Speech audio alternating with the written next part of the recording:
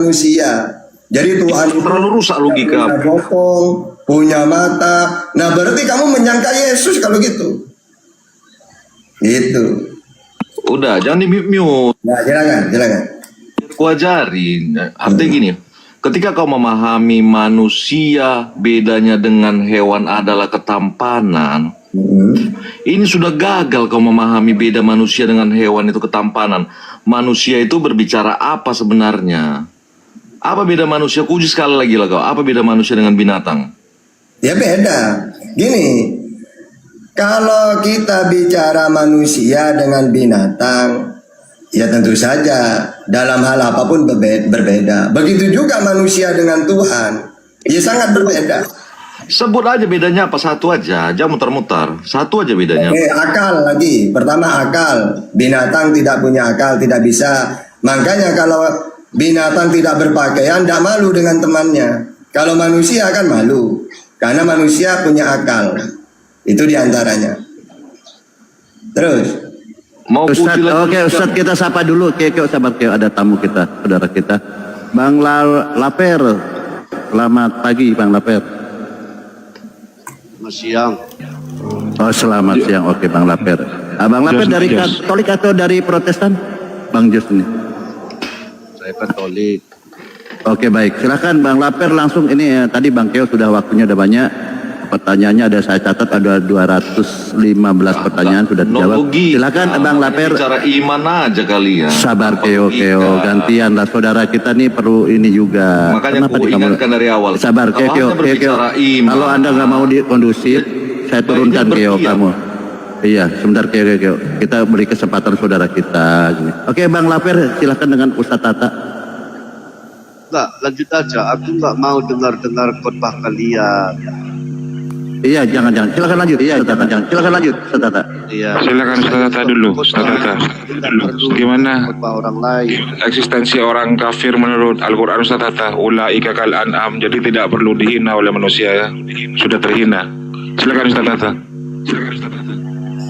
Iya, jadi makhluk itu, manusia ini kalau dia baik, maka lebih baik daripada malaikat. Contohnya malaikat ini taat kepada Allah, tidak punya capek, tidak punya nafsu,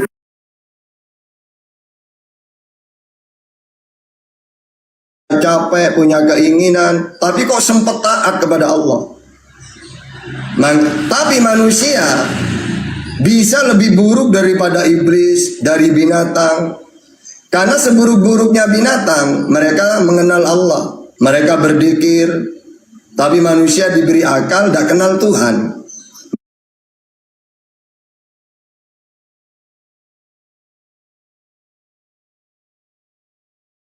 Tahu Tuhan itu Allah. Ini manusia dikenalkan dengan hasil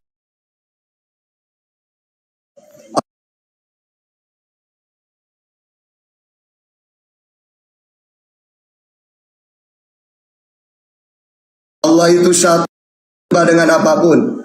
Mereka tidak mau mengenal. Pinginnya mereka mentuhankan manusia.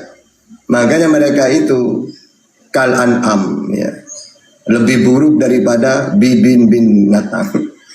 Ya kayak gitu. Kita diberi otak supaya mengenal Tuhan. Dikenalkan tetap saja mau menyembah patung, menyembah manusia. Berarti kan lebih buruk mereka ini. Gitu. Silakan Bang Baal, disapa tamunya Bang Baal. Ya, Roy, selamat siang Roy. Ya, selamat siang. Agamanya apa kalau boleh tahu Bang Roy? Aduh, Kristen, rame. Bang. Oh ya, silakan.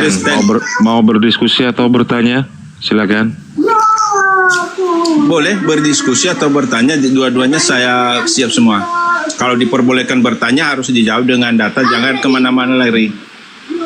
Nah, kalau mau dialog, silakan. Yang akan kuasai dalam Bible apa? Apa? Yang kamu kuasai dalam Bible apa? Semuanya. Tanya aja. Kalau memang semuanya, coba kamu kenalkan Tuhan menurut Yesus siapa? Tuhan menurut Yesus apa yang dikatakan?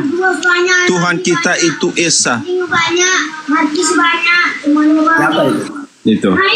Tuhan itu Esa yang mempunyai roh, pikiran. Siapa Itu Tuhan yang Esa? diperkenalkan dan Bapak. Siapa Tuhan Esa itu? Siapa Tuhan yang Esa itu adalah Dia yang menguasai dan Dia yang mempunyai sumber segala sesuatu, baik di bumi maupun di surga. Siapa itu? Hah? Siapa itu? Siapanya Allah yang namanya Yesus. Oke, jadi menurut Kristen, oke sudah. Jadi menurut Kristen Tuhan itu Yesus. Tapi kalau saya nanya ke Yesus, Yesus, siapa Tuhanmu? Allah Bapa, Matius 11:25. Ada di mana Tuhanmu itu Yesus? Di langit, Matius 18:19, Matius 23 ayat 9. Ada berapa Tuhanmu Yesus? Satu-satunya, Yohanes 17:3, Markus 12:29. Kamu siapa Yesus? Aku utusan Tuhan. Yohanes 5:15, Matius 15:24. Yang mana tugasku ini? Penyampai firman. Yohanes 17:8. Dan saya menerima firman. Yohanes 12:50. Bagaimana caranya kamu menerima firman Yesus? Saya mendengar. Yohanes 15:15. Aku menyampaikan segala sesuatu yang kudengar dari Bapa. Setelah kamu dengar, kamu apakan Yesus? Ya saya sampaikan kepada umatku. Yohanes 17:8. Sebab segala firman yang kau sampaikan kepadaku telah ku sampaikan kepada mereka. Jadi kata Yesus, Tuhan itu cuma satu, yaitu Allah Bapa yang di langit tidak bisa dilihat. Sedangkan Yesus utusan, penyampai firman, menerima firman, mendengar, dan dia tidak bisa berbuat apa-apa dari dirinya. Yohanes 5:30. Itu menurut Yesus. Boleh saya Silakan. Gantian kita, silakan. jangan di mute, Bang. Iya, gantian ya. Kalau di mute nggak usah diskusi kita, Abang aja yang Saya ngomong, kamu ikut ngomong. Saya tadi kan mengatakan, udah bisa saya diskusi. Abang saya bilang, apa yang saya katakan? Terlalu banyak membawa ayat-ayat Alkitab, hanya mencomot-comot, tidak membacanya. Begitu. Makanya saya, kalau diskusi itu bawa satu dulu. Kenapa begitu? Oke, silakan saja kamu membawa ayat berapa. Tapi boleh saya tanggapi semua yang kamu bawa, ayat-ayat Alkitab yang kamu bawa, tapi jangan Ada panglima kita. Guru ya. Iya, iya. Silakan kepada beliau. Ya. Assalamualaikum. Guru. Assalamualaikum warahmatullahi wabarakatuh. Dinta di sini aja. Antum, ini kelas antum. Saya nebeng aja dulu untuk ini. Boleh saya tanggapin? Di sini aja dulu sebentar saya. Ada tamu soalnya. Lanjut aja, Dek. Boleh saya tanggapin? Silakan. Ya. Silakan. Bro. Silakan. Jangan di mute ya. Ya, begini. Pak Ustadz Dito, Pak Ustadz Tata mengatakan Yesus itu katakan siapa Tuhan kita itu Esa.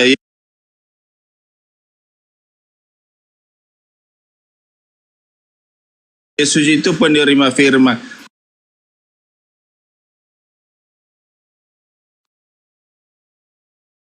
Di dalam Yohanes 1:3, di dalam Wahyu 1 ayat 8, itu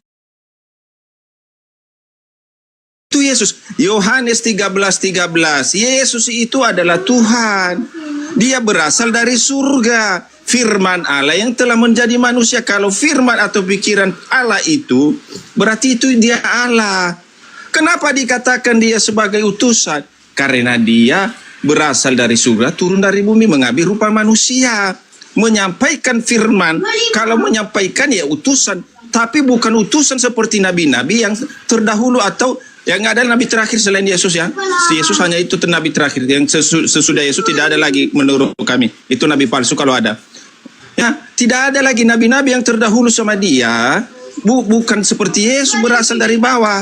Dia berasal dari surga, dari firman Allah itu sendiri. Makanya kami menuhankan dia. dan dia anak Allah. Ada di dalam Alkitab kami semua. Cuman orang-orang Ustaz Tata ini hanya mau comot-comot ayat, tidak mengetahui Yesus itu dari mana. Kalau dia dari bawah atau seperti Nabi biasa, ya wajar kamu katakan dengan demikian. Ya, begitu. Silakan. Gurunda sudah siap, Gurunda? Saya sedikit aja, Dinda. Dinda Tahta, Masya Allah. Jadi ini kebohongan yang dicoba untuk diramu. Saudara mengatakan bahwa Yesus itu adalah Nabi terakhir, itu adalah kebohongan dan ketololan dan kebahlulan dan kejahiliaan yang sangat-sangat luar biasa.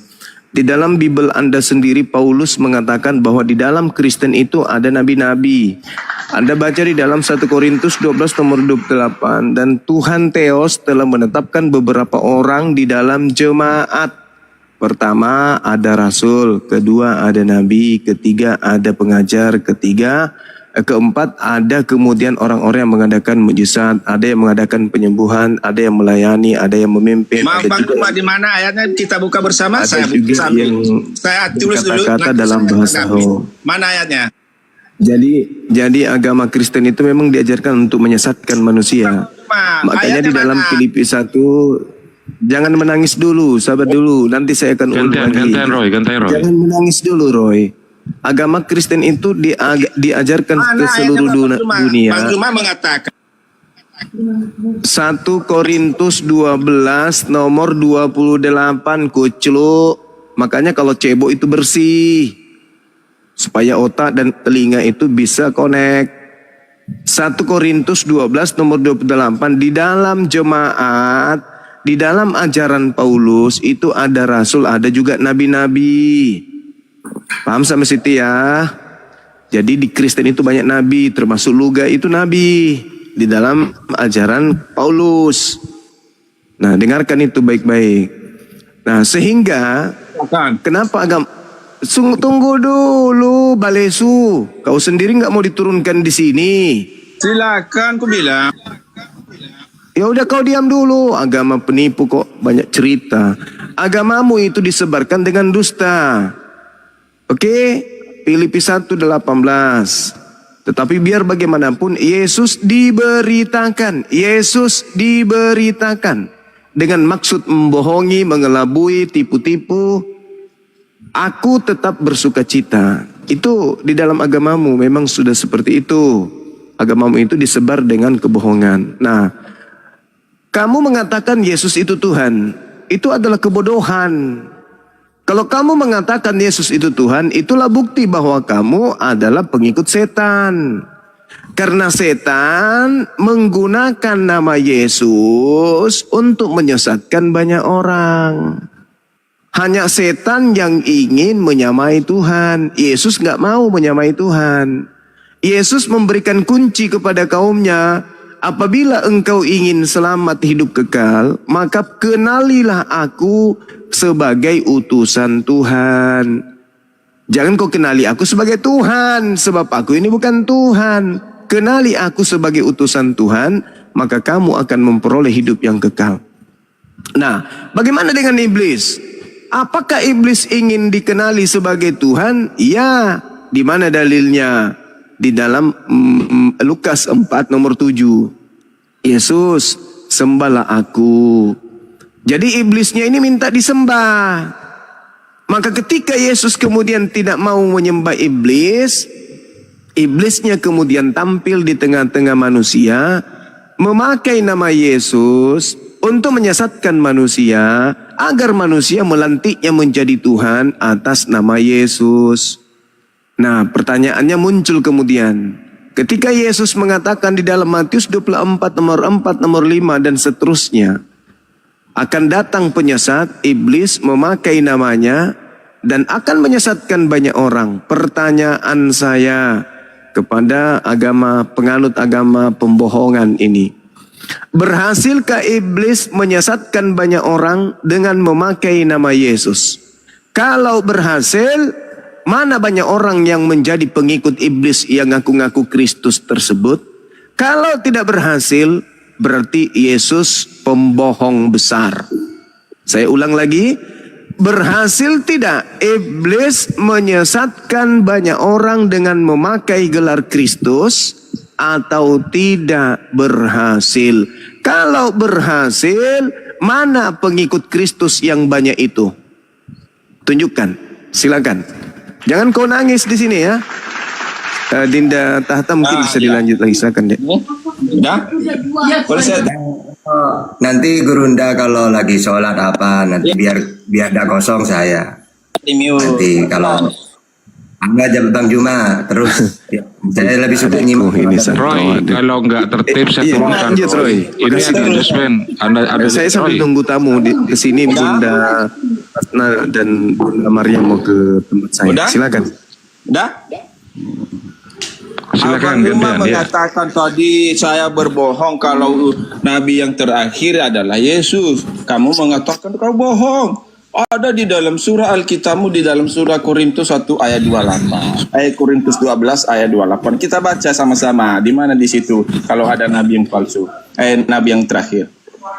Dan Allah telah menetapkan beberapa orang dalam jemaat. Pertama sebagai rasul, kedua sebagai nabi, ketiga sebagai pengajar. Selanjutnya mereka mendapatkan karunia untuk mengadakan mukjizat, untuk menyembuhkan, untuk melayani, dan untuk memimpin, dan untuk berkata-kata. Di mana di situ dikatakan kalau ada nabi sesudah Yesus?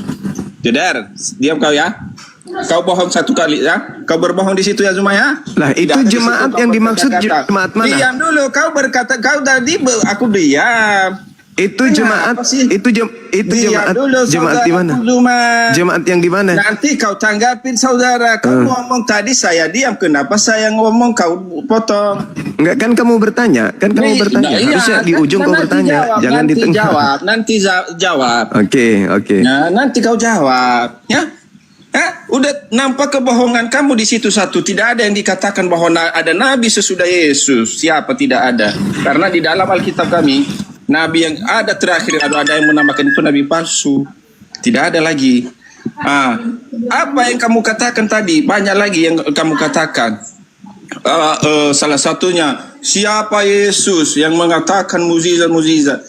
Yang dikatakan Yesus itu adalah yang berpura-pura. Dari segi orang-orang yang dari Kristen pun ada yang mengatakan mengatasnamakan Yesus, hanya berpura-pura, bukan benar-benar. Ada di luar sana juga ada. Kalau kau minta data secara nyata itu susah untuk dibuktikan hal seperti itu. Ya, tapi kalau kita melihat di dunia maya yang sekarang banyak yang melakukan itu. Apa salah satunya? Ada gereja-gereja yang melakukan ibadah-ibadah yang tidak sesuai dengan ajaran-ajaran itu. Itu salah satunya ada. Dan kami mempercayai itu. Ya, bukan menyalahkan apanya, bukan menyalahkan Alkitabnya, tapi pemahaman orang-orang di dalam gereja itu. Atau ada juga orang-orang di luar orang gereja menyebut-nyebut nama Tuhan juga ada. Menyebut-nyebut nama Tuhan, bukan nama Yesus yang dikatakan di situ, nama Tuhan. Ada juga yang menyebut nama Tuhan, penyesat juga. Ya, salah satu menyembah-nyembah batu, menganggap batu itu bisa menghapus dosa. Itu musyrik itu. Ini kok kemana-mana, Roy. Waduh. Fokus di situ menetapkan. Gantian, kelamaan kau. Kelamaan. Oh, aduh. Ya, Zuma, silakan. tadi berapa lama? Silakan poinnya apa di situ, yuk. Poinnya, ya. Ada orang yang menyembah-nyembah batu, mencium-cium batu, dia mengatakan dengan mencium itu adalah bisa menghapus dosa. Sedangkan kami menyembah Tuhan yang menjadi manusia, masih wajar dong. Masih pantas, masuk akal. Ini Ya. batu. Sudah ya. Apalagi dikatakan lagi si Zuma tadi. Ya sudah. Silakan ditanggapi, Gurunda. Baik. Yang pertama, karena agamanya memang harus disebarkan dengan kebohongan. Diterangkan di dalam 2 Petrus 2, sebagaimana nabi-nabi palsu dahulu tampil di tengah-tengah umat Theos, demikian juga di antara kamu akan ada guru-guru palsu. Jadi di tengah-tengah Kristen itu ada guru-guru palsu ini diidentikan dengan nabi-nabi. Nah, si pembohong ini mengatakan bahwa di dalam kitabnya itu tidak ada kata nabi, katain situ.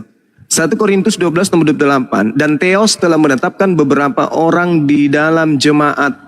Yang pertama rasul, yang kedua nabi. Jemaat yang dimaksud di sini adalah jemaat yang ada di Korintus. Jemaat yang muncul belakangan setelah Yesus. Jadi setelah Yesus terangkat ke bumi, ada jemaat di Korintus. Di tengah-tengah jemaat Korintus itu ada nabi. Nah ini kalau pembohong memang selalu begitu, membantah dalil Bibelnya sendiri. Kenapa? Karena Bibelnya tak sanggup membantu dan menolongnya untuk berdusta. Di dalam Kisah Para Rasul 13 nomor 1 juga diterangkan. Di Antioquia ada beberapa nabi. Ini pembohong, penipu, pendusta, laknat, penghuni neraka kekal. Tuh baca dalil kitabmu. Di Antioquia ada beberapa nabi. Diam dulu. Diam dulu. Diam dulu. Apa? Jangan kau bohong. Diam dulu. Diam dulu. Diam dulu. Itu ditanyakan lagi Korintusnya. Sudah berapa kali saya sampaikan samamu Korintus itu? 1 Korintus 12 nomor 28. Jangan kau tanya lagi. Kau tanya sekali lagi kau robek mulutmu. Saya baca Ya? kau yang kurobek. Tunggu dulu, nanti giliranmu nanti giliranmu berbohong, nanti giliranmu berbohong sebelum mulutmu kurobek. Nanti habis ini kamu boleh berbohong. Habis ini kamu boleh berbohong. Habis ini ya. Kisah Para Pewarta 13 nomor 1. Di Antioquia ada beberapa nabi. Nah, di Antioquia ini yang ada Paulus di situ dan Saulus di sana juga bergelar nabi. Berarti nabi palsu yang datang setelah Yesus kau katakan nabi terakhir, masih muncul nabi-nabi palsu. Paulus, nabi palsu. Lukas, Markus, penulis Matius, penulis Yohanes, itu semua adalah nabi-nabi palsu.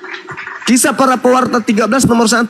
Camkan itu baik-baik. Nah sekarang kau menuduh umat Islam ini menyembah kepada Kristus, menyembah kepada batu. Saudara, Kolose 2 nomor 9, Tuhannya Kristen itu adalah batu. Batu zakar. Kolose 2 nomor 9, Tuhannya Kristen adalah batu zakarnya Yesus. Paham itu? Ya, Kisah Para Rasul 4 nomor 11, itu jelas terang sekali dikatakan Yesus adalah batu. Batu penjuru yang dibuang oleh tukang bangunan. Berarti Yesus itu selain batu zakar, dia juga adalah batu pondasi. Jadi yang menyembah Yesus sama dengan menyembah batu pondasi dan menyembah batu zakar. Tetapi bukan itu poinnya. Bukan itu tema kita. Tema kita adalah berhasilkah iblis menyesatkan banyak orang dengan memakai gelar Kristus. Matius 24 nomor 4 nomor 5. Waspadalah kepada penyesat iblis yang datang kepadamu memakai namaku dan berkata akulah Kristus. Batu Hajar Aswad tidak memakai nama Kristus. Yang memakai nama Kristus itu adalah iblis yang datang menyesatkan banyak orang. Dan pengikut iblis itu bergelar pengikut Kristus. Sebab iblisnya mengaku Kristus. Pengikut-pengikutnya disebut Krismon. Itu yang kau harus tahu. Pertanyaan saya ulang lagi. Pertanyaan, dengarkan saya. Dengarkan pertanyaan saya. Dengarkan. Ya. Berhasilkah nubuat Yesus yang mengatakan akan datang iblis memakai gelar Kristus, di mana iblis yang bergelar Kristus ini akan menyesatkan banyak orang? Kalau berhasil, apa nama gelar orang banyak yang mengikuti Kristus tersebut? Jawab. Ingat, kalau kau tidak kuat kau turun. Jangan tetap di sini. Tidak ada ayatnya yang berkata demikian. Mana ayatnya coba? Matius 24 nomor 4 nomor 5. Kau tanya lagi sebentar, ku lempar jidatmu asbak rokok. Ku sodok mengetahui kau nanti. Udah, kau ngomong. Matius berapa? Tanya lagi. Ya Matius berapa? Karena kau Dasar berkali. bahlul, pemakan babi, Kau- otak nggak berfungsi. Kau Sudah aja kusampaikan makan samamu. nasi cuma baca. Ih, Aduh, saya dasar turunkan guru Anda. bahlul. Inilah kalau anak yang keluar, manusia yang keluar dari hasil sperma babi kayak gini. Sperma babi, bapak ibunya makan babi, saripatinya jadi sperma. Lahir anaknya, otak babi. Gak berfungsi. Mulut kurang ajar, bilang umat Islam nyembah batu sementara Yesus batu sakar. Kolose 2 nomor 9. Kristen menyembah batu sakar sebab batu sakar adalah Tuhannya. Berdasarkan Kolose 2 nomor 9. Kalian mau apa? Itu dalil. Dasar penyembah batu sakar. Udah salah, keliru, bahlul, dongok, hidup lagi.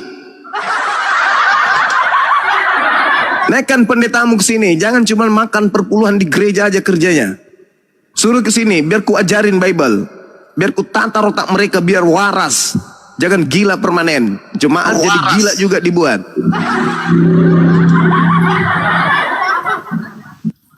Udah ditanya dalilnya masih nanya. Matius berapa? Otak kau itu memang tak rusak. Dibilang Yesus tak ada lagi nabi setelah Yesus. Pret. Kisah para Rasul 13 nomor 1. Di Antioquia ada beberapa nabi. Tuh banyak nabi. Aneh-aneh aja. 1 Korintus 12 nomor 28. Di tengah-tengah agama Kristen jemaat Antioquia banyak ada beberapa nabi. Uclu 2 Petrus 2. Di tengah-tengahmu banyak juga pengajar-pengajar yang juga adalah nabi-nabi. Nabi itu yang menerima firman. Kalau kau tidak mengakui Paulus nabi, lalu dari mana firmannya? Kalau kau tidak akui Lukas nabi, lalu dia dapat firman dari mana? Markus kau tidak akui nabi, lalu dari mana ajarannya? Dari perpustakaan. Dasar kucluk, manusia berasal dari sperma babi, otak nggak berfungsi. Mau dibaik-baikin kayak gitu gaya kalian diskusi ya. Silakan Pak Haji. yang kami Waduh, ini nggak bisa diskusi. Kalau mau diskusi yang bagus, pakai data. Ya begini loh Bang Arif, itu ingin sedikit menanggapi tentang itu. Intinya itu di kekristenan itu kan kita zaman sekarang itu kan kurang menerima apa yang sudah jadi. Karena final dari mulai bapak-bapak gereja Direvisi. Oh, si Jo, lambemu Jo.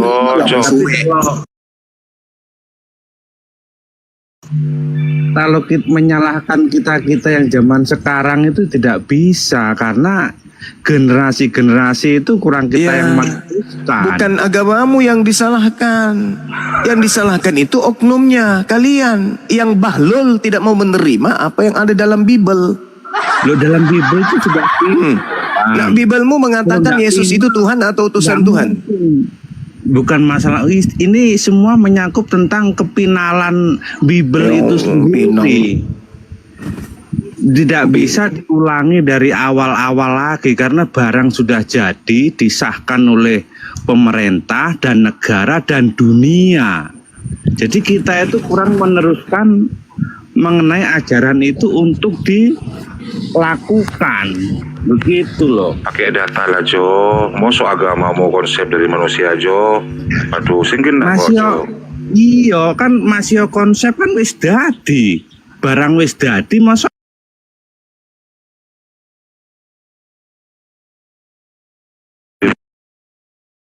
Berarti ajaranmu itu agama pagan Jo, bukan agama semawi Jo. masih agama pager. Barang wis dadi, wis disahne. Awake dhewe sing generasi zaman saiki kurang meneruskan, mengimani, menjalani. Nah iya, sama harus disalahne wong iki wis zaman takdir, wis memang garis. Sudah pakai bahasa Indonesia Jo, pakai bahasa Indonesia Jo. Nah, selali aku wis lek kadung ngomong Jawa ne selali bahasa Indonesiane wis an. Ntar ae wong Jawa. Ya udah stop, di mute gantian. Nah, silakan Bunda. Iya. Jadi kalau saudara mengatakan itu sudah final, emang udah final, kalian adalah korban penyesatan dari Kristus, itu udah final. Cara satu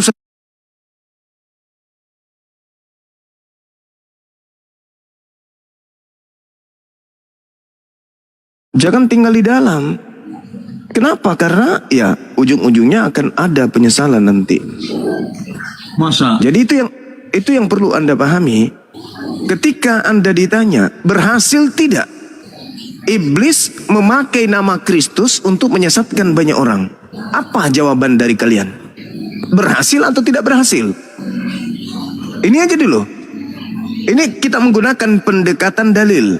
Yesus mengatakan kepada muridnya di Bukit Zaitun, waspadalah kepada penyesat. Penyesat ini planos. Planos ini adalah ra dalam bahasa Ibrani, iblis. Berhasil tidak iblis menyesatkan manusia dengan menggunakan gelar Kristus?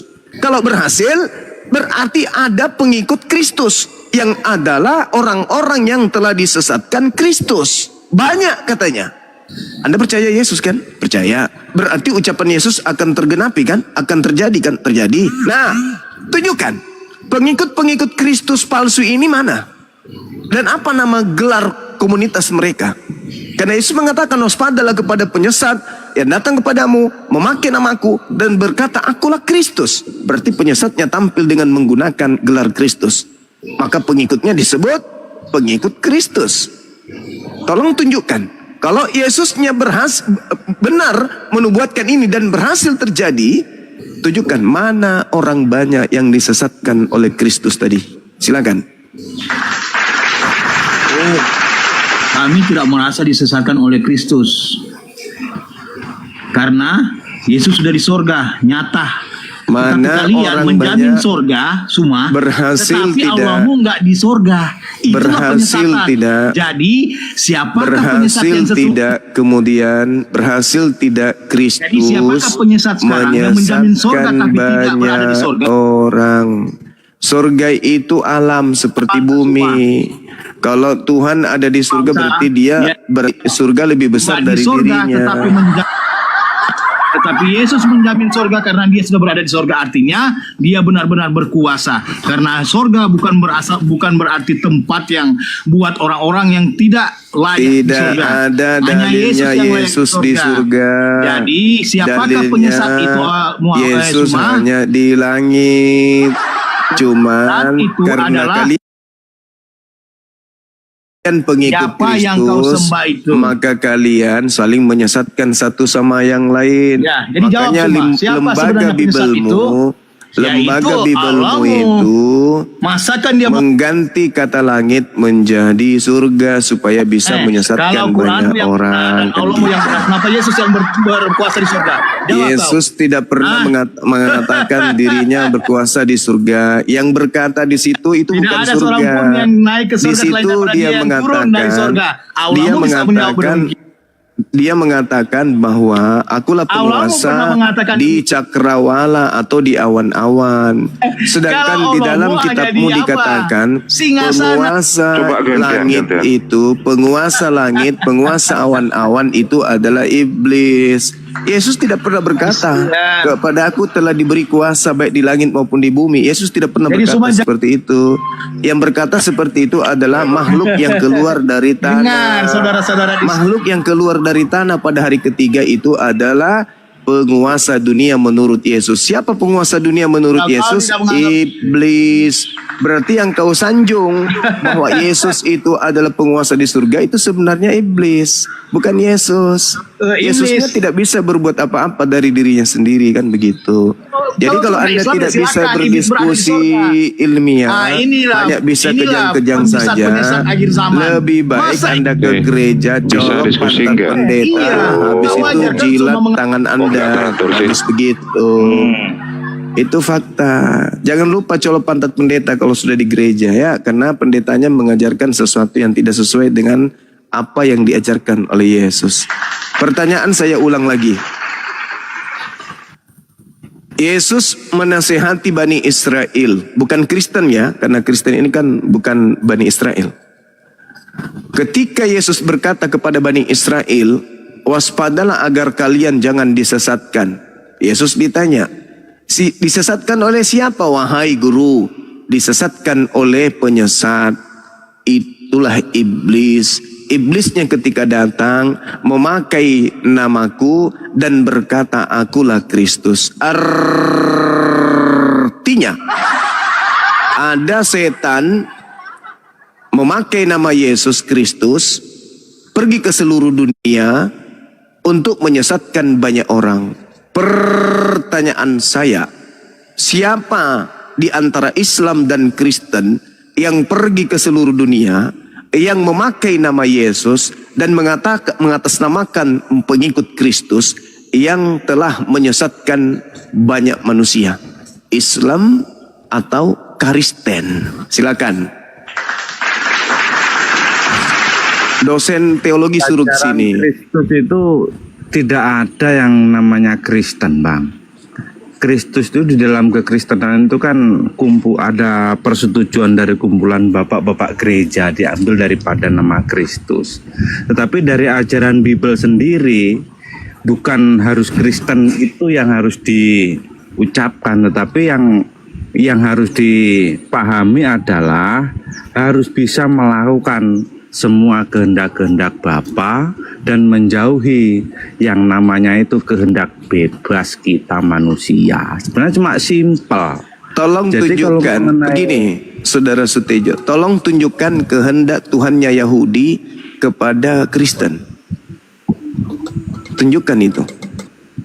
Tuhannya Kalau bangsa Yahudi itu berkehendak kan di bangsa apa Yahudi kepada itu, orang Kristen di luar Yahudi? Silakan.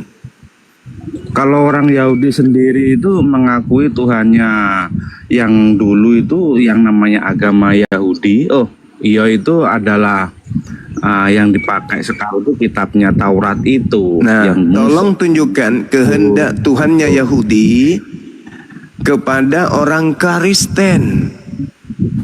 Di mana Tuhannya Yahudi berfirman kepada orang Kristen, yaitu orang-orang Roma. Orang-orang Roma ya, karena kalian kan pengikut dari sana. Tolong tunjukkan. Kalau untuk ditunjukkan, Bang, karena kekristenan itu Tuhannya orang Kristen itu dia merujuk kepada penyempurnaan kitab-kitab Yahudi yang contohnya di Perjanjian Lama yaitu Taurat dan Zabur itu kan tetap dipakai dalam kekristenan, tapi yang dipelajari dan diimani itu semua yang ada di Perjanjian Baru. Bukan berarti tidak sama. Berarti tidak ada kehendak Tuhannya Yahudi kepada Kristen, tapi yang ada adalah kehendak Paulus. Iya, karena berarti benarlah kata Yesus, iblislah yang menjadi bapakmu. Yahudi. Berarti iblislah yang menjadi bapakmu.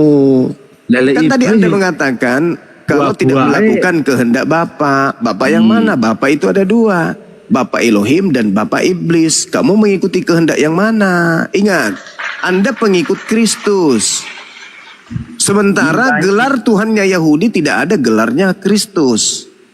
Tuhannya Yahudi itu nggak ada. Pengikut itu, Bang, dari perbuatan. Kalau iya, perbuatan. iblis, sekarang begini, saudara. Otomatis sekarang begini. juga sama dengan iblis. Nah, sekarang perbuatan kalian membantah perintah-perintah Tuhan itu perbuatan siapa?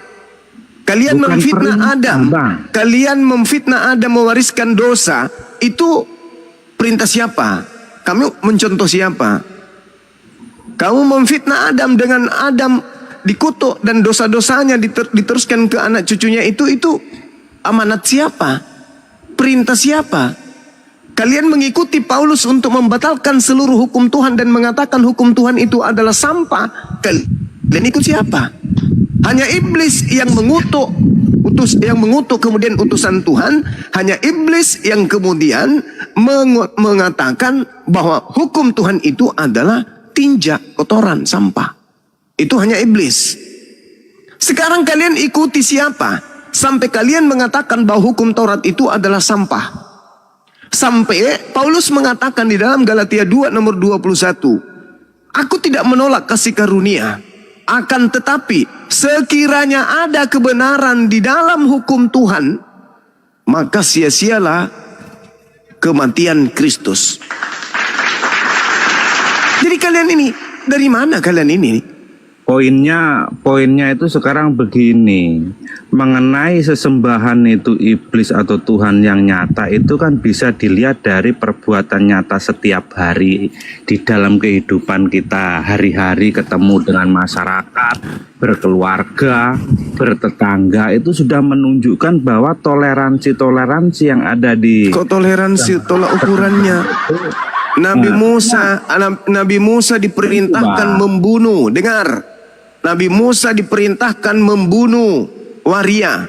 Nabi Musa diperintahkan membunuh paranormal. Nabi Musa diperintahkan membunuh ayah kandung, ibu kandung, anak kandung, saudara kandung, siapapun, kerabat, sahabat apabila mengajarkan pindah ke agama lain. Nabi Musa mengajarkan merampas harta orang lain. Nabi Musa diajarkan mengepung perkampungan orang lain, mengajak berdamai orang yang ada di sana. Kalau dia mau berdamai, lalu dijadikan sebagai budak untuk kerja rodi. Nabi Musa diperintahkan untuk bunuhlah.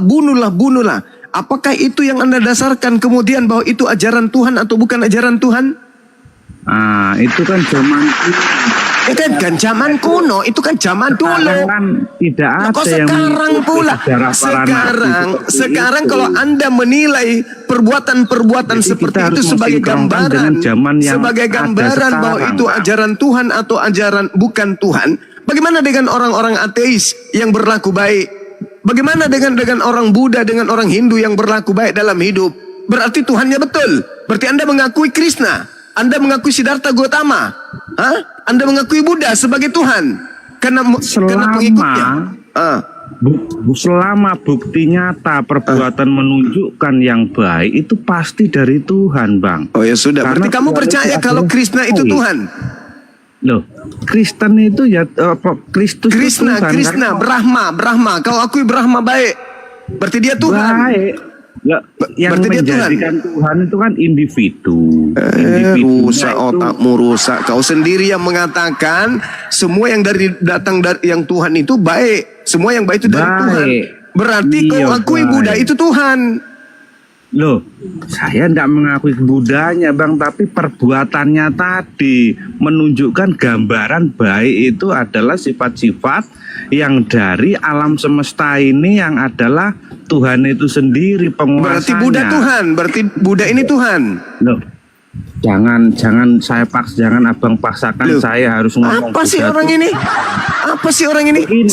Sama seperti Anda. Ketika Anda berbuat baik katanya, Sopyan tidak kemudian menipu. Kemudian mereka melakukan ajaran-ajaran kasih. Berarti saya tidak mau melihat bahwa Tuhanmu itu benar. Tetapi karena unsur kemanusiaan, kau sebagai manusia wajar baik. Karena kau manusia bukan binatang. Tetapi ternyata kau sendiri mengatakan menolak ketuhanannya Buddha hanya karena kau lihat perbuatan pengikutnya itu baik. Kau katakan itu dari Tuhan. Tapi kau tolak Buddha sebagai Tuhan. Ya samalah Kristen di Indonesia setelah mereka puas membunuh, puas menjajah, puas merampas, puas menjadikan wanita menjadi janda, puas menjadikan anak-anak menjadi yatim piatu. Kemudian setelah Indonesia merdeka tampil seperti orang-orang baik, orang punya kasih. Padahal mereka adalah lahir dari darah-darah pejuang.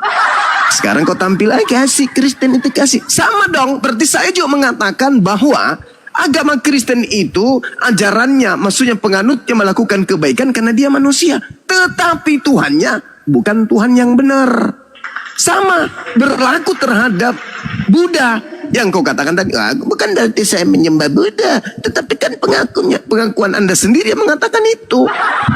Inilah yang saya katakan kepada saudara. Jangankan Kristen, dengar. Jangankan Kristen, anjing pun baik. Jangankan kemudian Kristen, babi pun baik. Berarti bukan dari unsur dilihat dia baik, bermanis-manis. Kristen, kau mau tahu? Kristen di Indonesia itu baik-baik, mau tahu? Karena cari simpatik.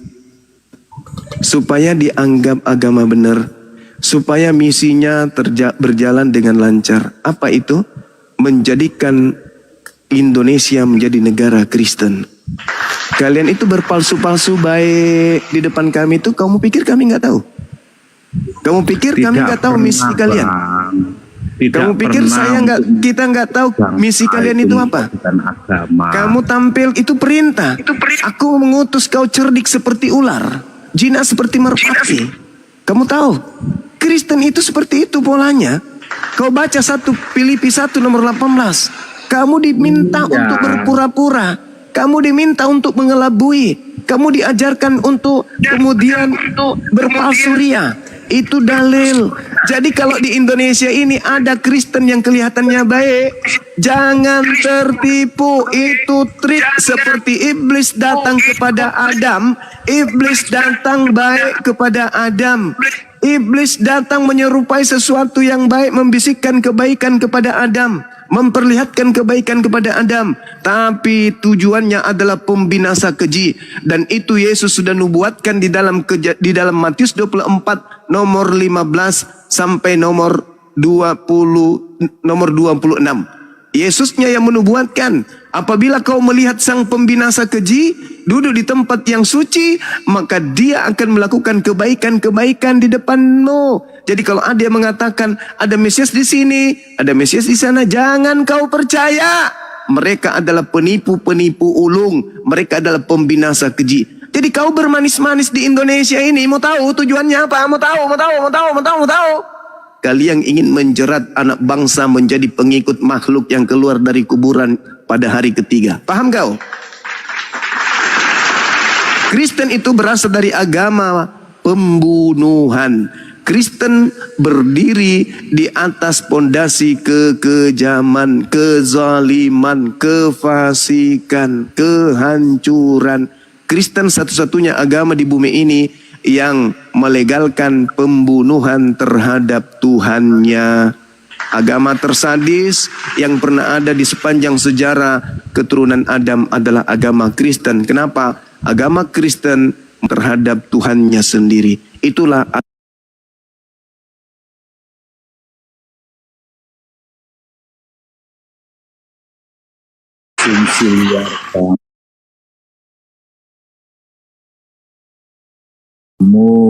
Kamu itu seenaknya menafsirkan isi Alkitab. Padahal Silakan. penafsirannya agak melenceng. Silakan. Anda ini Saya tanya kepada saudara. Saya tanya kepada saudara John. Dengarkan dasar pijakan saya berbicara. Dengarkan dasar pijakan saya berbicara.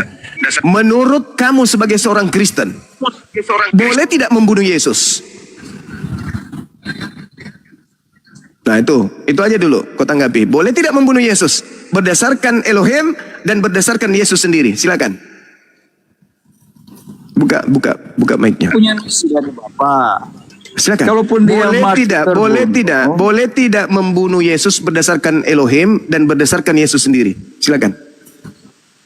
Apakah menurut pemahaman Anda membaca bahwa Allah sendiri yang membunuh Yesus? Pertanyaan saya bukan begitu, wahai penyesat. Yang saya tanya, boleh tidak membunuh Yesus berdasarkan Elohim dan berdasarkan Yesus?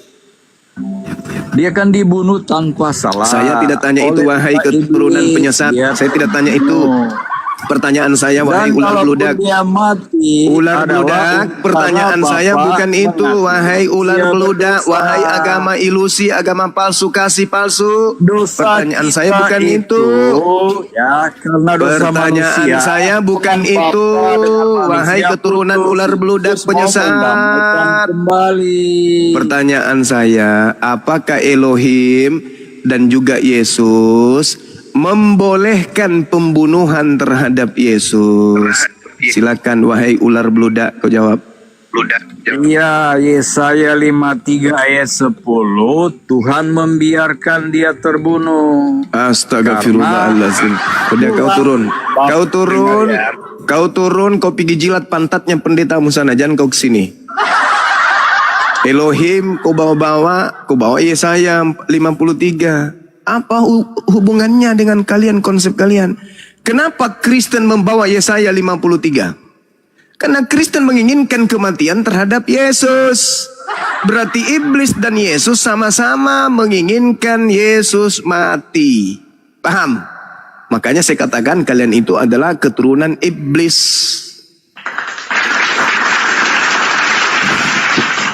Kenapa orang Kristen mengambil Yesaya 53? Karena tak ada alasan lain. Tidak ada senjata lain untuk membunuh Yesus. Kristen tidak punya senjata, tetapi Kristen pingin kali Yesus mati. Sama seperti iblis. Kristen dan iblis sama-sama menginginkan kematian terhadap Yesus. Persis.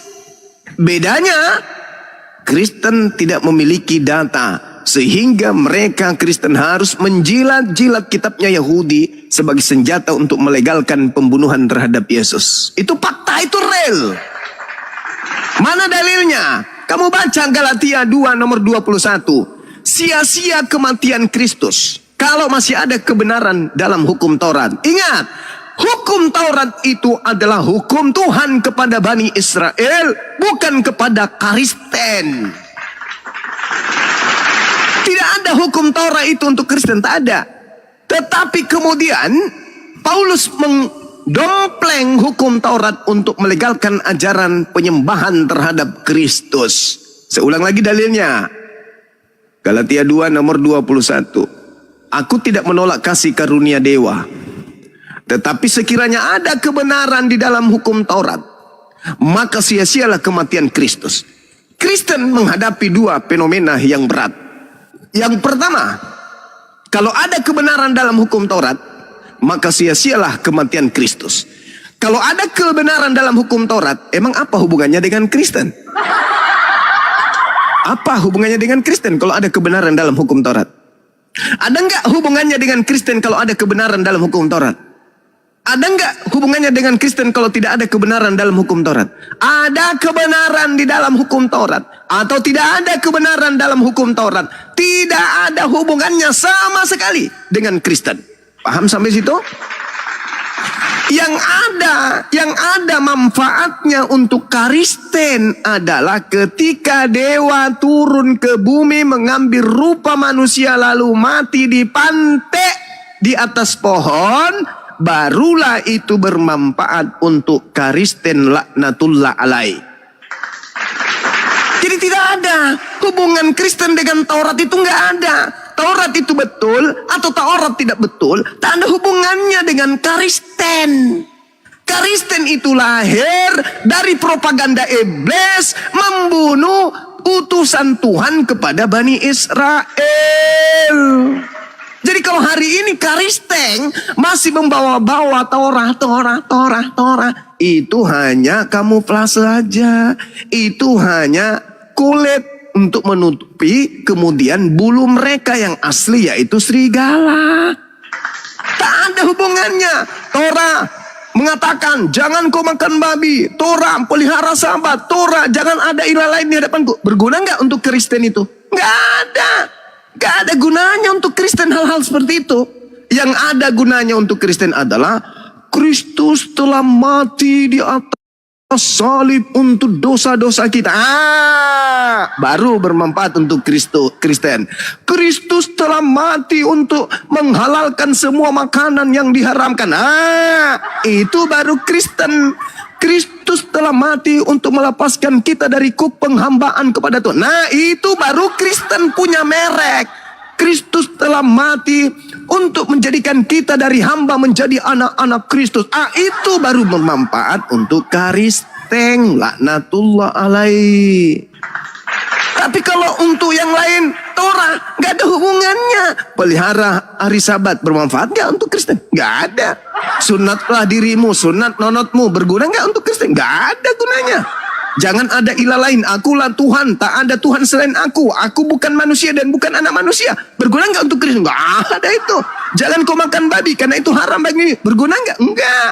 Bunuhlah orang yang tidak memelihara hari Sabtu, hari Sabat. Berguna nggak untuk? Enggak. Tapi semua itu dirangkul, diambil untuk sebagai kulit penutup kulit asli, yaitu kulit serigala yang adalah kulit asli dari Kristen. Bantah saya pakai dalil. Tadi saya mencoba untuk merangsang otak kalian untuk berfungsi. Ketika Yesus berpesan kepada kaumnya Bani Israel, bukan Bani Kampret, tapi Bani Israel. Apa kata Yesus? Apa kata Yesus? Waspadalah kepada Bani Kampret yang datang kepadamu memakai namaku dan berkata, akulah Kristus. Bani Kampret ini akan menyesatkan banyak orang. Pertanyaan saya, mana Bani kampret yang bukan Bani Israel yang memakai nama Yesus kemana-mana lalu tampil sok cantik. Kami ajaran kasih loh. Kami berasal dari pedagang-pedagang Romawi, pedagang-pedagang dari Belanda yang masuk ke Indonesia ini berdagang dengan damai, melahirkan agama kami. Prat! Dasar iblis penipu laknat. Kalian itu lahir dari agama pembunuhan, dari tragedi pembunuhan. Agama Kristen berasal dari tragedi pembunuhan kepada orang benar, kepada orang soleh, kepada orang yang dikasihi Tuhan.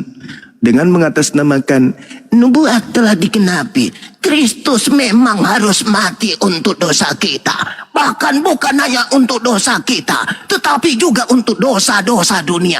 Pret! Dasar laknat. Orang Yahudi diajarkan mereka menebus dosa mereka dengan binatang, kucluk, bukan dengan Tuhan. Pret.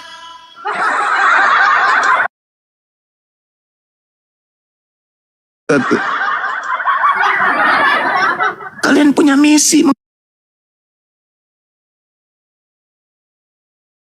mengkristenkan Nusantara dengan ajaran kasih bagi-bagi Indomie. Pret, prot, pret. Kalian mau menutupi sejarah yang tertulis dengan tinta darah? Hah? Dengan mengatakan kalian agama kasih? Prat! Tunggu umat Islam sedunia mati semua, baru kalian bisa nipu orang banyak. Kalau masih ada kami umat Islam, kalian tidak akan bebas kemudian melakukan aksi-aksi itu. Kecuali dengan cara kalian melakukan propaganda, adu domba, membuat ketakutan, membuat kemudian teror di mana-mana, kemudian membuat keadaan menjadi kacau balau, membuat anak-anak Islam kemudian menderita, membuat anak-anak Islam kemudian tertekan, baru kalian bisa mayoritas. Selama Indonesia masih baik-baik saja, selama itu juga ajaran pengikut kepada Kristus yang keluar dari kubur pada hari ketiga tidak akan bergerak leluasa di Nusantara ini. Camkan itu. Siapa yang mengatakan? Bang Suma, Ketua Pembina Apologet Islam Indonesia. Camkan itu baik-baik.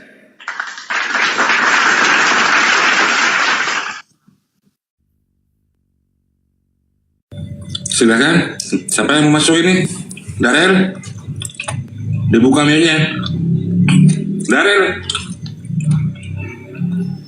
Major. Major. Oh, macet semua ini. Ada umat Kristen. Ya aku tak ngomong loh no. Mumpung Rane saya ngomong wis kesel iki bos Juma wis kesel deh ngomong gak mau kentenan nih. Mayor diem Mayor mulutnya diem Mayor, jangan nyerocos terus. Silakan Setejo sampean. Ongedan sampean. Kesel ya wong gak mau lah ngomong lek ngamuk loh kayak mau. Gumun lah orang duwe kesel.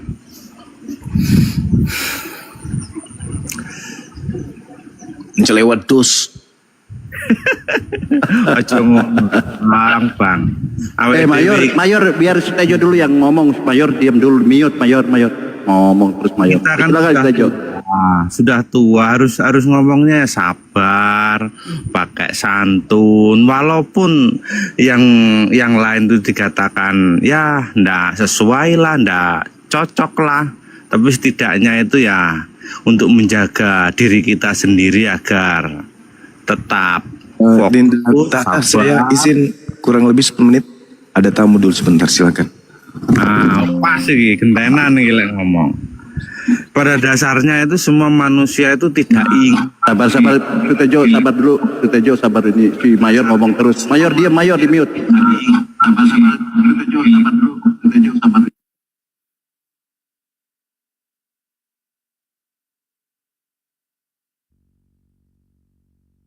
Karena saya ngomong ini loh, ngomong sabar piye toh? Gantenan toh? Iya, si Mayor tuh nyerocos terus itu, jadi double. Silakan Pak Setejo. Nanti dengan Ustaz Tata. Si Mayor ngomong lagi, dia Mayor. Setejo mau ngomong ini, tangkeme Mayor gitu. Oh ya, lanjut Pak Setejo. Pada dasarnya itu kita manusia khususnya di Indonesia, masyarakat umum itu tetap ingin yang namanya belajar kebenaran dan didasari oleh suatu keyakinan. Tapi bukan berarti itu kebenaran kita mengusut asal usulnya itu dari agama mana itu tidak. Yang penting itu selagi di pemerintahan Indonesia agama apapun itu sudah disahkan, dibenarkan oleh undang-undang, berarti itu sudah mengarah ke dalam suatu kebenaran. Nah, mengenai finalnya nanti masa depannya dia itu masuk surga atau neraka, itu biarlah yang menjawab itu yang berkenan atau yang mempunyai itu sendiri. Jadi kewajiban. Oke, Ustaz Tata, monitor Ustaz Tata. Ngomong apa tojo nggak ada di sini, Bu. Ustaz Tata, monitor. Kan berarti kita Lanjut itu Ustaz Tata. Wes Jo, teman Jo nggak ada di sini. Ustaz Tata silakan ditanggapi. Bang Guru ndak ada anu ta. Wit lho, kaya wis kongkon leren iki lho. Lek aku Tunggu Jo, menang Jo, jangkrik pengen Jo. Oke. Jadi kebenaran itu tidak boleh hanya imani saja, tapi harus memakai, kita kan beragama, Tejo Kristen, saya Islam. Maka kenalkan Tuhan itu menurut yang Tejo ikutin, siapa? Yesus. Siapa Tuhan menurut Yesus? Nah ini kan ada kan, kalau kami kan pakai melalui Nabi Muhammad. Kami kenal Tuhan dari beliau. Jadi bukan imani saja. Kalau kalian kan enggak. Kalau sudah kalah, tidak punya dalil, udahlah di Indonesia disahkan semuanya yang penting baik. Nah itu orang putus asa itu. Tidak bisa membenarkan agamanya pakai data, imani saja. Makanya kita sudah menyampaikan, Kristen ini melawan Kristen itu paling mudah debat itu. Karena mereka bertentangan dengan kitabnya sendiri. Itu nyata itu. Makanya kita pakai data. Kalau Tejo ini tidak bisa diajak dialog ini. Apa ya, cuma ngomong curhat gitu. Loh, karena data Bang, data itu kan barang yang sudah jadi. Kalau seandainya datanya di Bible, berarti Bible sendiri itu kan sudah membuat data dan sudah disepakati. Data itu sudah dibenarkan. Apa datanya di Bible? Oleh datanya di Bible siapa tuh? Tentang Tuhan itu siapa di Bible? Loh, yang memakai Bible itu siapa? Kan yang menerimanya, berarti kan data itu diterima oleh yang menerimanya. Otomatis yang tidak menerima. Kalau yang kamu terima, coba kenalkan siapa Tuhan itu yang kamu terima. Aduh Tejo ini, coba lainnya siapa saja di sini nih. Oke, Tejo menengai awamu kau naimu nih. Bang Daril. Yang Pak Tata. Selamat siang buat Admin. Bang Daril, silakan. Dulu itu Tuhan Yesus kok masih ditanya lagi. Itu loh sudah fakta dan data dari zaman. Tejo. Wes. Bang Daril dari tadi kasihan. Bang Daril bisa monitor. Bang Daril. Buka mic-nya Bang Daril. Yo, pasti. Oke, Tejo balik meneh. Tejo ae hiburan Tata. Iki data udah usah di masalah nih datane. Datane kuwi dipercaya sing menggunakannya sendiri-sendiri. Kalau data Kristen jelas yang menggunakan orang Kristen, data Islam yang menggunakan data Islam. Yang menjadi poin yang penting sekarang itu, agama itu bukan untuk mencari suatu kesalahan atau suatu pembenaran, tapi mencari kebenaran. Jangan kumur-kumur melulu Jo. Apa? Hanya mau Jadi mute to yo lo ngomong santai kok yo di mute iki lho beh. Ora masih awake dhewe rebutan Tuhan lo tetep siji. Sing bener iki ora awake dhewe iki lho sing perlu Tuhan, duduk Tuhan perlu awake dhewe. Mas awake dhewe bela kaya ngopo? Iya toh, awake dhewe sing perlu dibela. Duduk Tuhan perlu dibela. Lah kabeh iki arepe mbela Tuhan kok tak delok-delok iki. Padahal sing perlu ki awake dhewe. Ya, apa yang mau ditanggapin kayak gini nih apanya gitu. Loh, orang kena ditanggapi iki podo kuat. Kembali ke tema aja Pak Tejo, Pak Tata. Tadi apa tuh? Kembali ke tema aja. Subat, aku ora ngerti iki Islam menjawab subat iki artinya subat lho, ora ngerti aku apa iki. Subhat apa tuduhan apa ya Pak Tata? Nanya aja nanti kalau Gurunda udah aktif kita dialog lagi.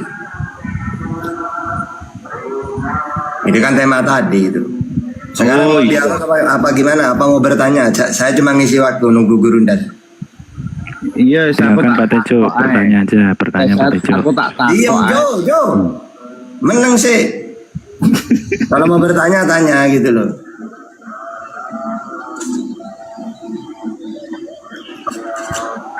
Ayo gimana? Tak isi waktu ayo. Mau dialog mau bertanya?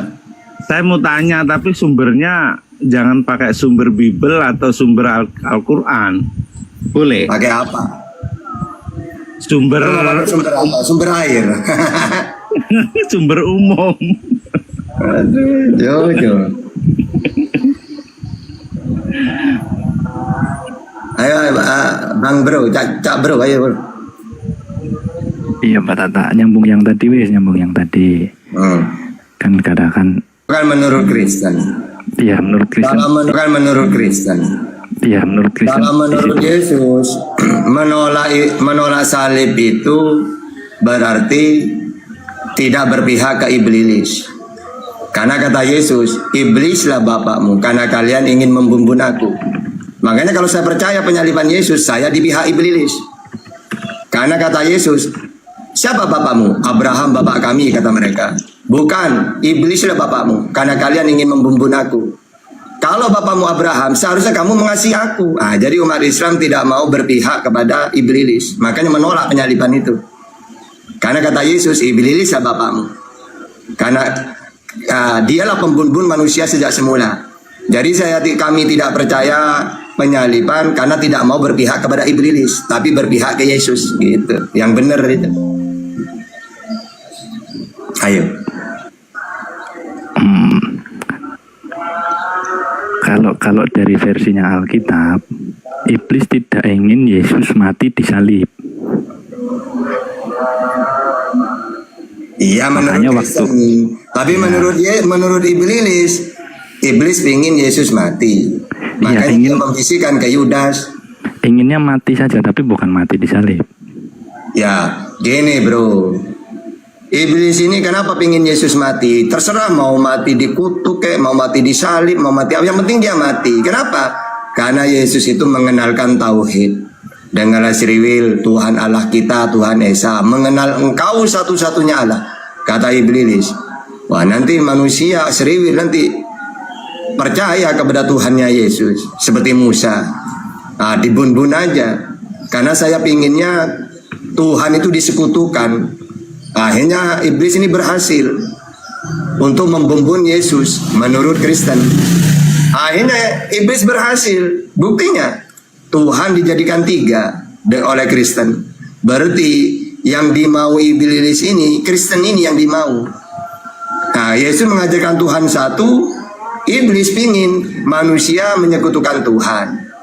Akhirnya muncullah Kristen ini di pihak iblis ini. Itu yang sebenarnya itu ceritanya. Berarti yang tertulis berbeda tapi Pak. Apanya yang berbeda? Kalau nggak gini, kan Israel kan ajarannya kan Adonai Eloheinu Adonai Ehad. Ya kan? Yesus atau Isa kan juga mengajarkan Adonai Eloheinu Adonai Ehad. Berarti kan harusnya sejalan, tidak ada penolakan. Isa kan mengajarkan hal yang sama. Nah kalau orang ini mengikuti Yesus, mentuhankan Allah saja, nah iblis kan kepanasan. Lalu maunya iblis itu gimana? Pinginnya Tuhan itu seperti pagan, supaya manusia tersesat. Apa pagan itu? Tuhan lebih dari satu. Maka muncullah Kristen. Nah itulah yang dimau oleh iblis itu. Gitu. Yang dimau. Kan iya kan? Ayo. Yang dimau iblis gimana Pak Tata? Sorry. Nah sekarang gini ya, di Maksudnya zaman gini loh. Nabi Muhammad saja, Nabi Muhammad ini mengembalikan orang Quraisy supaya hanya menyembah Allah. Makanya ada kisah, Oke. Bu Armin pasti pernah mendengar. Bu Armin pernah mendengar nggak? Ada iblis ini masuk ke berhala. Berhala ini ngomong, ya pasti pernah mendengar. Wahai orang Quraisy, jangan percaya ke Muhammad. Padahal iblis yang ngomong. Ya. Karena iblis kepanasan, sekiranya manusia ini tidak mentuhankan Allah. Begitu juga di zamannya Yesus. Yesus selalu memperkenalkan Tuhan itu Allah yang Esa. Iblis kepanasan juga. Akhirnya punya rencana bagaimana sekiranya Yesus ini mati supaya terhenti dakwahnya, yaitu tauhid. Ya setelah Yesus tidak ada, muncul benar kan? Ya Tuhan disekutukan itu muncul setelah Yesus tidak ada. Bahwa Allah Yesus, Tuhan, Yesus Tuhan juga, Roh Kudus Tuhan. Inilah rencananya iblis itu, pinginnya seperti itu, supaya Tuhan disekutukan dengan lainnya. Nah ini Pak Tata, soal bicara disekutukan ya, kita coba analisa ya. Orang Kristen tidak mengaku menyekutukan Tuhan atau mengaku Allah itu politeis, tidak. Kekristenan itu dogmanya tetap monoteis, bukan politeis. Sekarang aku coba bertanya balik ke Pak Tata ya. Nah, kita coba buktikan. Yang sebenarnya Pak Tata ikuti dan taati itu Allah atau Nabi Muhammad? Oke. Ya Allah. Taat kepada Allah karena Allah tidak mau ngomong sendiri. Maka dia mengutus Nabi Muhammad untuk menyampaikan. Kenalkan Muhammad bahwa tiada Tuhan selain aku Allah. Taat kepada Musa. Taat kepada Musa apa yang disampaikan Musa? Bahwa Tuhan itu Allah yang Esa. Jadi dua-duanya harus ditaatin. Maka dalam Al-Quran itu atiullah wa atiur rasul. Taatlah kepadaku dan taatlah kepada utusanku. Apa saja yang harus ditaatin? Yang disampaikan utusan apa? Di antaranya mengenalkan Tuhan, yaitu Allah. Nah kita harus taat. Ya, sama seperti Yesus, barang siapa yang tidak mau mendengarkan perkataanku, ya, maka dia ya disebut orang tidak beriman. Wong perkataan dia bukan dari dirinya, sama seperti Nabi Muhammad. Wa ma yantiqu anil hawa in huwa illa wahyu yuha. Apa yang aku sampaikan ini wahyu. Ya harus diimani, dipercaya, ditaatin. Sama seperti Yesus. Apa yang aku sampaikan sebagaimana difirmankan oleh Allah kepadaku. Dia harus taat kepada Yesus. Karena apa dia sampaikan bukan dari dirinya. Begini Pak Tata. Gimana? Kan Pak Tata bilang mentaati Nabi sama dengan mentaati Allah, tetapi bukan menyekutukan. Terus namanya bukan. apa? Ya bukan. Menyekutukan itu gini.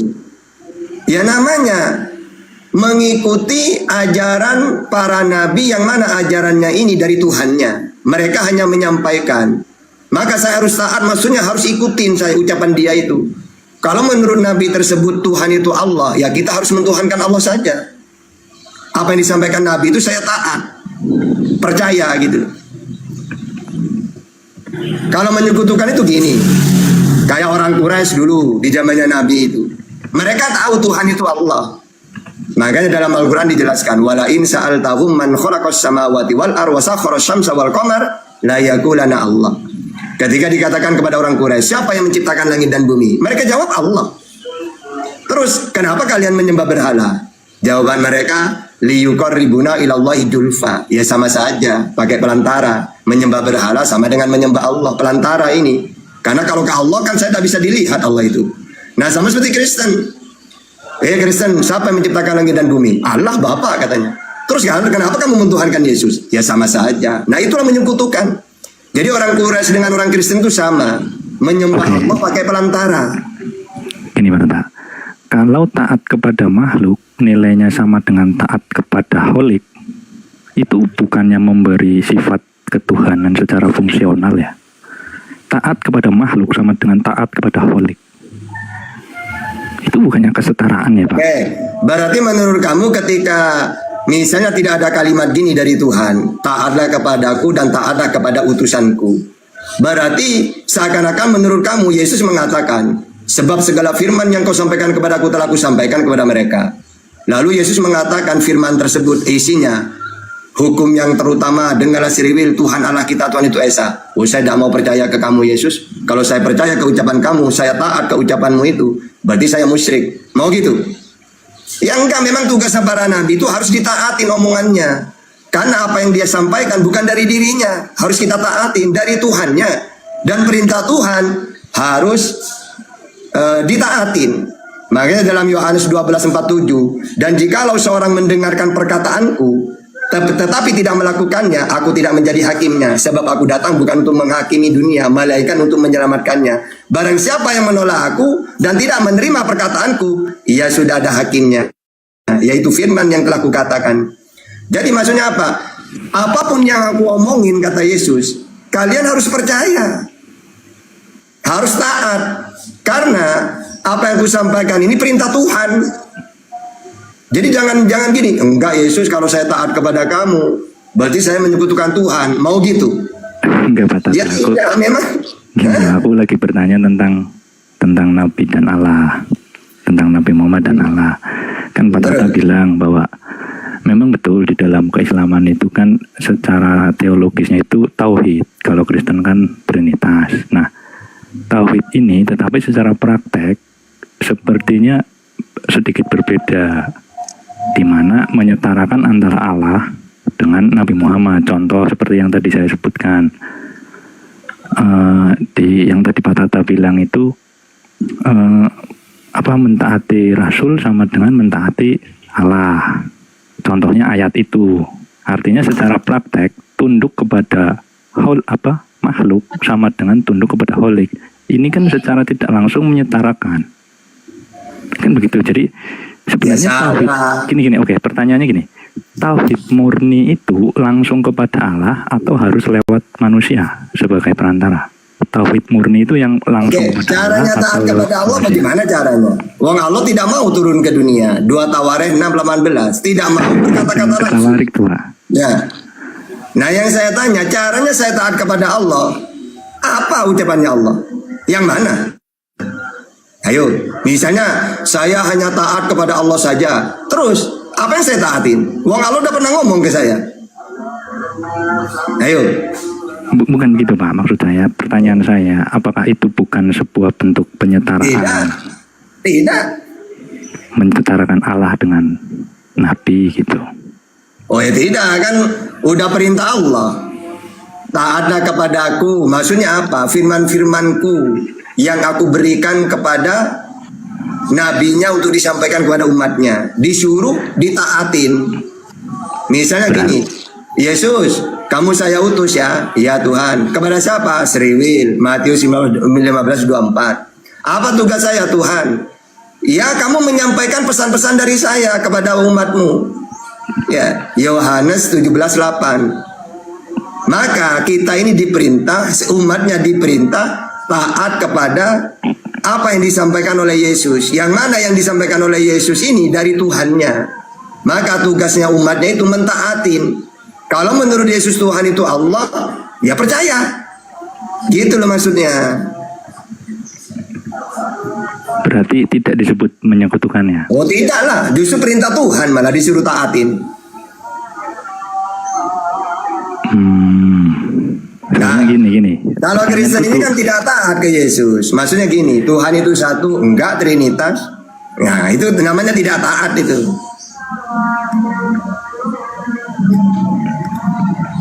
Ya, yang saya bingung itu gini, kalau benar tidak menyekutukan Allah, kenapa ketaatan, terus syafaat, syahadat harus selalu disandingkan dengan Rasul? Kalau tidak menyekutukan loh. Oke, karena gini, kenapa syahadat ini harus dua-duanya? Karena kalau cuma satu, ya tidak didengar utusan itu. Contohnya gini, Yesus, Nabi Muhammad, Muhammad kamu saya utus. Apa tugas saya? Kenalkan tiada Tuhan selain Allah. Dan kamu ngaku utusanku. Kalau kamu udah ngaku utusanku, gimana mereka mau percaya?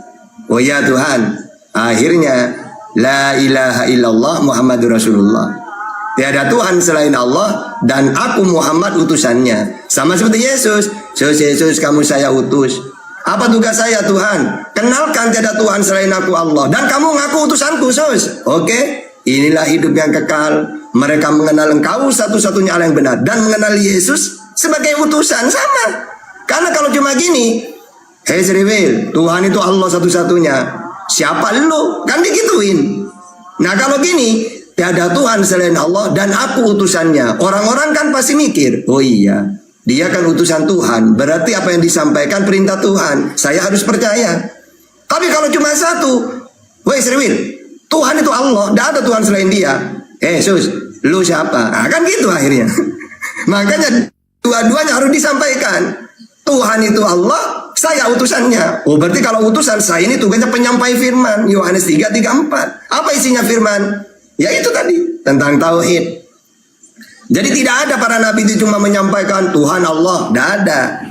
Ya pasti dirinya harus mengenalkan juga bahwa dirinya ini utusannya Tuhan. Apa utusan itu? Penyampai firman. Yohanes 3:34. Gitu. Pak Tata Oke, nih aku sedikit lebih masuk lagi ya Pak Tata. Kalau Nabi Muhammad hanya utusan biasa, kenapa iman itu dianggap batal atau tidak sah tanpa Nabi Muhammad? Kalau tauhid murni hanya kepada Allah saja, harusnya kan cukup la ilaha illallah. Oke, kenapa batal? Karena perintah Tuhan mengenalkan dirinya sebagai Tuhan dan utusannya itu harus diakui. Jadi tidak boleh gini, iya Yesus, saya tahu Tuhan itu Allah, tapi maaf ya, saya tidak mau percaya ke kamu. Nah, berarti kan melanggar perintah Tuhan. Kata Tuhan, dengarkanlah anakku. Kan gitu. Atau kata Nabi, kata Allah, dan kamu harus taat kepada utusanku. Jadi perintah Tuhan. Jadi kalau orang cuma mengaku Tuhan itu Allah, tapi menolak Nabi Muhammad, itu sama dengan menolak perintah Tuhan. Sama seperti orang yang mentuhankan Allah di zamannya Yesus, tapi menolak Yesusnya, tetap sama saja melanggar perintah Tuhan. Masa yang menyampaikan firman Tuhan tidak diakui? Gitu ya. Makanya disebut kafir juga. Nah, orang Sriwil itu Buratmin, mereka ini Yesus mengatakan, dengarlah Sriwil, Tuhan Allah kita, Tuhan itu Esa. Ini kan sama dengan Musa kan, Ulangan 6 ayat 4. Tapi mereka menolak Yesus. Iya Yesus, saya tahu Tuhan itu Allah, tapi saya tidak mau menerima kamu. Menurut kamu benar nggak mereka ini? Ayo jawab. Hah? Ayo jawab. Ya harus, yang penting taat kepada Allah. Berarti walaupun menolak Yesus, selamat Sriwil itu. Hah? Sriwil, ya aku nggak bahas ke sana Pak Tata. Enggak gini loh. Kata kamu gini, kenapa Nabi Muhammad dengan Allah itu harus diimani? Makanya jawabannya, iya, kalau kita mentuhankan Allah menolak Nabi Muhammad, ya tidak selamat. Sama seperti Yesus memperkenalkan Tuhan itu Allah, dirinya utusan, ditolak oleh Sriwil. Selamat nggak Sriwil itu? Ayo. Nah, macam. Kalau Sriwil kan sudah berbeda Pak Tata. Nah pertanyaannya, selamat nggak mereka ini? Kan mereka tahu Tuhan itu Allah menurut Musa. Oleh Yesus diperkuatkan lagi di dalam Markus 12:29. Tuhan itu yaitu Allah yang Esa. Cuma kata Sriwil, iya tahu saya Tuhan itu Esa Yesus, tapi saya tidak mau menerima kamu, tidak usah ngaku utusan kamu. Pertanyaannya, selamat nggak mereka? Ya tetap selamat kan. Musa kan juga pernah ditolak. Oh, berarti ya sudah. Berarti tidak butuh Yesus kan? Bukan. Ada hubungannya Yesus kan? Enggak, maksudnya dalam kacamata kita. Dalam kacamata Alkitab semua nabi. Berarti menurut Buratmin, Yesus tidak berguna. Enggak. Mau dia ada di dunia atau tidak tetap selamat mereka gitu. Enggak gitu. Jadi mana?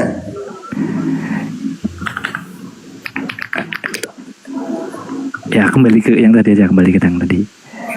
Lanjut, Bang Daman. Assalamualaikum. Waalaikumsalam warahmatullahi wabarakatuh. Ketemu Bang Daman. Iya bro, admin lanjut dulu. Bentar lagi insya Allah. Amin. Gimana? Ya itu Pak Tata. Ya terus terang saya masih karena gini kan, secara tidak langsung Nabi ini adalah perantara wajib antara manusia dengan Allah. Padahal Enggak gini Bro Admin. Berarti jawaban kamu itu Yesus mau dia hadir atau tidak tidak berguna, tidak ada gunanya, sama saja. Enggak, gitu kan? bukan begitu.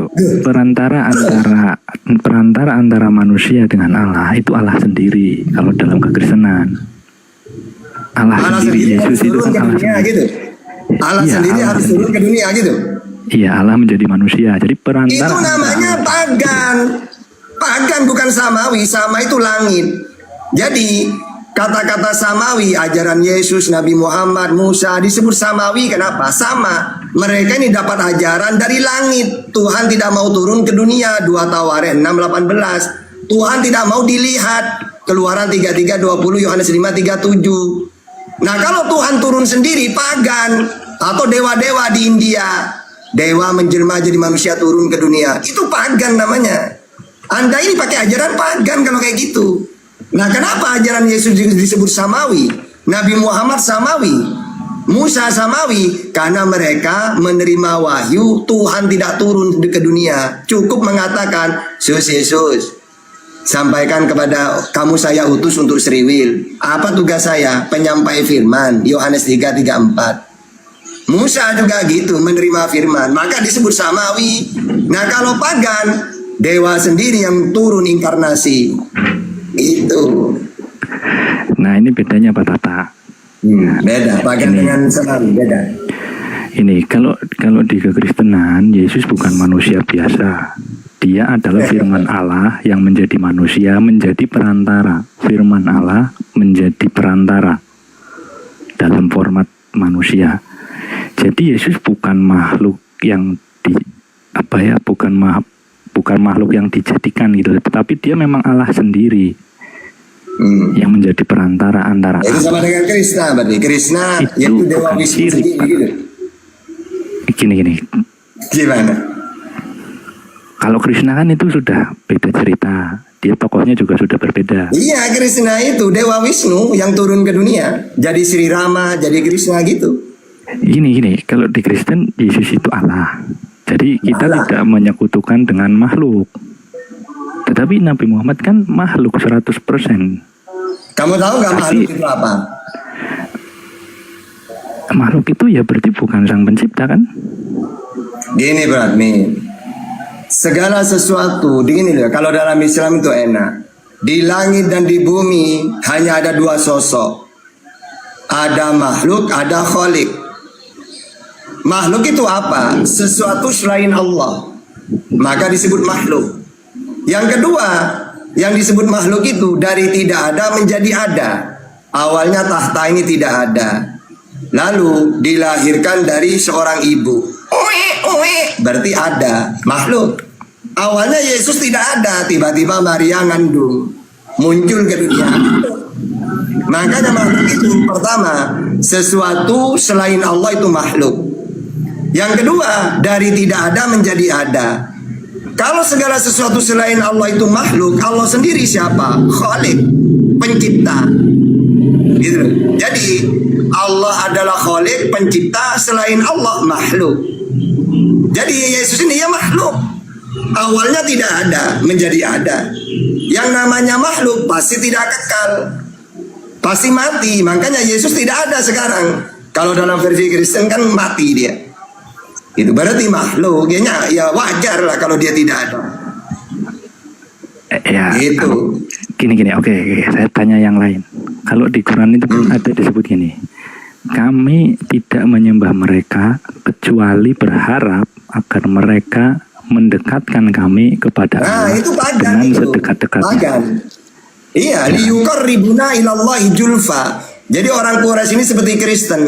Apa kata orang Quraisy? Kami tidak menyembah berhala, akan tetapi sebagai pelantara berhala ini sama seperti Kristen. Kami tidak menyembah Yesus ini, tapi pelantara karena di firman Tuhan. Enggak bang. Orang Kristen bilang kami menyembah Yesus loh. Kami menyembah Yesus loh orang Kristen. Iya, menyembah Ya Allah. udah, Bapa, Putra, sama dan dengan Roh orang Kudus. Quraisy menyembah berhala. Bukan. Justru yang disebutkan itu begini. Kami tidak menyembah Muhammad, hanya menjadikan jalan menuju Allah. Di mana datanya? Bukan ke Muhammad itu. Mana datanya? Kan gini kan di dalam keislaman tidak menyembah Muhammad. Enggak, di mana kami tidak menyembah Muhammad? Itu di mana ayatnya? Wong itu enggak, maksudnya menyembah berhala. Iya kan kalau di Quran itu, kalau di orang di QS itu kan tidak menyembah, maksudnya itu kan cara orang pagan menyembah kepada Allah yang salah. Cara yang salah menyembah kepada Allah melalui perantara berupa patung dan lain-lain kan begitu. Nah, terus. Ya, kalau di yang versi kekristenan kita menyembah Yesus karena Yesus adalah Allah. Nah, kalau yang di dalam ketauhidan tadi dikatakan tidak setara, kan tidak menyembah Nabi Muhammad tetapi menjadikannya sebagai jalan menuju Allah. Artinya tidak bisa sampai kepada Allah kalau tanpa perantara Nabi. Tidak menyembah nabinya. Oke. Ya kan itu bukannya. Memang seharusnya serupa gitu. ya. Kalau menyembah itu kan gini dalam Islam itu. An-Nisa 36, wa'budullah wa la tusyriku bihi syai'a. Dan sembahlah Allah, jangan kamu sekutukan dengan apapun. Makanya kami menyembah Allah. Nah, kalau Kristen malah jalan ini disembah juga. Oh, menyembah jalan ini sama dengan menyembah Allah. Nah, sama dengan orang Quraisy. Menyembah berhala sama dengan menyembah Allah. Liyuqarribuna ilallahi julfa. Itulah pagan namanya. Kalau Islam langsung kepada Allahnya seperti Yesus. Kamu menyembah apa yang tidak kamu kenal. Kami menyembah apa yang kami kenal. Yohanes 4:22. Siapa Tuhan yang kamu kenal? Yesus. Allah Bapa, Matius 11:25. Kalau Kristen, enggak Sus. Wong Tuhan muda. Saya menyembah kamu aja. Pakai perantara kamu aja. Nah itu pagan kayak gitu. Oke. Berarti Yesus sebagai perantara sama dengan pagan. Iya. Oke, saya bertanya lebih jauh. Iya, Saya bertanya sama dengan orang Quraisy menyembah berhala pagan itu. Oke. Pakai Sekarang perantara itu. iya, sekarang lebih pagan mana coba? Apa? Lebih pagan mana? Pertama, Allah sendiri turun menjembatani manusia. Ya, di dalam Kekristenan begitu. Pagan itu, karena Tuhan sendiri tidak pernah turun ke dunia, kata Yesus.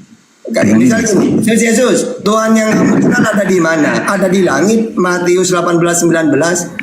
Jadi kecuali Yesus gini, oh Tuhan Allah itu menjelma jadi saya, baru bener itu. Berarti seperti orang dewa-dewa di India.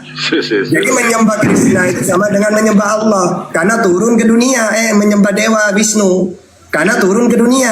Pertanyaannya, Yesus gak pernah mengatakan itu.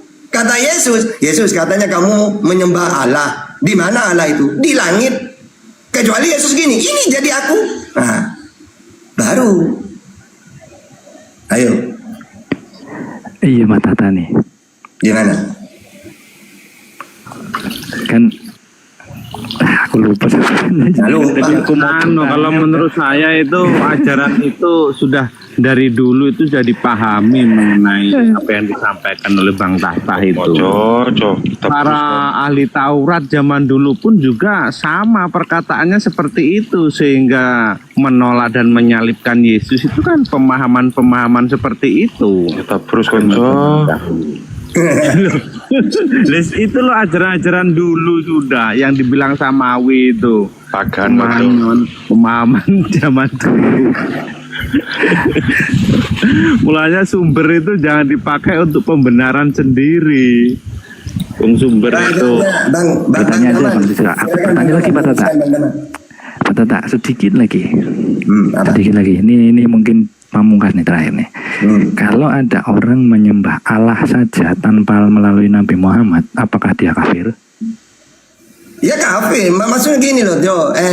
bro, maksudnya tanpa melalui perantara. Maksudnya gini, pertanyaan tuh gini, bisa nggak manusia kenal Allah tanpa melalui Nabi Muhammad? Gak bisa.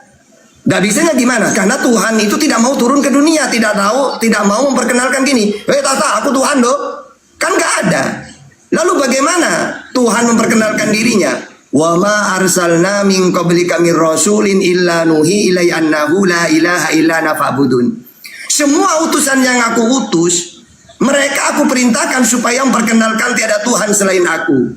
Jadi saya tidak akan kenal kepada Allah tanpa melalui Nabi Muhammad. Berarti Nabi Muhammad ini jalan. Gitu loh. Sama dengan gini. Ya, ada orang mau pergi ke presiden, gak bisa langsung ke rumahnya. Kata Sapam, siapa kamu? Saya mau ketemu presiden. Jangan dulu, harus melalui saya. Ada boleh kamu langsung masuk. Memangnya rumah mbahmu apa? Akhirnya saya diantar ya, oleh Sapam. Jadi saya tidak akan sampai ke presiden tanpa melalui Sapam ini, harus diantar. Tidak boleh langsung pergi ke rumahnya. Sama dengan gini, orang Seriwil, umat Islam tidak akan kenal Allah tanpa melalui utusannya. Karena kata Tuhan, aku mengutus utusan ini supaya memperkenalkan bahwa tiada Tuhan selain aku. Berarti mereka semua ini jalan untuk mengenal Tuhan. Gitu loh yang benar. Ayo. Ya udah lanjut dulu lah. Nah, bro admin. Iya Bang Daman, gimana? Gini, aku lagi sambil mikir Bang Daman. Aku sambil mikir pertanyaan yang tajam gimana itu gitu. Pertanyaan bro admin yang tadi itu sama kayak bro admin bilang gini, Bang boleh nggak saya Islam tapi saya makan babi? Ya nggak boleh lah. Sama kayak bro admin bilang, boleh nggak kalau saya boleh nggak kalau saya Kristen bro admin tapi nggak percaya Yesus Tuhan, boleh nggak?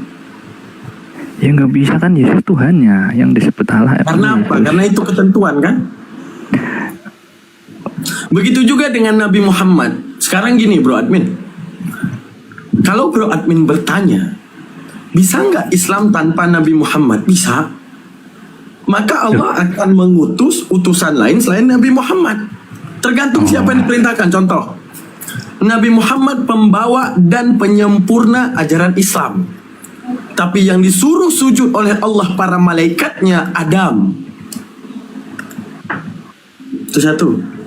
Padahal kita berbicara misalnya konsepsi bahwa Nabi Muhammad yang dijadikan oleh kartu as oleh Allah, yang kemudian akan membenarkan segala tuduhan-tuduhan mereka terhadap Tuhan dengan menjadikan Tuhan bagaikan berhala, dengan menjadikan Tuhan bagaikan manusia yang punya kelemahan dan apapun, sehingga kemudian Allah Subhanahu wa Ta'ala menyimpan kartu asnya yaitu Nabi Muhammad. Memang sengaja dibuatkan Al-Quran ini harus datang terakhir agar bisa mengklarifikasi segala ajaran di belakang yang telah memfitnah para rasul, yang telah mengatakan Tuhan-Tuhan versi mereka hanya untuk menginjak penjelasan tentang Tuhan.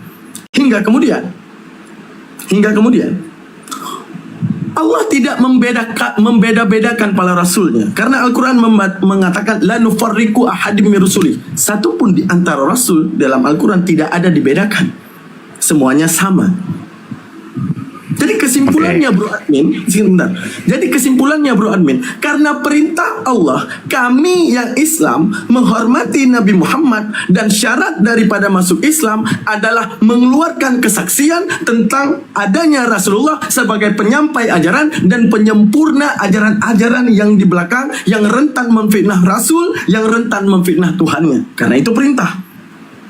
Sama seperti kamu menanyakan, bisakah saya masuk Islam tapi saya makan babi? Enggak bisa, karena perintah. Bisakah saya masuk Islam tapi saya tidak taat kepada Nabi Muhammad, tidak melalui Muhammad? Tidak bisa, karena itu perintah. Sama juga kayak iblis nanti nanya, bisa nggak saya ini jadi hambamu Tuhan tanpa sujud kepada Adam? Enggak bisa. Kenapa? Karena itu perintah kepadamu untuk sujud kepada Adam. Gitu bro.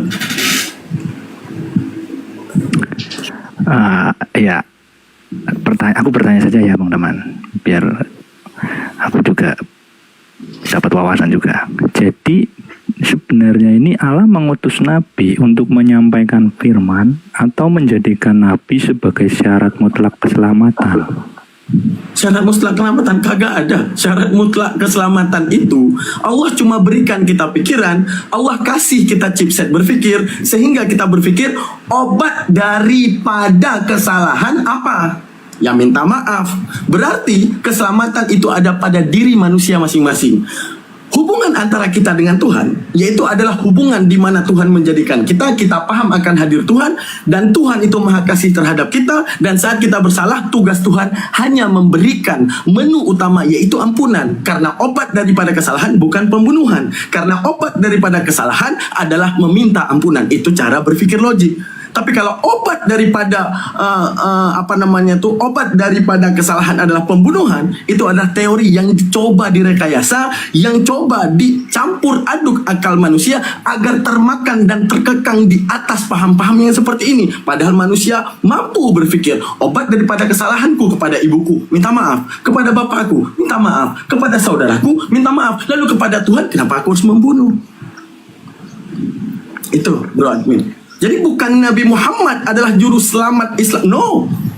Nabi Muhammad hanya penyampai Islam. Sehingga Nabi Muhammad setelah kemudian menyampaikan Islam, Nabi Muhammad juga yang menjabarkan cara kamu sampai kepada Tuhan. Sama sepertinya juga sampai kepada Tuhan. Layaknya Nabi Muhammad mempraktekkan kepada dirinya, cara aku sampai kepada Tuhan karena aku manusia sama seperti kalian. Maka inilah cara ini.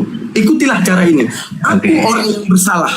Ya, aku orang yang berdosa. Bukan Nabi Muhammad berdosa. Dia mengakui dirinya sebagai orang berdosa bahkan tiap malam. Nabi Muhammad adalah dijuluki sebagai Al-Mughafir. Ya. Apa itu? Orang yang selalu beristighfar, meminta ampun.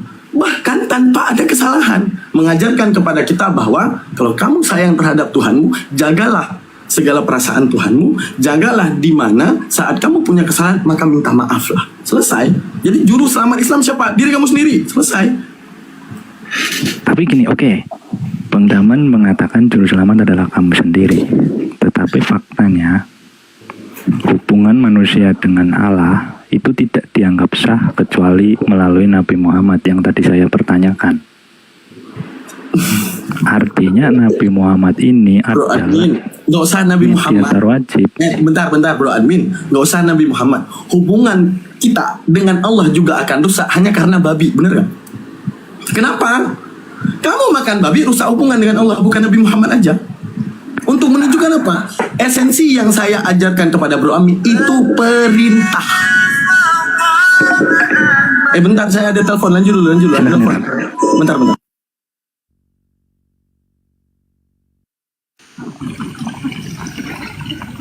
Itu cuma memanjangkan cerita lakon. Itu kapan kiamatnya kalau begitu? Itu kan dari sejarah dari dulu itu memang begitu, yang menyelamatkan kita seakan-akan diri kita sendiri. Karena kalau begitu manusia tidak bisa untuk menyelamatkan. Tunggu dulu Jo. Jadi gini Jo, maksudnya kita sendiri sama dengan Nabi Muhammad bersabda, kullu ummati yadkhulunal jannah illa man aba. Semua umatku yang masuk surga kecuali yang enggan. Yang mau, yang tidak mau. Siapa yang enggan itu ya Rasulullah? Mereka yang tidak mau taat kepadaku, tidak mau mengakui ajaranku. Berarti mereka tidak mau masuk surga. Berarti kan dirinya sendiri. Jadi kata Rasulullah, ya umatku seluruh dunia masuk surga. Kecuali yang tidak mau. Siapa yang tidak mau itu? Mereka yang menolak Nabi Muhammad. Berarti diri kita sendiri kan? Oh saya mau ya Rasulullah. Ya sudah, ikutin ajaran Rasulullah. Oh saya tidak mau, ya tolaklah Rasulullah. Berarti kan diri sendiri yang menentukan itu. Gitu maksudnya itu. Kamu itu gak nyambung dari tadi. Loh itu sudah pasti Bang, itu sudah pasti. Namanya ajaran itu kan yang percaya diselamatkan, itu sudah pasti di dalam Islam maupun Kristen. Cuma yang saya masuk dari perjalanan hidup manusia kok perlu diselamatkan oleh Tuhan sendiri itu apa? Karena dari sejarah mulai kenabian Adam diri itu gini Pak Tejo, gini deh Pak Tejo. Pak Tejo, gini deh. Kamu butuh janji keselamatan kan? Oke. Pak Tejo sekarang jangan nyembah Yesus, nyembah saya. Saya janjikan Anda masuk surga, mau nggak? Coba jawab. Saya janjikan, sembah saya sekarang. Saya Dilihat janjikan Anda masuk surga. Ya beda toh. Manusia Beda dengan manusia biasa itu beda. Buktinya belum ada, Bang Damar. Oke. Sekarang kamu menjabarkan Yesus bukan manusia biasa, padahal kamu tidak menyaksikan, hanya berupa teks. Lalu mana lebih hebat? Dengan saya yang jelas kamu bisa dengar suaranya, dengan saya yang lebih jelas bisa berjumpa dengan Anda hari ini, bukan hanya sekedar teks dan bacaan doang. Itu karena Sehingga gini, kamu Bang. mengatakan bahwa ada manusia yang dapat menjaminmu masuk surga. Manusia mana yang kamu baca Ya. teks? Sederhananya gini, Bang Daman. Memang Bang Daman ngaku langsung, tapi Bang Daman sendiri kesaksian satu orang. Tetapi kalau Yesus itu kesaksian lebih dari 40 orang penulis. Gini, Bro Admin, kesaksian itu mudah, Bro Admin. Contoh gini, kalau saya ingin bilang Bro Admin Tuhan, saya tinggal tulis Bro Admin adalah Tuhan yang disaksikan oleh 70.000 orang Jakarta misalnya. Dan dia adalah Tuhan yang turun ke muka bumi kedua kalinya. 2000 tahun yang akan datang, Bro Admin disembah layaknya Yesus. Karena ini bercerita tentang teks, akan tetapi di zamannya, hari ini kita menolak Bro Admin sebagai Tuhan. Tapi kalau kita hidup 2000 tahun yang akan datang dan membaca Bro Admin adalah Tuhan, bukankah kita orang yang akan menyembah Bro Admin juga? Kalau standarisasi, kebenaran adalah teks gitu. Ya, tapi begini, yang berbeda itu begini. Banyak saksi bukan berarti karena ditulis banyak 70.000 saksi, bukan begitu. Tapi penulisnya yang banyak. Bukan hanya satu sudut pandang atau persepsi, tapi banyak penulisnya gitu. Banyak yang mengakui gitu. Ini aku bilang, Bro Admin, antum nih, antum tahu knalpot, bagaimana panas knalpot. Oke. Antum orang juga yang tahu bagaimana panas matahari. Oke. 70 juta penulis menuliskan api itu dingin. Di manakah kebenarannya? Apakah karena banyaknya penulis, banyaknya yang berbicara sehingga kemudian itu menjadi kebenaran? Coba dipikirkan lagi. Ya, kalau dalam apa berita, otomatis kesaksian yang lebih banyak itu menentukan kebenaran suatu cerita, atau Bang? Jangan khianati otakmu, Bro Admin. Kebenaran kan itu gitu. bukan karena orang banyak meyakininya. Kebenaran itu Aku nggak bilang ketika meyakini. apa namanya itu anugerah daripada Tuhan, yaitu akal kamu pakaikan, itu kebenaran. Gini Bang. Makanya kenapa di dalam hukum dan persidangan juga kesaksian 2 orang itu lebih kuat daripada 1 orang. Yang dianggap kesaksian lebih kuat dan benar itu kesaksian lebih dari 2 orang. Bicara tentang kebenaran Tuhan, yang dia hanya sosok satu, kemudian agama itu banyak munculnya. Karena orang-orang yang enggan terhadap Tuhan, dengan semua enggan terhadap perintah Tuhan, mereka juga mau bertuhan, tapi versi yang mereka inginkan. Maka saya tanya kepada Bro Admin, jurus kebenaran ataupun rumusan kebenaran, apakah karena banyak yang meyakini itu benar? Ataukah ketika setelah difikirkan, maka pemikiran universal manusia dapat difikirkan, itulah kebenaran? Bro Admin mau pilih yang mana?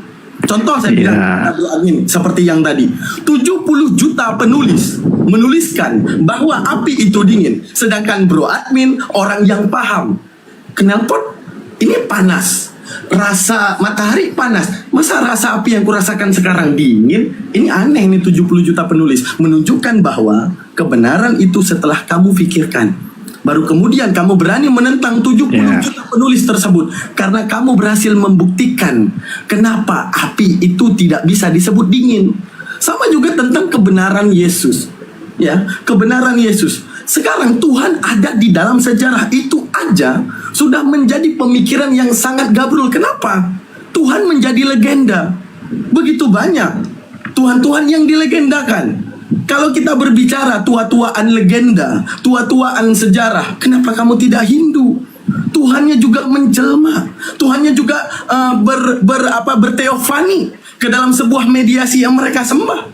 Bahkan ajarannya lebih tua daripada ajaran Abrahamik. Kenapa tidak Hindu? Kalau hanya untuk Tuhan yang bertemu dengan makhluknya.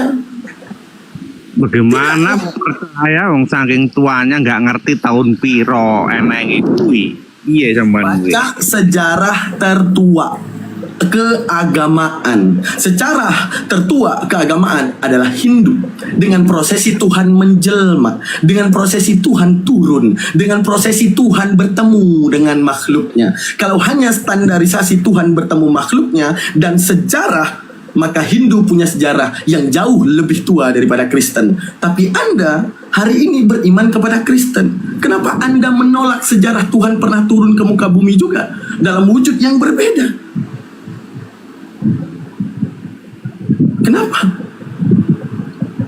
Makanya Allah mengatakan dalam Al-Quran, Allahul falaqas samawati wal ard wa ma bainahuma. Apa katakan? Bahwa aku pencipta langit dan bumi dan apa yang ada di dalamnya. Allah tidak pernah ada di bumi. Kenapa?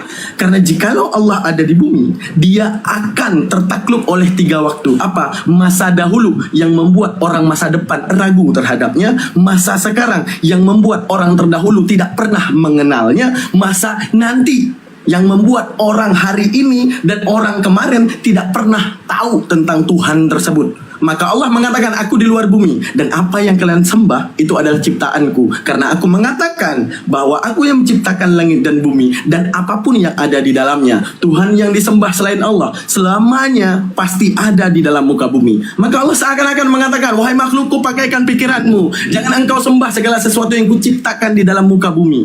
Karena engkau tahu kualitas dan kuantitasku saat aku berada di bumi. Kalau aku ada di masa dahulu, di mana keadilan buat masa sekarang? Kalau aku ada di masa sekarang, mana keadilanku terhadap masa dahulu? Kalau aku ada di masa depan, mana keadilanku terhadap orang sekarang dan orang yang terdahulu? Oke, Bang Daman, kalau menurut saya gini Bang Daman, Allah yang hanya jauh dari langit, artinya tidak bisa masuk dalam sejarah yang tadi jenengan sampaikan. Justru bukannya itu Allah yang lemah ya. Kalau Allah tidak bisa tampil dalam sejarah, tidak bisa menjumpai manusia langsung, tidak bisa campur tangan dalam waktu dan ruang, itu artinya bukan Allah yang maha kuasa kan? Seperti dewa filosofis lah. Kalau yang maha kuasa kan harusnya Allah bisa bicara langsung dengan ciptaannya. Allah hadir di dalam sejarah.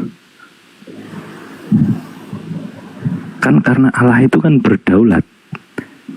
Tidak ada yang tidak mungkin bagi Allah.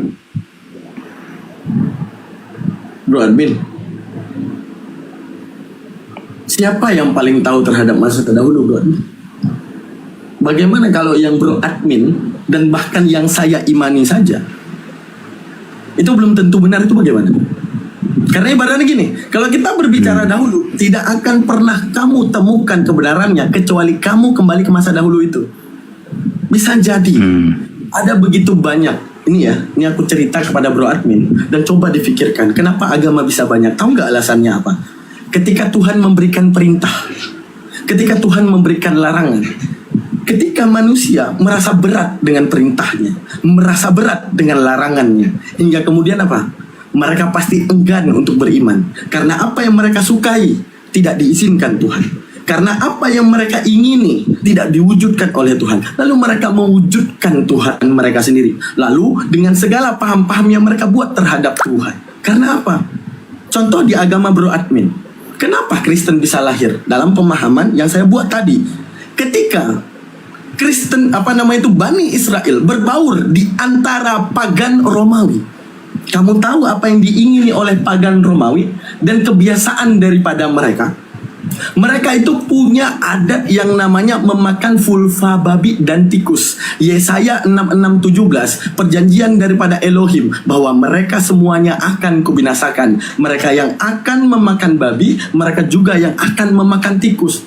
Artinya Elohim memberikan wanti-wanti terhadap siapapun yang ada di muka bumi ini yang mencoba menciptakan Tuhan-Tuhan versi mereka untuk mengkhianati yang diperintahkan Tuhan dan dilarang oleh Tuhan, hingga kemudian apa? Mereka masuk dari dalam. Apa masuk dari dalam? Kalau seandainya ajaran Isa ini, ajaran Yesus ini tak bisa kurusak dari luar, yaitu dengan memerangi mereka, dengan menghancurkan mereka, tapi imannya masih kuat, maka aku akan berbaur dan menyamar seakan-akan orang yang beriman kepadanya. Lalu aku buat apa yang ada di dalamnya, perintah yang ada daripada Tuhannya akan segala kuubah sesuai keinginanku. Ingin ku makan babi, maka akan kubuatkan segala dalil-dalil agar babi ini bisa. Akan kuciptakan segala dalil agar apa yang diperintahkan Tuhan aku tidak mau jalani. Sehingga kemudian kita lihat begitu banyaknya Yahudi saat Kristen mengatakan hukum Taurat ini nggak mampu manusia menjalaninya. Bro, sadar, Yahudi masih memberlakukan itu sampai sekarang. Islam juga masih memberlakukan itu sampai sekarang. Kenapa kami sanggup? Untuk menunjukkan apa? Hanya ada orang yang tidak setuju dengan perintah Tuhan, yang tidak setuju dengan larangan Tuhan, lalu mereka masuk ke dalam ajarannya, kemudian merubahnya dari dalam agar mereka itu bisa berlaku seperti apa yang mereka ingin, dan mereka atur Tuhan seperti yang apapun yang mereka mau. Itu menunjukkan apa? Segala sesuatu Bro Admin, sama kayak Bro Admin nih. Bro Admin juga bisa jadi Tuhan kalau masuk sejarah nih. Hari ini ya, saya bilang nih kepada Bro Admin, Bro Admin adalah Tuhan, juru selamat kedua setelah Yesus. Karena hancurnya hubungan manusia dengan Tuhan, begitu banyak manusia hari ini melakukan dosa, maka butuhlah sang juru selamat kedua, namanya Bro Admin. Hari ini saya dibantah habis-habisan sama seperti Yahudi gitu. Ketika kemudian saya dibantah habis-habisan, tapi kalau tulisan ini berjalan 3000 tahun yang akan datang, ketika kemudian dibacakan, sama seperti Bro Admin menuhankan Yesus, sama seperti orang 2000 tahun yang akan datang menyembah Bro Admin. Padahal Bro Admin tahu sendiri, Anda bukanlah Tuhan. Ya, tapi itu sulit Bang Daman. Buktinya sulit apa? Pakai otak nggak akan sulit. Kalau kita sampingkan otak sulit memang. Enggak gini loh, Alkitab saja yang katanya ini dia berjilid-jilid loh, konsili, bahkan sampai ada perangnya loh. Ya kan, artinya ketika hal seperti itu dibuat untuk menuju 3000 tahun ke depan, itu sudah dianggap sampah duluan. Yang ini saja untuk menjangkau ke 2000 tahun sampai 2000 tahun diakui, itu prosesnya benar-benar melalui peristiwa-peristiwa yang besar, pertumpahan darah juga. Bro Admin, kan gitu. Bro Admin, prosesnya itu akan tetap pelan-pelan Bro Admin. Sama seperti Islam muncul, Kristen muncul, enggak langsung rame. Sama seperti saya menuliskan Bro Admin sebagai Tuhan. Oke, tulisan itu akan dibuang. Tulisan itu tidak akan dipercaya. Perjalanan waktu, pelan-pelan, layaknya Kristen berkembang, layaknya Islam berkembang, Anda akan dituhankan. Bukan bisa, Bang. Anda, ketika kemudian Anda yakini Yesus sebagai Tuhan dan Juru Selamat, tapi dari awal telah ditentang oleh Yahudi. Tapi kenapa tulisan tersebut tentang Yesus Tuhan ada sampai sekarang? Itulah perkembangan ketika ada yang meyakini. Awalnya 1 orang, kemudian 2 orang, kemudian menjadi 3 orang, kemudian berkembang menjadi pemahaman banyak orang. Maka Bro Admin akan menjadi Tuhan. Tapi Bro Admin sadar bahwa Anda bukanlah Tuhan. Tapi kalau hanya tulisan nggak bisa Bang Daman. Itu kan Yesus kan karena peristiwa, karena apa yang dia alami. Bro Admin jangan tipu saya deh, jangan tipu saya. Anda tahu peristiwa-peristiwa gini Bro Admin. Maksudnya Anda kan Bible viral dulu gitu. Kita menemukan Yesus gimana? Gini Bro Admin.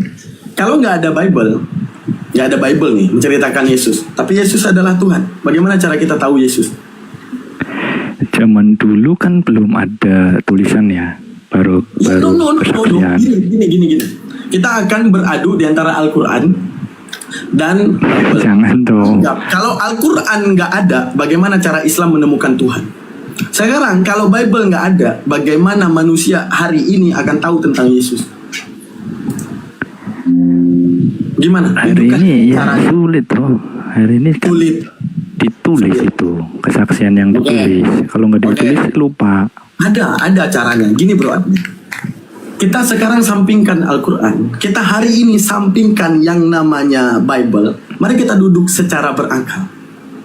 Ketika kita nggak punya Al-Quran, maka saya nggak akan tahu Allah. Ketika Bro Admin nggak punya Bible, maka Bro Admin adalah orang yang tidak akan pernah kenal Yesus. Maka hari ini saya tanyakan kepada Bro Admin, wahai Bro Admin, kayaknya langit dan bumi ini ada penciptanya. Menurut Bro Admin, apa yang pantas kita sembah? Silahkan Bro Admin. Ya, nggak tahu tuh. Kebenaran sumbernya. Oke, saya bilang, Bro Admin, kita nyembah pohon yuk. Apa jawaban Bro Admin? Ya bisa ngikut kan, nggak punya pegangan. Enggak, saya bilang, apa tanggapan otakmu? Bro Admin, kayaknya pohon adalah Tuhan. Apa tanggapan kamu? Ya menolak lah. Oke, saya bilang, kayaknya gunung deh. Karena gede-gede itu kayaknya adalah penguasa. Gimana? Kan ada dahulu, ada Alkitab terdahulu Yang dulu, ini mainnya pakai otak, nggak usah bawa iman, buang dulu. Bukan buang ya. Sampingkan dulu Alkitab, sampingkan dulu Bible. Maka saya adalah orang yang nggak paham bahwa Tuhan adalah Allah. Maka Anda adalah orang yang nggak paham bahwa Tuhan adalah Yesus. Setuju? Mari kita cari Tuhan. Karena ibaratnya gini, kalau kita ingin mengadu, ya, kenapa orang terdahulu bisa merumuskan Tuhan, lalu menuliskan isi rumusannya terhadap Tuhan dan menamainya dengan kitab suci, dan kita hari ini beriman kepada sesuatu yang mereka pikirkan tentang Tuhan. Kenapa kita hari ini tidak bisa mencari Tuhan sama seperti mereka? Kalau mereka bisa mencari Tuhan dengan otaknya dan menuliskan sesuatu isi pikirannya terhadap Tuhan dan dinamakan kitab suci, kenapa kita tidak bisa? Maka hari ini saya bilang, Bro Admin, saya singkirkan Al-Quran, maka saya enggak tahu Nabi Muhammad, maka saya enggak tahu Allah Subhanahu Wa Taala. Antum singkirkan yang namanya Bible, maka Anda adalah orang yang tidak tahu Yesus dan tidak tahu cerita Yesus dan tidak tahu apapun tentang Yesus tersebut. Maka saya tanyakan, Bro Admin, mari kita mencari Tuhan. Setuju nggak Bro Admin kalau kita tuh nyembah yang namanya kalajengking? Setuju nggak? Kan kalajengking binatang ya. Setuju nggak? Ya enggak tuh. Oke. Kita nyembah genteng gimana? Enggak juga. malah lebih ngawur, malah lebih ngawur itu. Atau kita nyembah matahari deh. Enggak juga. Kita nyembah bulan deh. Enggak. Yaudah kita nyembah Ustaz Tahta deh. Enggak juga. Ayo udah nyembah saya deh, nyembah saya. Enggak juga. Ayo udah gue nyembah Bro Admin aja gimana? Ya enggak juga. Oke. Jadi kesimpulan terakhir yang didapati oleh otak manusia, pasti ada Tuhan yang jauh berbeda daripada apapun yang ada di muka bumi ini. Karena tidak ada satupun yang saya suguhkan kepada Bro Admin mampu untuk Bro Admin terima sebagai sesembahan. Termasuk saya yang manusia, termasuk Ustaz Tahta yang manusia. Karena otak kamu hari ini mulai lancar berpikir bahwa setiap makhluk tidak ada yang pantas untuk disembah. Betul. Setuju. Oke, ketika Anda mengatakan pasti ada Tuhan yang jauh berbeda dengan semua ini, maka percayalah, itulah yang diajarkan Al-Quran. Hingga kemudian, maka kesimpulannya, otak manusia kalau seandainya mengosongkan diri dan kemudian berpikir dan mencari Tuhan, tidak lain mereka akan kembali ke arah pemikiran Al-Quran. Bahwa Tuhan itu pasti berbeda dengan segala makhluknya. Karena setiap makhluk yang hadir di depanku akan kutolak untuk kusembah. Tapi kalau Bible, tanpa Bible bagaimana tahu Yesus? Tapi kalau tanpa Al-Quran, pakai otak tahu Allah. Bahwa ini yang berbeda dengan makhluknya. Pasti ini tidak mungkin ada makhluk yang bisa kusembah satupun di muka bumi ini. Pasti ada satu yang jauh berbeda daripada makhluk semua ini. Mana mungkin aku menyembah Ustaz Tahta yang dilahirkan, yang dia juga dimatikan, sama kayak gua dong. Mana mungkin aku menyembah gunung yang mampu dikerok sama mobil eskavator. Bagaimana kemudian aku menyembah apa itu namanya pohon yang mampu untuk kutebang? Maka paling kurang pasti ada Tuhanku yang jauh lebih luar biasa, yang tak mampu dilahirkan, yang tidak mampu dibinasakan.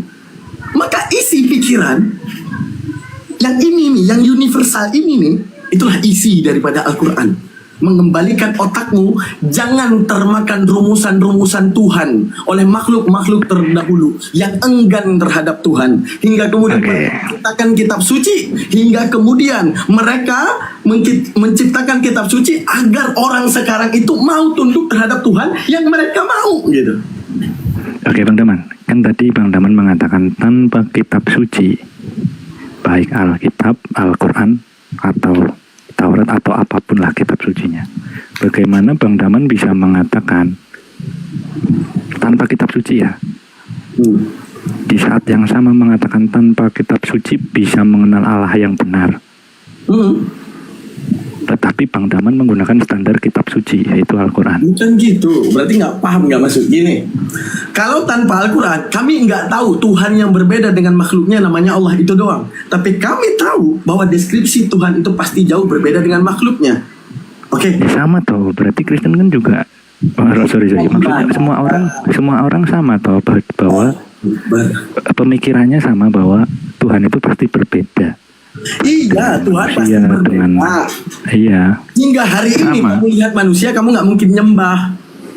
Betul. Bener. Hingga kemudian kalau ada kitab yang mengatakan Tuhan adalah manusia, pasti kamu tolak, bukan terima. Kalau saya mengatakan Tuhan berbeda dengan makhluknya. Jadi kalau ada kitab yang mengatakan bahwa Tuhan berbeda dengan makhluknya, saya terima. Kalau nggak ada Al-Quran, saya nggak tahu nama Nabi Muhammad. Kalau nggak ada Al-Quran, saya nggak tahu nama Allah. Tapi saya tahu sifat daripada Allah. Apa nggak mungkin dilahirkan, nggak mungkin dimatikan, nggak mungkin itu makhluknya. Karena satu pun makhluk nggak bisa untuk aku sembah. Itu doang. Nah ini berarti bedanya di sini, Bang.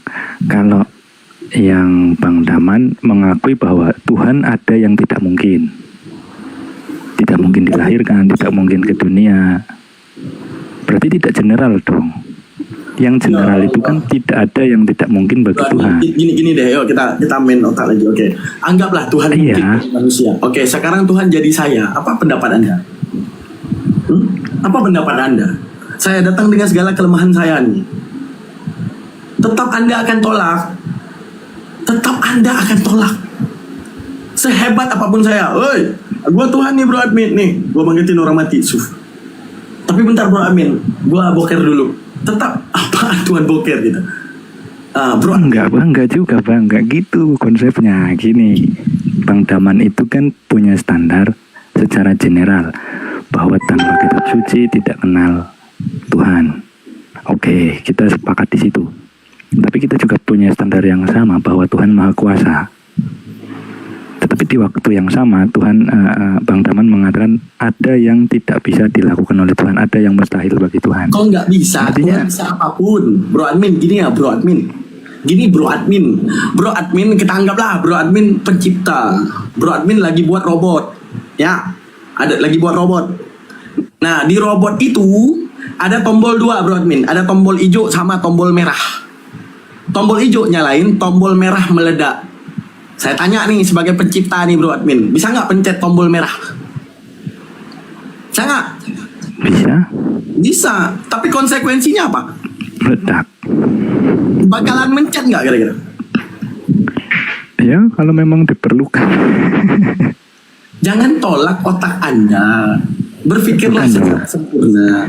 Semakin Anda tolak otak Anda, semakin Anda itu jauh dari kebenaran gitu. Ini Anda buat robot nih. Ini ada tombol hijau, ada tombol merah. Anda bisa buat sore Bang Juma yang baik. Ya. Anda bisa mencet itu tombol merah. Tapi detik Anda yang menciptakan dan tahu konsekuensi nggak mungkin mencet. Kenapa? Karena Anda tahu konsekuensi. Contoh Anda penemu granat, yang bikin granat. Ketika pelatuknya ditarik, Anda yang paling tahu kejadiannya. Maka segala yang terjadi terhadap granat yang Anda buat, Anda paling tahu. Sama juga seperti Tuhan menciptakan kita akal, menciptakan kita ilmu kontra. Ada yang namanya prodiksi, ada yang namanya kontradiksi.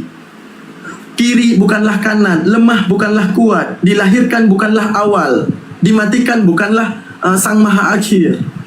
Bagaimana pada satu waktu dalam satu wadah, oh kamu manusia, iya kamu Tuhan. Sedangkan seluruh manusia, woi manusia, ya paman. Apa itu Tuhan? Maha kuat. Apa itu manusia? Maha lemah. Oke nih aku campuri Tuhan sama manusia. Jadi apa? Lemah dan kuat. Nggak bisa, nggak masuk otak bro admin. Seperti saya bilang, bro admin nanti ke rumah saya ya. Ya, lorong rumah saya itu belok kiri tapi kanan. Gimana cara ngomongnya? Belok ke rumah saya itu belok kiri tapi kanan. Oke, bro admin sebenarnya ada di mana? Bro admin itu tidak di langit dan tidak di bumi. Gimana cara bilangnya? Karena Anda makhluk wajib bertempat gitu. keras adalah lembek, nggak bisa. Jadi Tuhan ketika kemudian tahu konsekuensi otak berpikir tidak mampu menyatukan dua yang kontra pada satu waktu dalam satu wadah, maka gua lebih waras daripada manusia. Apa lebih waras daripada manusia? Di mana kewarasan manusia akan menolak dua yang kontradiksi bersatu dalam satu waktu.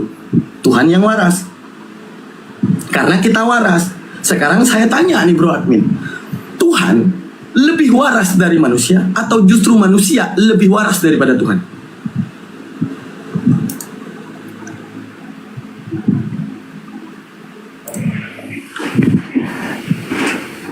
Yang mana dong?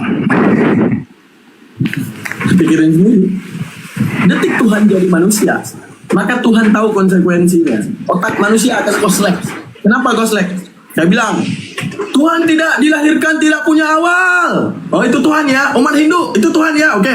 Umat Kristen ya itu Tuhan ya, itu Tuhan ya. Oke, saya Tuhan nih. Lah kamu dilahirkan? Enggak, pokoknya saya Tuhan nih. Tetap Anda akan terus bantah. Karena apa? Yang Anda tahu tidak dilahirkan. Apa Tuhan? Maha kuat. Saya Tuhan nih. Pasti enggak mungkin, enggak mungkin. Kenapa? Lu lemah, Tuhan kuat. Yang saya tahu bahwa Tuhan itu kuat. Kalau saya tanya nih kepada bro admin, Tuhan mampu nggak berpikir seperti manusia? Coba.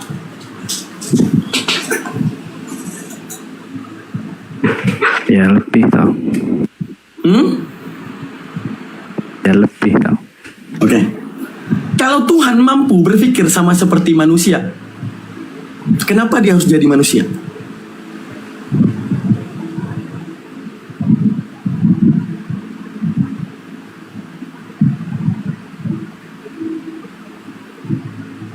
Kalau Tuhan mampu untuk menjadi manusia, kenapa? Kalau Tuhan mampu berpikir sama seperti manusia berpikir, kenapa dia harus jadi manusia? Kecuali bro admin mau bilang, ya Tuhan bang berpikir beda dengan manusia. Ya mungkin untuk komunikasi. Gimana? Mungkin untuk komunikasi. Bukan komunikasi, saya tanya. Jawab dulu. Tuhan mampu nggak berpikir seperti manusia? Ya mampu. Oke. Di mana manusia meyakini kiri bukanlah kanan, atas bukanlah bawah, kuat bukanlah lemah.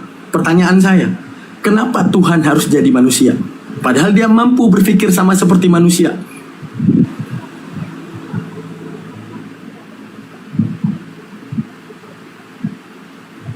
Ya kan manusia ciptaannya dia mau berkomunikasi tuh. Itu dogmatis bro admin. Jangan bawa dogma. Kebenaran sejati itu bukan karena banyak yang meyakini, tapi coba didiskusikan. Kasih tahu saya cara berpikirnya. Saya tanya, kalau Tuhan bisa berpikir sama seperti manusia, kenapa dia harus jadi manusia itu? Bentar, aku ada panggilan. Apa? Bentar. Minta tolong fotoin kepalaku dong. Udah waktunya dilepas nggak kita dulu? Apaan? Jam segini aku lagi debat. Bentar dulu. Bentar bro, malah disuruh fotoin kepala Goldian guys. Coba. Iya kan ya? Lagi sama Goldian tuh. Dilepas dulu. Ini aktifin flash, nggak ngerti gua. Nggak apa-apa. Oh, udah. Coba pakai flash gini dulu flash. Lihat kelamaan. Kok lagi seru debat masih suruh Sama foto siapa? kepala anjir, bro admin. Oh nggak kelihatan yang kelihatan. Iya. Cepet. Sabar dulu Bang Admin. Kepala aku bocor soalnya. Lagi ku obati bro admin, biar mau pakai otak. Dah itu doang. Kelihatan kan? Gak tahu, lu lihat sendiri. Udah. Di Komal siapa? Di Komal Tarif. Ya bro admin, coba dikonsultasikan dengan saya. Kalau Tuhan mampu berpikir seperti manusia, kenapa dia harus jadi manusia?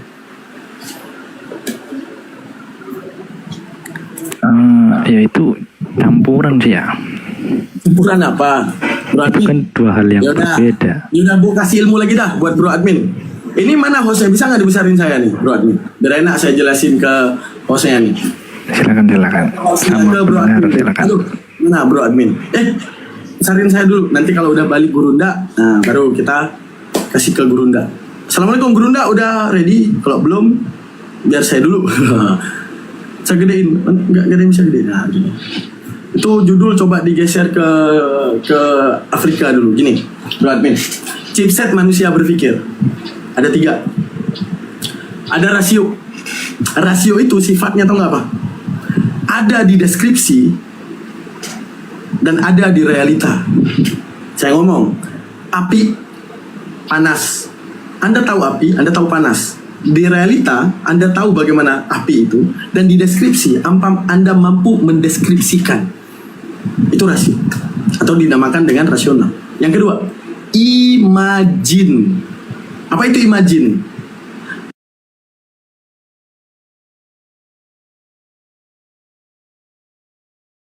Ada. Tugas daripada imajinasi apa? 2. Menghina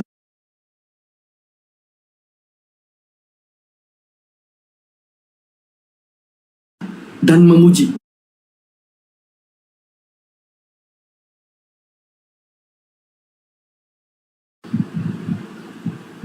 Saya bisa mengatakan bahwa membayangkan Bro Admin ini mukanya berseri-seri karena ingin memuji. Dan saya juga adalah orang yang bisa membayangkan Bro Admin telanjang, membayangkan Bro Admin itu giginya gede, membayangkan hidung Bro Admin itu penyok. Arti daripada imajinasi ada di dalam deskripsi, tidak ada pada realitas. Kayak contoh, Bro Admin punya sayap. Apakah itu ada? Bentar, laptop saya kenapa kayak gini? Nah, Roh Kudus setiap hari ganggu nih, bentar ya. Jangan gitu dong.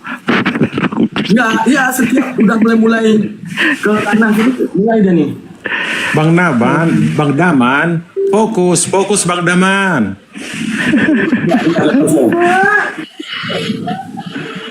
Nah, laptop saya ini tiba-tiba ini guys. Itulah kalau buatan orang kafir, masa kalian pakai laptop itu? Aduh, pakailah punya kalian. Haram itu, haram. Oke, bagus. Ntar lagi kita bahas soal itu ya. Sabar dulu. Gini. Ingat, yang pertama itu ada di deskripsi dan ada di realitas. Yang kedua, imagine ada di deskripsi namun tidak ada di dalam realitas. Sekarang Bro Admin, saya tanya kepada Bro Admin, imajinasi ini mampu menghinakan nggak? Mampu. Saya membayangkan Bro Admin itu hidungnya dari sini sampai Bogor, panjang banget, bisa. Itu dalam imajinasi. Sekarang, Tuhan mampu nggak berpikir seperti manusia? Mampu. Maka Tuhan pasti tahu kalau aku menjadi sesuatu, itu otak yang udah kubuat akan menggunakanku, akan membayangkan kupingku melar, akan membayangkan hidungku gede, akan membayangkan gigiku tengos, membayangkan segala tentang diriku. Maka aku tanya, karena Tuhan tahu konsekuensi akal dan mampu berpikir seperti manusia, kenapa Tuhan harus jadi manusia? Silakan Tuhan. Ulangi Bang. Kalau Tuhan mampu berpikir seperti manusia, kenapa dia itu harus jadi manusia? Ya karena manusia tidak bisa naik, tidak bisa sampai kepada Tuhan ya. Hah? Nggak ada, jangan bawa dogma. Bro Admin tahu hal yang berbeda Bang. Bro Admin Tuhan nih punya pikiran Bro Admin Tuhan nih, Tuhan. Anda karena nih di dalam otak makhluk ada yang namanya imajinasi. Berarti imajinasi itu adalah hal, bayangan, hayalan yang mampu menghinakan diri Bro Admin. Ketika kemudian Bro Admin bisa berpikir seperti itu, apakah Bro Admin akan menjadi mereka agar Bro Admin dihina? Nah gini, masalahnya Tuhan berpikir tidak sama seperti manusia Bang. Kalau manusia kan berpikir begitu. Kalau manusia itu punya imajinasi untuk menghinakan Bang, tapi pikiran Tuhan kalau enggak putih maka hitam, kalau enggak putih maka bukan putih. Kalau enggak dia berpikir seperti manusia, maka berpikir seperti apa? Seperti Tuhan. Pikiran Tuhan kan tidak sama seperti manusia. Jangan bawa hayalan Bro Admin. Berpikir seperti Tuhan itu gimana? Berpikir seperti Tuhan, misalnya contoh gini, berpikir seperti Tuhan. Maka Tuhan berpikir Setelah dia menciptakan imajinasi yang mampu menghinakannya, maka Tuhan juga jadi makhluk agar dia dihinakan. Itu pikiran Tuhan. Ya tidak juga. Jadi yang gimana gitu? Ya kalau pikiran manusia kan Tuhan menjadi manusia hina, itu pikiran manusia. Tapi pikiran Tuhan kan melampaui itu. Melampaui itu gimana, Bro Adin? Ya bagi Tuhan tidak menjadi hina ketika menjadi manusia gitu loh. Bagaimana ketika dikatakan Berarti Tuhan di bawah kewarasan manusia, kesimpulannya? Gini, kalau Tuhan bisa menciptakan manusia dari debu, kenapa dia tidak bisa mengambil rupa manusia? Seharusnya kan bisa juga. Amin. Anggaplah Anda orang hebat. Apa orang hebat? Ini nih, pikiran Anda nih, jangan pikiran Tuhan, pikiran Anda. Anda mampu dah jadi tutup botol. Mampu. Anda nih, mampu jadi tutup botol. Tapi konsekuensinya, kalau Anda jadi tutup botol, Anda bakal diinjak oleh pejalan kaki. Mau nggak Anda jadi tutup botol?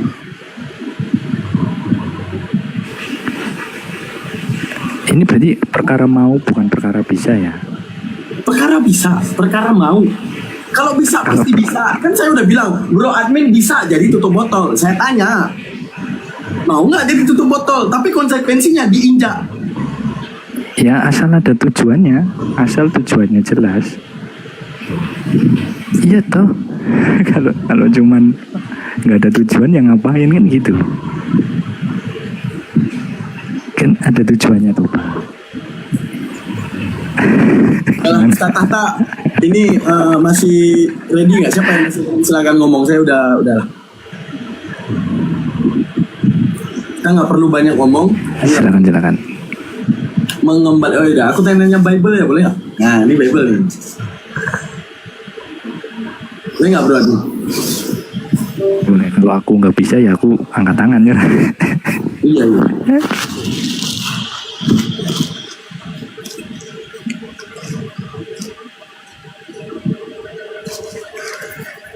Bro, ini saya lagi error. Coba yang lain ini.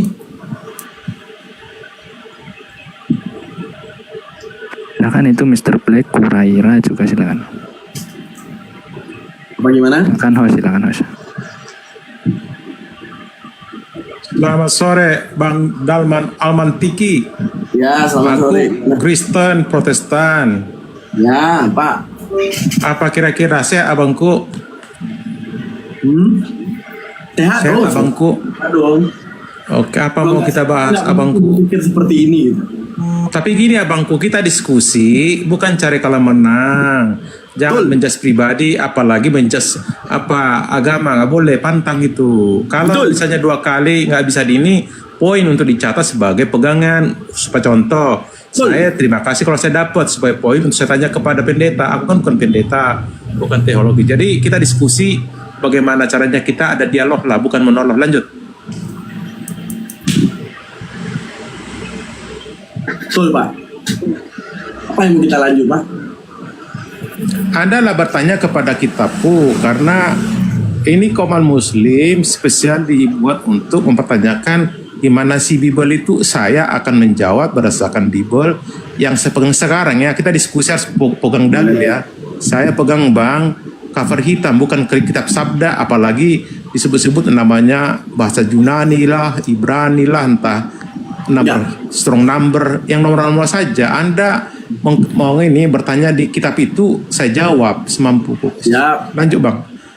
Saya akan bertanya ke Anda kalau Anda 2 kali menjas. Aku mirroring ke Anda dengan kitabmu sendiri, bukan karang pribadi. Bisa saya pipis dulu ya. Silakan Bang. Apa-apa, santai aja kita. Ya, yang lain lanjut dulu. Apa nggak ada yang lain nih? Saya pipis dulu nih. Aduh, saya pipis. Biasanya Bang Arif standby deh, Bang Arif itu.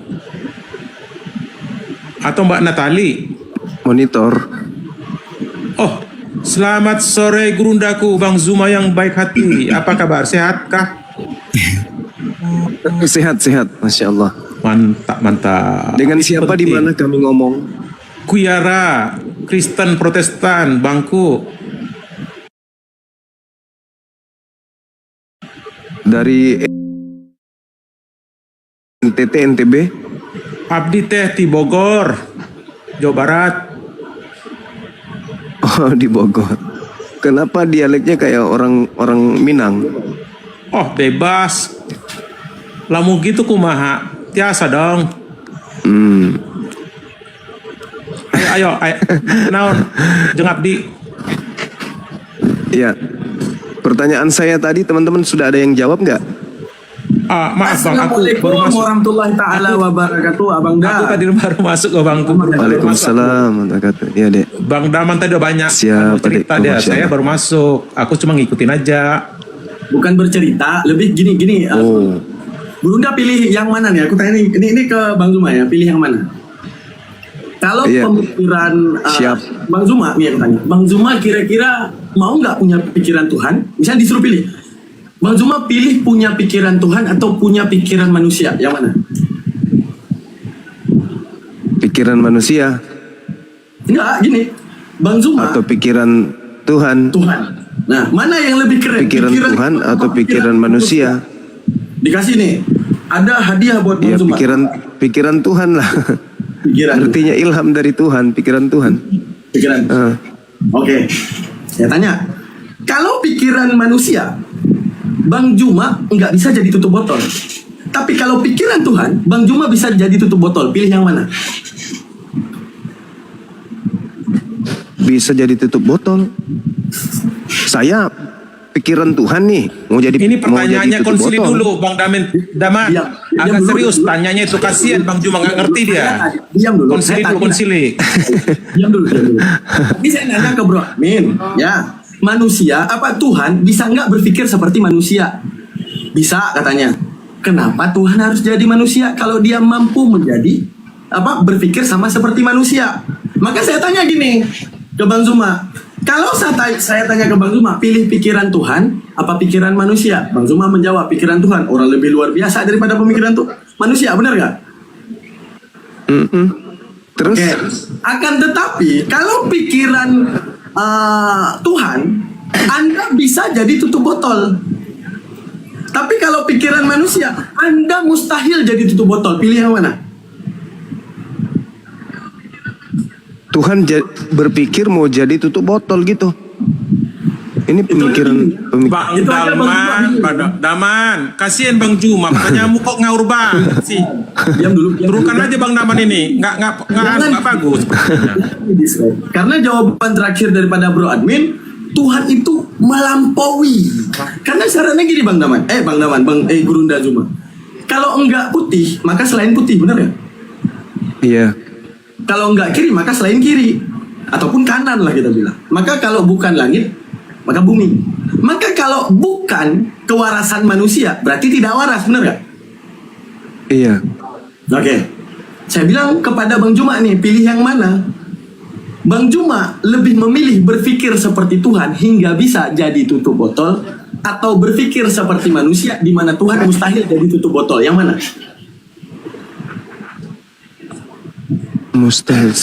Saya disuruh berpikir selayaknya Tuhan, maka posisi saya tetap saja berpikir sebagai manusia. Salah ngomong nanti bahaya kita. Bang Daman ini kayaknya nyeleneh nih pertanyaannya.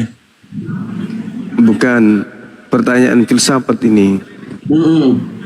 Kalau berpikir seperti Tuhan, Bang Juma bisa jadi tutup botol. Kalau berpikir, arti gini, konsekuensi harus diingat Bang Juma. Kalau Bang Juma jadi tutup botol, maka akan diinjak oleh pejalan kaki. Tapi kalau Bang Juma berpikir seperti manusia, aku nggak mau jadi tutup botol. Jadi pilih pikiran yang mana nih? Manusia lah. Saya punya konsep berbeda, Dinda. Kalau Tuhan itu tidak pernah berpikir, karena bukan sifat manusia yang melekat pada diri Jangan Tuhan. digabung filsafat. Inilah jadinya. Berpikir itu adalah proses makhluk. Gini Bang Juma. Berpikir itu kalau yang saya omongkan ke Bang Juma, pikirannya Bro Admin bukan kita. Kalau kita nggak kayak gitu, bukan kita. Ini pikirannya Bro Admin. Saya tanya, apakah? Oh gitu maksudnya. Makanya saya jadi bingung juga ini. Nah, makanya bukan ilmu Islam, Iya, bukan. iya.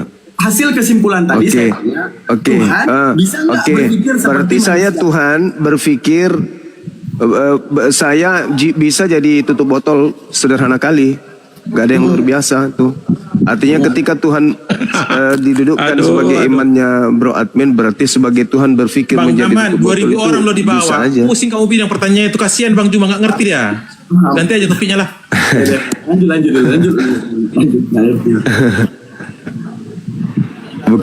Bukan tidak ngerti, saya takut mendudukkan diri saya sebagai Itu Tuhan dia yang sedang masalahnya Bang berpikir Juma yang menjadi baik. tutup botol. Takutnya Anda salah menjawab, makin kacau karena 2.100 orang di bawah.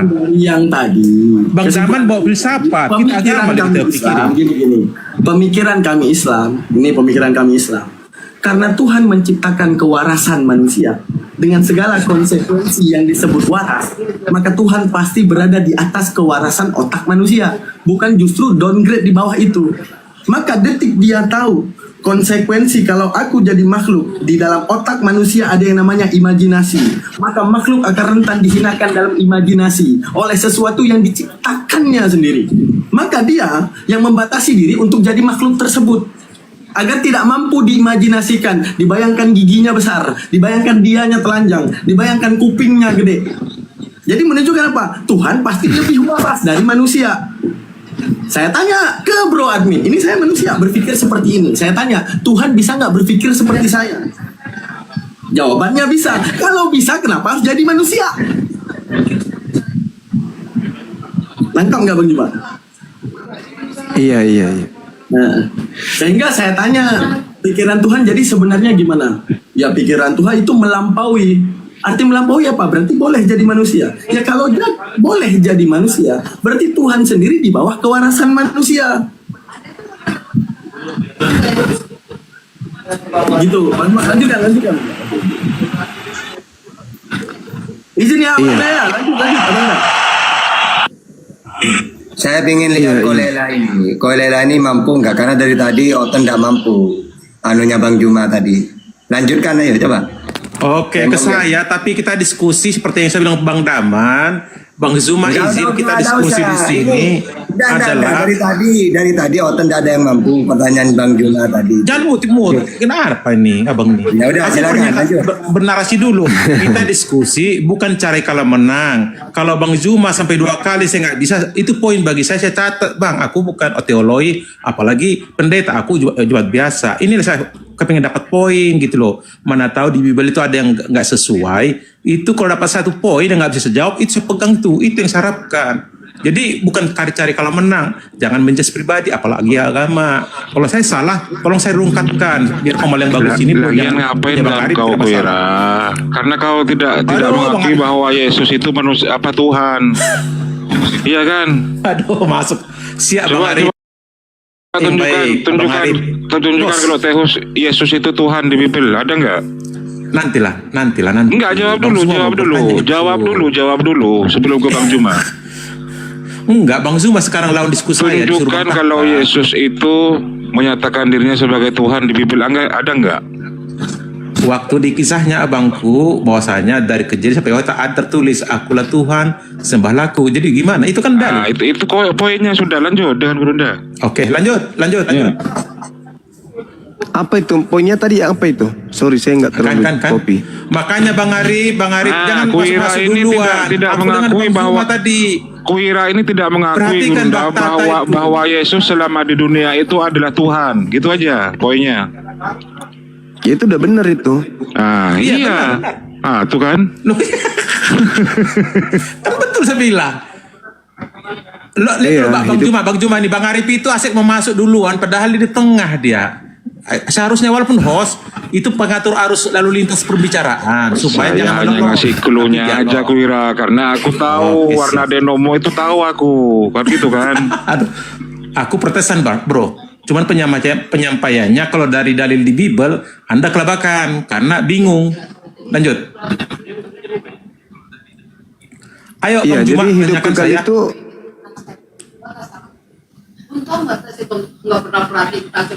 silakan Bang Juma, orang kedengaran. Iya, jadi menurut ajaran Yesusnya itu hidup kekal itu adalah mendudukkan kemudian Yesus sebagai Mesias atau utusan Tuhan yang datang untuk kaumnya Bani Israel. Itu poin yang terpenting. Namun di balik itu semua ada kekuatan di luar dari diri Yesus yang melampaui kapasitasnya sebagai Kristus, sebagai Mesias yang diutus ke tengah-tengah Bani Israel, yaitu adanya kuasa gelap yang menggunakan kemudian atribut dirinya sebagai alat untuk menyesatkan menyesatkan ciptaan. Nah, ketika dikatakan oleh Yesus sendiri di dalam Matius 24 nomor 4 nomor 5, waspadalah kepada penyesat yang datang kepadamu dengan memakai namaku dan berkata akulah Kristus, mereka akan menyesatkan banyak orang. Jadi kata Yesus, ada penyesat setelah dia datang memakai namanya menyesatkan banyak orang. Pertanyaan saya sebagai seorang Muslim, berhasilkah penyesat ini menyesatkan banyak orang dengan memakai nama Yesus Kristus? Kalau berhasil, mana orang banyak yang disesatkan tersebut? Dan kalau tidak berhasil, maka konsekuensinya adalah Yesus ini adalah pembohong. Karena apa yang diceritakan itu tidaklah benar. Tapi kalau sampai benar, maka kita harus menemukan manusia banyak yang disesatkan oleh Kristus palsu ini itu mana? Kalau ada, siapa? Hindu, Buddha, Islam, Kristen, ateis, atau yang mana? Orang banyak yang disesatkan oleh penyesat dengan memakai nama Kristus. Silakan. Oke, terima kasih Bang Zuma. Yang perlu sampaikan bahwasanya kata Tuhan di Islam dengan Kristen berbeda. Karena Tuhan di Kristen itu Lord, penguasa, kekuasaan diberikan Allah Bapa, ya. Itu satu. Jadi jangan dipaksakan sama. Karena di Kristen tak ada satu Tuhan yang menciptakan langit dan bumi. Lihat di Kejadian, Allah yang menciptakan, sehingga Allah itu bagi Kristen Allah Bapa sendiri, Tuhan itu Allah Yesus, ya. Kristus, baca di Yudas 1 ayat 25 dan Korintus 1, Korintus 8 ayat 6. Jadi artinya Anda bilang penyesat, bro. Yang penyesat itu kalau terjadi apabila telah selesai kasusnya. Ini kan Yesus ngomong seperti itu sebagai wanti-wanti. Nyatanya 619 tahun berikutnya ada yang menyatakan dia adalah Yesus. Dibuat namanya Isa. Isa, ya. Ya, banyak kemiripannya, punya mama sama. Jadi kalau Anda menyatakan seperti tadi, itu mengarah ke sana. Di Kristen itu tidak mengenal Isa, ya. Itu maksudnya. Lanjut, bro. Iya. Nah, inilah kalau penyesat yang berbicara, maka tentu akan bertolak belakang dengan fakta yang ada, baik secara historis maupun secara gramatikal. Jelas sekali Yesus berbicara kepada Bani Israel, bukan berbicara kepada Kristen. Yesus berbicara kepada Bani Israel ketika Bani Israel hidup bersama dengan dirinya. Datang di Bukit Zaitun, Guru, apa tanda kedatanganmu dan apa tanda berakhirnya dunia ini? Yesus menimpali, waspadalah agar kamu jangan disesatkan. Kamu di situ adalah oknum yang sudah ditunjuk. Pelaku orang kedua setelah Yesus ditanya. Waspadalah agar kamu jangan disesatkan. Akan banyak datang penyesat memakai namaku. Jadi penyesat itu memakai nama Yesus dan berkata akulah Kristus. Berarti penyesat itu memakai nama Yesus dan bergelar Kristus. Mutlak harus ada yang menggenapi itu kalau percaya kepada Yesus. Bahwa ada penyesat mengaku Yesus Kristus. Indikasi utama ketika Paulus bertemu dengan sosok tersebut, penyesat tersebut, akulah Yesus Kristus yang kau aniaya. Tuh. Apakah kemudian setelah Paulus menemui atau bertemu dengan Kristus ini, apakah Paulus ajarannya menjadi aneh? Aneh. Apakah pengikutnya banyak? Banyak. 2 miliar lebih. Apa anehnya? Dia mengatakan Tuhannya Yahudi turun ke bumi jadi manusia lalu mati dibunuh manusia. Itu kan? Aneh kan jadinya? Yang tadinya hari Sabtu dirubah menjadi Minggu. Aneh kan? Yang tadinya haram babi menjadi halal babi. Yang tadinya sunat wajib menjadi tidak wajib sunat. banyak hal yang menjadi aneh kemudian setelah Kristus itu datang kepada Paulus. Yang pada intinya Kristus ketika datang kepada Paulus mengajarkan menghapuskan segala perintah-perintah Tuhan yang ada dalam ajaran Musa alaihissalam. Itu poinnya. Maka ketika ditanya, apakah Kristus palsu berhasil menyesatkan banyak orang dengan menggunakan nama Yesus Kristus? Berhasil. Mana orang-orang yang banyak disesatkan oleh Kristus palsu itu? Ya Kristen. Apa pembuktiannya? Nih, tak kasih kuncinya. Yesus menerima firman.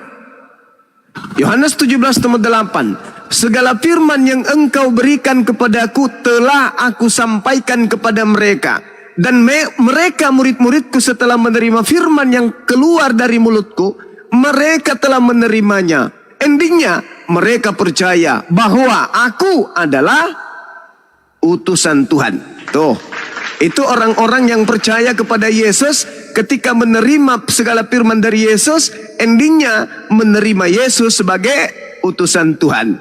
Di ufuk yang berbeda, Kristen ketika menerima ucapan-ucapan Kristus yang datang kepada Paulus, Yesus itu adalah Tuhan, Yesus itu adalah pencipta yang nusul ke bumi menjadi manusia. Dua kelompok yang berbeda. Yang satunya menerima Yesus setelah menerima perkataan Yesus sebagai utusan Tuhan. Yang satunya setelah menerima pengajaran Kristus kepada mereka, mereka mendudukkan Kristus palsu ini menjadi Tuhan setara dengan Tuhannya Abraham, Ishak dan Yakub. Jadi di sini ada dua Yesus yang kita temui. Yang pertama Yesus bagi orang Yahudi, yang kedua Yesus bagi orang Kristen. Jadi dua Yesus ini berbeda.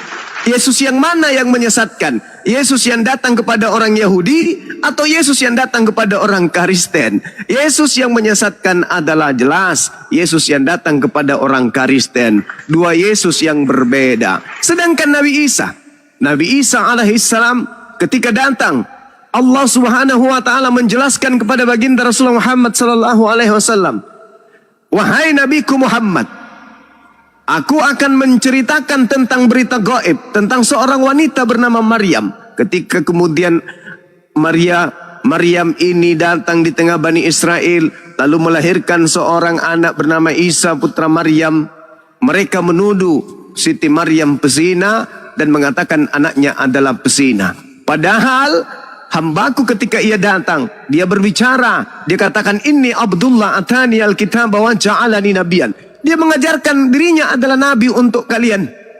Wa isqala Isa bin Maryam ya bani Israel inni rasulullahi ilaikum. Dia mengajarkan bahwa dirinya adalah nabi, dirinya adalah hamba Tuhan, dirinya adalah orang yang ditetapkan untuk mengajarkan ketetapan kepada Bani Israel.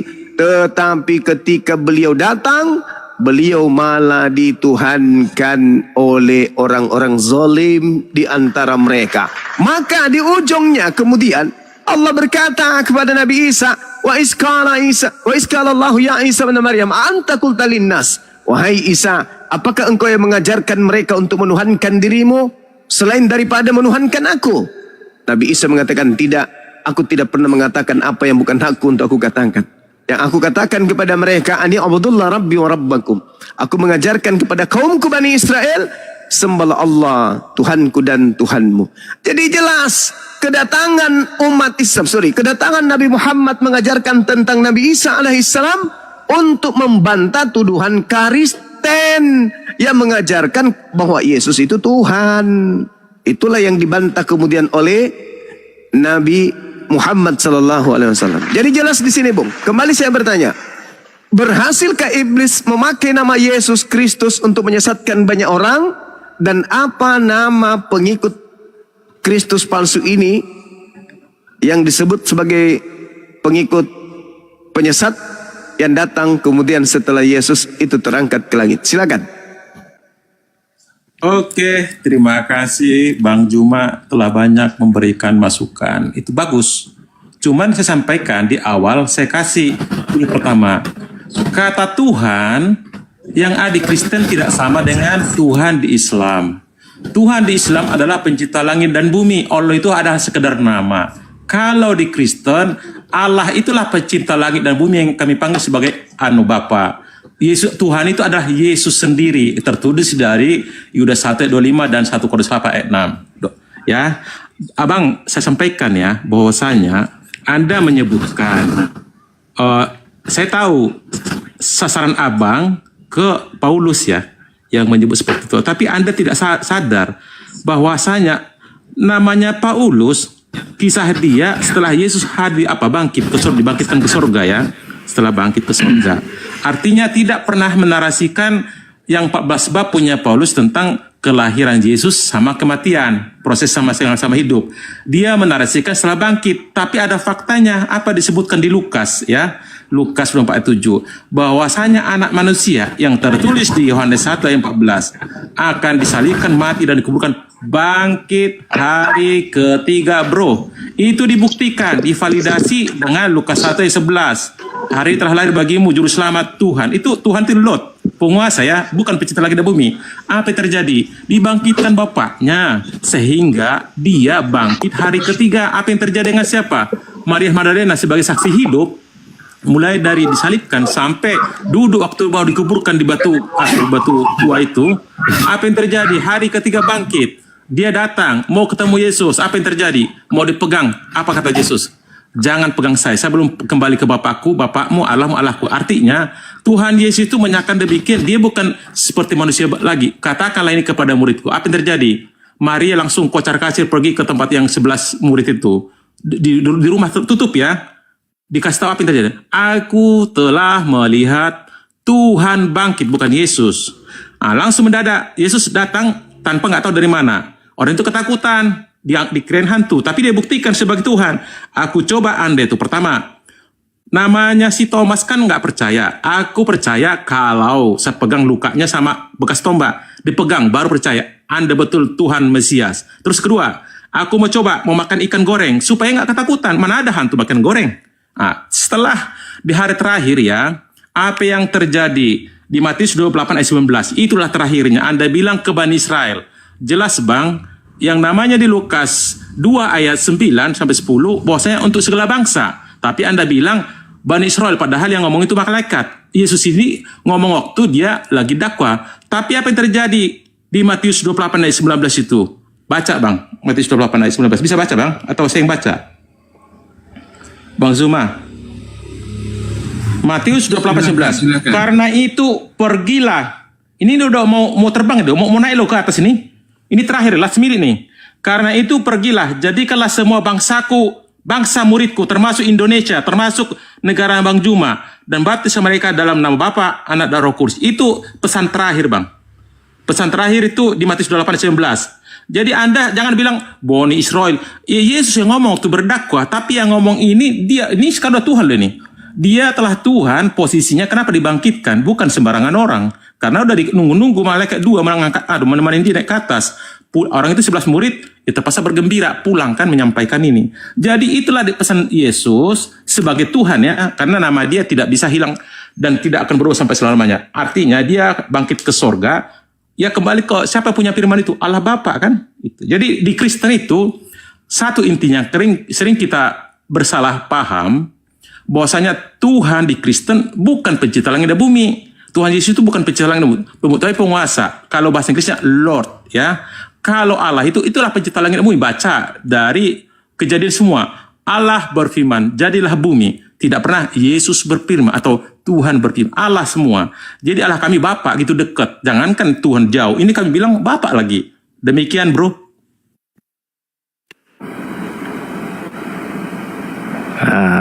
Nambahin sedikit dong. Silakan bang. Ya. Silakan. Kan tadi, ya kan Yesus sudah menubuatkan akan ada Yesus palsu dan nabi palsu. Betul, itu di Matius 24:24. Sebab Mesias palsu, nabi-nabi palsu akan muncul dan mereka akan mengadakan tanda-tanda mujizat untuk menyesatkan. Nah, yang diperingatkan akan datang nabi palsu, bukan mewaspadai murid. Nah, ini belum habis. Nah, nabi itu diberikan oleh Sibilis, bukan oleh Tuhan. Di Galatia itu kan tertulis, sekalipun ada seorang malaikat dari langit memberitakan Injil yang lain berbeda dengan Injil yang telah kami beritakan kepadamu, terkutuklah dia.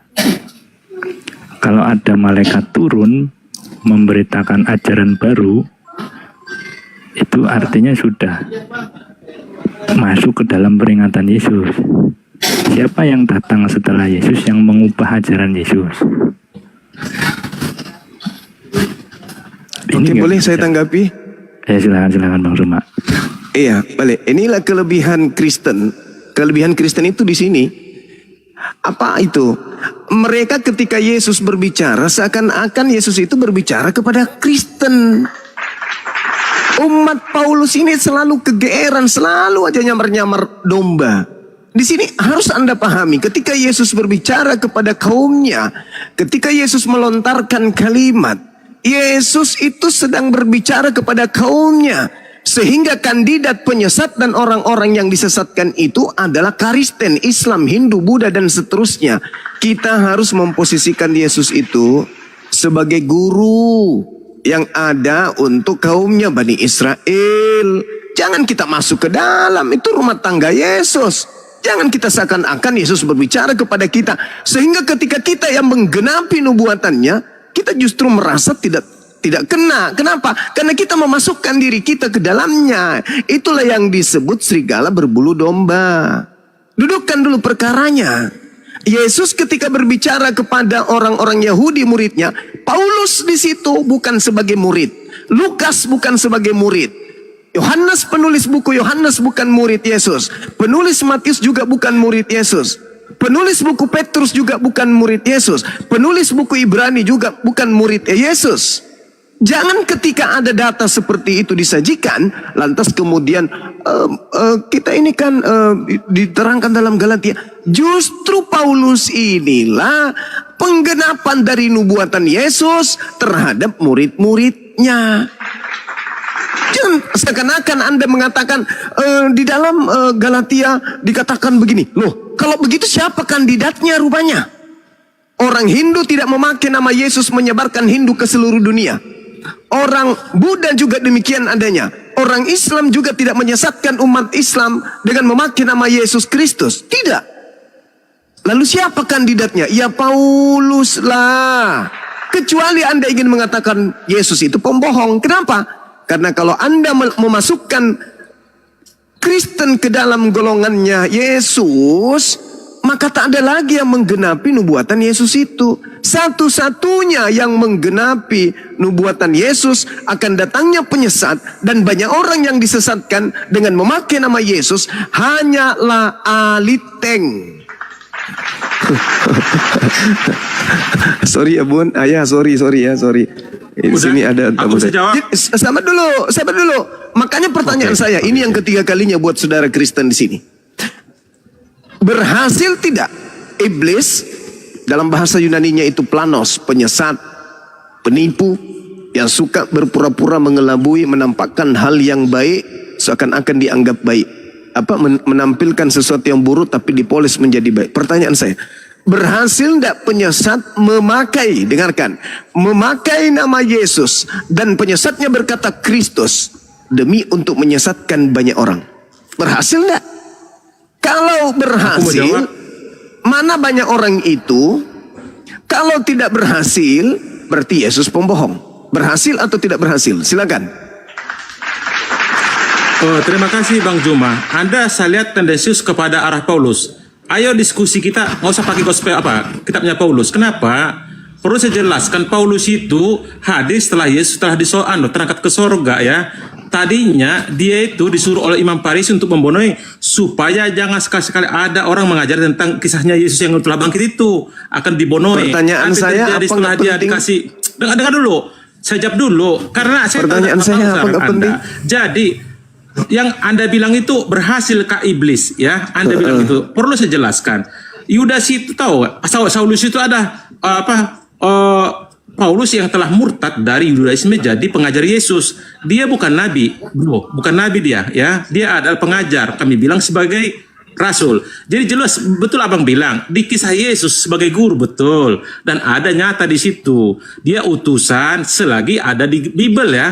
Tapi setelah dia bangkit ke surga bukan guru lagi bro, tak dikenal sebagai dia guru, bukan, nggak ada lagi, udah selesai dia tugasnya. bukan guru, dia jadi intinya- Tuhan oleh penyesat. Dengar, kan saya Penyesat bilang gini, yang Bang. melantiknya menjadi Tuhan. Makanya Dengar dulu. pertanyaan Tadi saya, Anda berhasil bicara, aku atau diam tidak tadi. berhasil? Ya, kamu diam dulu. Begini abangku, kan saya udah garis bawahi tadi. Kata Tuhan di Kristen adalah penguasa junjungan. Kenapa Lord, lari ke situ ya? Bukan pencipta. Kamu bilang Tuhan. Yang namanya Berhasil pencipta itu tidak adalah Allah Bapa. penyesat. Berhasil tidak penyesat memakai nama Yesus Kristus untuk menyesatkan banyak orang. Berhasil kagak?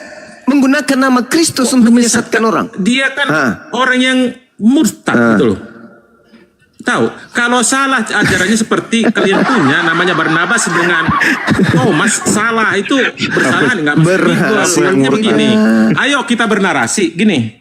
Anda bernarasi tentang Paulus Tendensius. Ayo kita mainkan, nggak usah 4 gospel saja. 4 gospel, udah. Nabi Lukas, Muhammad Matius, pun Yohanes, bisa dan kau lain. dudukkan di situ. Saya tidak berkeberatan ketika Anda mengatakan berhasil, yaitu Nabi Muhammad memakai nama Kristus, mengajar kemudian sejazirah Arab untuk menyembah Apa kepada hubungannya? Kristus. Berarti berhasil Dengar dan pelakunya adalah Nabi Muhammad. Tapi yang kita inginkan sini secara historis, secara gramatikal, berhasil Iya, atau secara tidak berhasil? gramatikal, Kalau berhasil siapa di Galatia pelakunya? 1 ayat 17, Kalau berhasil dengar dulu. mana orang banyak Kan- yang disesatkan itu? Dengar dulu. Sederhana kan? Silakan. Anda mengarahkan, saya tahu. Kan Anda mengarahkan sebagai contoh. Kan jelas Paulus itu berdakwah kepada yang tidak sunat kan di luar Yahudi. Apa yang terjadi di Galatia 1 ayat 17? Bahwasanya Paulus itu berkhotbah tempat yang tidak sunat, itu namanya Arab. Dia 3 tahun di Arab, baca. Galatia 1 17 dia diutus ke Arab itu bangsa orang yang bersunat dari sejak Nabi Ismail. Orang Arab itu bersunat dari sejak Nabi Ismail. Makanya ketika Mana Islam dalilnya, bro? datang, sabar dulu. Makanya ketika Islam datang, tidak ada satu manusia Arab pun yang disunat. Kenapa? Karena mereka sudah bersunat dari sejak lahir. Itu tradisi dari moyang mereka, dari Nabi Ibrahim. Sama seperti misalnya, yang ada dengar dulu, dibilang sunat sahabat-sahabat lahir Rasulullah, sama dengar, dipatok sahabat-sahabat pakainya itu Rasulullah itu, sahabat-sahabat Rasulullah ketika memeluk Islam dari membenci Nabi Muhammad, memeluk Islam, tidak ada kisah, tidak ada riwayat yang menceritakan Abu Bakar, Utsman, Ali, kemudian begitu masuk Islam mereka disunat. Itu nggak ada. Kenapa? Karena mereka dari sejak kecil sudah disunat dari keturunan Abraham. Orang kedua bersunat setelah Abraham adalah Ismail dan keturunannya sampai hari ini. Jadi jangan Anda katakan Paulus itu diutus ke Arab. Enggak. Gini, Bang, Paulus jangan itu, ngadi-ngadi. dengar dulu, Tunjukkan Paulus saya di itu Quran diutus Anda. kepada Sudah orang Roma. Apanya? Abang yang Paulus. Gini Bang, Anda ngawur. Paulus. Dibilang semua Paulus pada sunat. itu Di surah Paulus itu mengakui dengan di dalam Galatia 2 nomor 8 Paulus sendiri mengatakan bahwa dia diutus untuk orang-orang yang tidak bersunat. Berarti non Arab dan non Yahudi. Galatia 1:17 baca dulu. Galatia 1:17. Galatia 1 nomor 17 Anda Galatia mundur di 1, data 17. nomor 15-nya. Sabar dulu. Dengar. Paulus mengatakan Justru aku Paulus itu diutus ketengah kepada Arab. orang-orang non-Yahudi. Kan gitu. Bang, Galatia 1 dalil ada tuh. Galatia 1:17 baca dulu jelas. Biar didengar 2.800 orang nih. Baca nomor Baca dengan 15-nya dulu. Aku Paulus Aku bilang diutus kepada orang-orang non-Yahudi. Baca nomor 15-nya. Sinyal Gerunda kayaknya terganggu ya. Ya. Suaranya putus-putus Gerunda. Juga aku tidak pergi ke Yerusalem mendapatkan mereka yang telah menjadi rasul semua, tetapi aku berangkat ke tanah Arab. Tanah Arab berarti kalau Paulus datang ke sana berarti ke orang-orang yang belum bersunat. Paham? Aduh. Ada dalil Bang, bukan ngadi-ngadi. Galatia 1:17. Orang Arab itu orang yang sudah bersunat dari sejak Nabi Ismail. Kenapa larinya kemudian kenapa larinya ke sunat? Paulus itu dengarkan saya. dulu. Kamu jangan cocokologi dalam berdialog itu, jangan cocokologi. Jadi begini saudara, Paulus itu keluar Yerusalem, meninggalkan kemudian Yerusalem. Kamu baca di Kolose 2 nomor 16, nomor 17, nomor 18 sampai nomor 20. Paulus itu mendoktrin orang-orang di luar Yahudi untuk apa? Untuk menghilangkan seluruh hukum Taurat. Jadi kalaupun dia ke Arab, kamu baca Kisah Para Rasul 15, Kisah Para Rasul 21 nomor 15 sampai nomor 26. Bro. Selesaikan apa sih dulu orang ini? 117 itu, bro. Loh, iya, dia ini ke kan Arab. fakta. Anda ke Dia ke Arab, apa sih orang ngapain ini ke Arab? gimana? Ngapain dia ke Arab? Untuk berdakwah. Berdakwah untuk apa? Ada Sibulus ada, Petrus ada. Berdakwah untuk apa? Dia berdakwah untuk apa? Apa ajaran dakwanya Paulus? Untuk apa? Tentang Kristen. Ya tentang Kristen, apa yang diajarkan? Apa yang diajarkan? Jangan bersunat kan? Wakarah bin Naufal. Itu salah satu jangan bersunat. Perintah Paulusnya itu jangan bersunat. Galatia 5 nomor 2. Barang siapa yang menyunatkan kemudian ucoknya, maka Yesus Kristus tidak berguna baginya. Kau pelajari itu. Jadi dia pun kalau ke Arab, mengajar orang Arab untuk jangan bersunat. Karena orang Arab itu sudah sunat. Paham? Nah sekarang permasalahannya bukan di situ. Permasalahannya bukan di situ. Permasalahannya adalah berhasilkah iblis ini yang kelima kali saya bertanya. Berhasilkah iblis menyesatkan orang-orang banyak dengan memakai nama Yesus Kristus? Pertanyaan saya kepada saudara, Paulus keliling dunia dalam hal ini, dia menyeberangi lautan, menjelajahi daratan, itu memakai nama siapa dia mengajar? Nama Musa, nama Daud, nama Salomo, atau nama Yesus Kristus? Silakan. Silakan. Paulus pergi kemana-mana menarasikan tentang ajaran Yesus karena Kristen itu adalah pengikut ajaran Yesus. Selesai. Yesus tidak pernah ketemu dengan Yesus.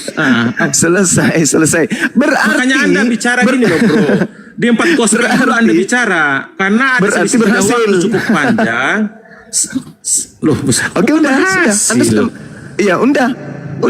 Anda sudah mengakuinya bahwa yang berhasil memakai nama Yesus menyesatkan banyak orang itu ya Paulus. Sudah selesai. Apalagi? Tapi ajaran itu kan mirip dengan yang 4 gospel kan, Bang? Apa ajarannya yang mana? Ajarannya yang mana? Di Matius, Markus, Lukas dengan Yohanes kan mirip dengan apa yang disampaikan siapa? Paulus. Apa? Iya. Dengarkan saya, Bung. Ketika dia mengatakan jika ada yang mengajarkan Injil, meskipun malaikat dari langit yang mengajarkan Injil, selain daripada Injil yang kami beritakan, terkutuklah dia. Dengan kata lain, Paulus sudah mengutuk penulis Injil Lukas, Injil Markus, Injil Matius, Injil Yohanes, kan begitu. karena Bible yang diajarkan Paulus itu, Bible yang diajarkan oleh Paulus cuma 13 Bible, 13 kitab. Bukan 14, yang diajarkan 14. Bukan Lukas. Ibrani masuk tuh. Ibrani bukan tulisan Paulus. Sampai hari kan ini mengarah ke sana juga memang sih. Tidak diketahui siapa penulisnya. Dominasi lah. Jadi selesai ya. Betul. Udah terkenapi ya bahwa penyesat itu adalah Paulus yang memakai nama Yesus ya. Dengan ya. Bang, izin Bang. Enggak, saya dulu tanya apa. Di mana dalilnya di surah Quran Anda bilang semua pengikut Rasul itu udah disunat di dalam perut? Di mana? Mana surah berapa itu? Maksudnya apa ini? Kamu baca kitab Kejadian 17. Kejadian 17. Jangan kau mematahkan jangan kau putuskan silsilah sejarah. Silsilah Nabi Muhammad itu berasal dari Nabi Ismail. Kamu copy paste. Anda copy paste. Apa ini? Baca dulu. Kalau Anda menarasikan gitu, ambil Kejadian ya. Baca Kejadian 16 ayat 11 sampai 12. Baca dulu. Apa yang dikatakan di sana tidak akan merubah perjanjian Tuhan tentang sunat, kan berbicara sunat kan? Kau baca Kejadian 17. Kejadian 17 tidak bisa kau rubah. Kejadian 17 mengatakan bahwa Abraham memiliki perjanjian kekal, yaitu Abraham dan anak-anaknya akan bersunat kulub secara turun-temurun, dan itu adalah perjanjian kekal antara Abraham dan keturunannya. Ismail keturunannya adalah bangsa Arab. Bangsa Arab keturunan Nabi Ibrahim memiliki perjanjian kekal. Mereka kemudian bersunat kulub. Begitu saudaraku. Jadi kamu nggak bisa mengganggu-gugat itu. Aku jawab. Aku jawab. Sekarang Kenapa pertanyaan Anda saya loh. menggunakan dengar. Kenapa Anda menggunakan dalilmu itu di Quran, kitab kami? Salah besar. Itu bukan kitabmu, Cak Ayu. Itulah kamu orang Kristen, sang pencuri ulung, keturunan setan. Itu kitabnya Yahudi, bukan kitabnya Kristen, laknatullah. Bukan. Kitab Kristen itu adalah Bible, terdiri dari orang Yahudi. Perjanjian Lama dan Baru.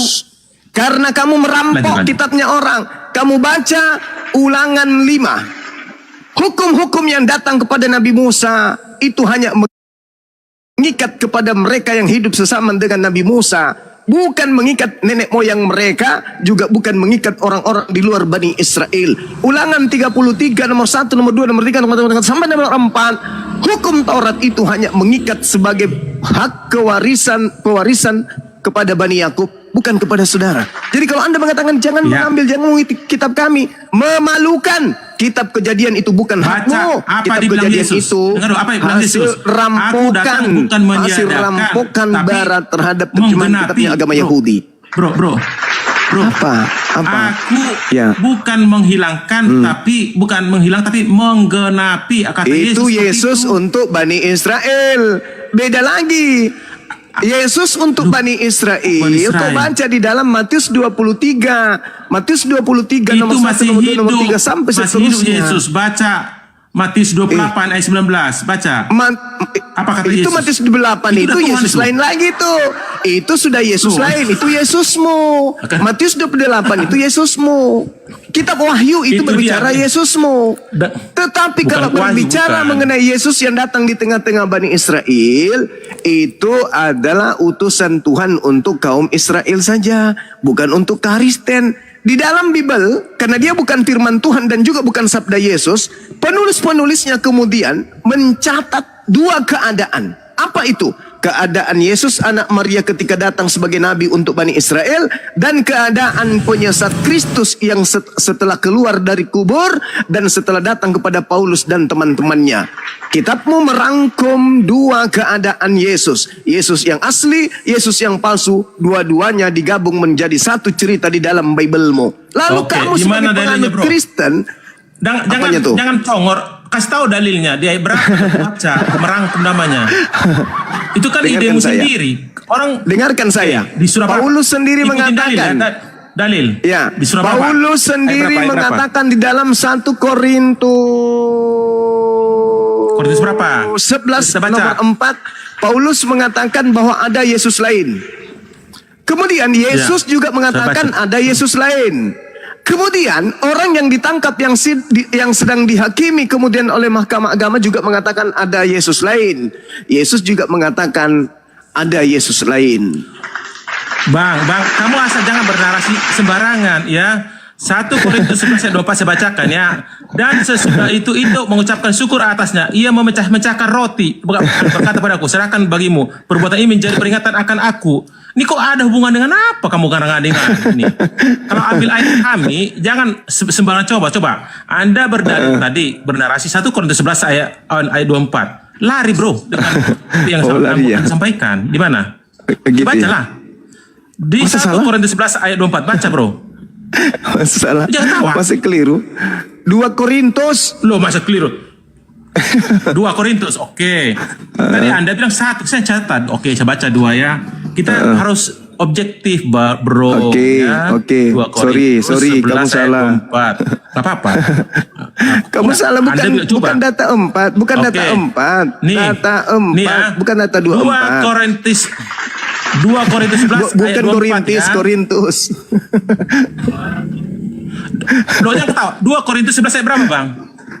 4, bukan 24. 4. Silakan kamu baca. Nih. Apa dia yang dikatakan di sini? Apa yang dikatakan? Lanjutan daripada sabar santai kita. Ini masih tentang Paulus yang tidak mementingkan diri sendiri ya. 2 Korintus 12 kan? 11. Jangan kok. Aduh abang ini. Jangan kok kayak Paulus tambah-tambahin. 2 Korintus 11 ayat 4. Sebab kamu sabar saja jika ada seorang datang memberitakan Yesus yang lain daripada yang telah kami beritakan. Dia ketawa. Justru ini ya ke Anda loh ini. Dengar loh, si Paulus ngomong apa yang ada Injil palsu 611 tahun berikutnya, inilah di barangnya. Ya, sebab kamu sabar saja jika ada seorang datang memberitakan Yesus yang lain daripada yang telah kami beritakan, ya, Yesus atau lain. memberitakan kepada kamu roh yang lain pada yang telah kami Yesus terima lain. Injil. Itu aduh, Yesus lain. Ini kan bernarasi di tentang itu. Tetapi menurut pendapatku sendiri, aku tidak kurang daripada rasul-rasul yang tiada taranya. Jadi kalau aku kurang paham dalam hal ini berkata-kata tidak. Ada Yesus lain kan? Pengetahuan.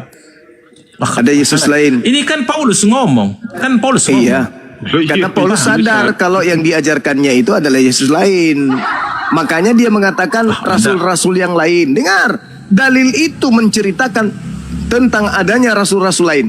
Rasul-rasul lain maksudnya murid-murid Yesus yang asli memberitakan Yesus, yang mana Yesus yang diberitakan mereka berbeda dengan Yesus yang diberitakan oleh Paulus. Oke, izin Bang, kita bernarasi. Oke, karena saya lihat tendensi Paulus ya. Kita mainkan di Bukan gospel, tendensis. Bang. Ini Matius, yang Markus. namanya nubuat.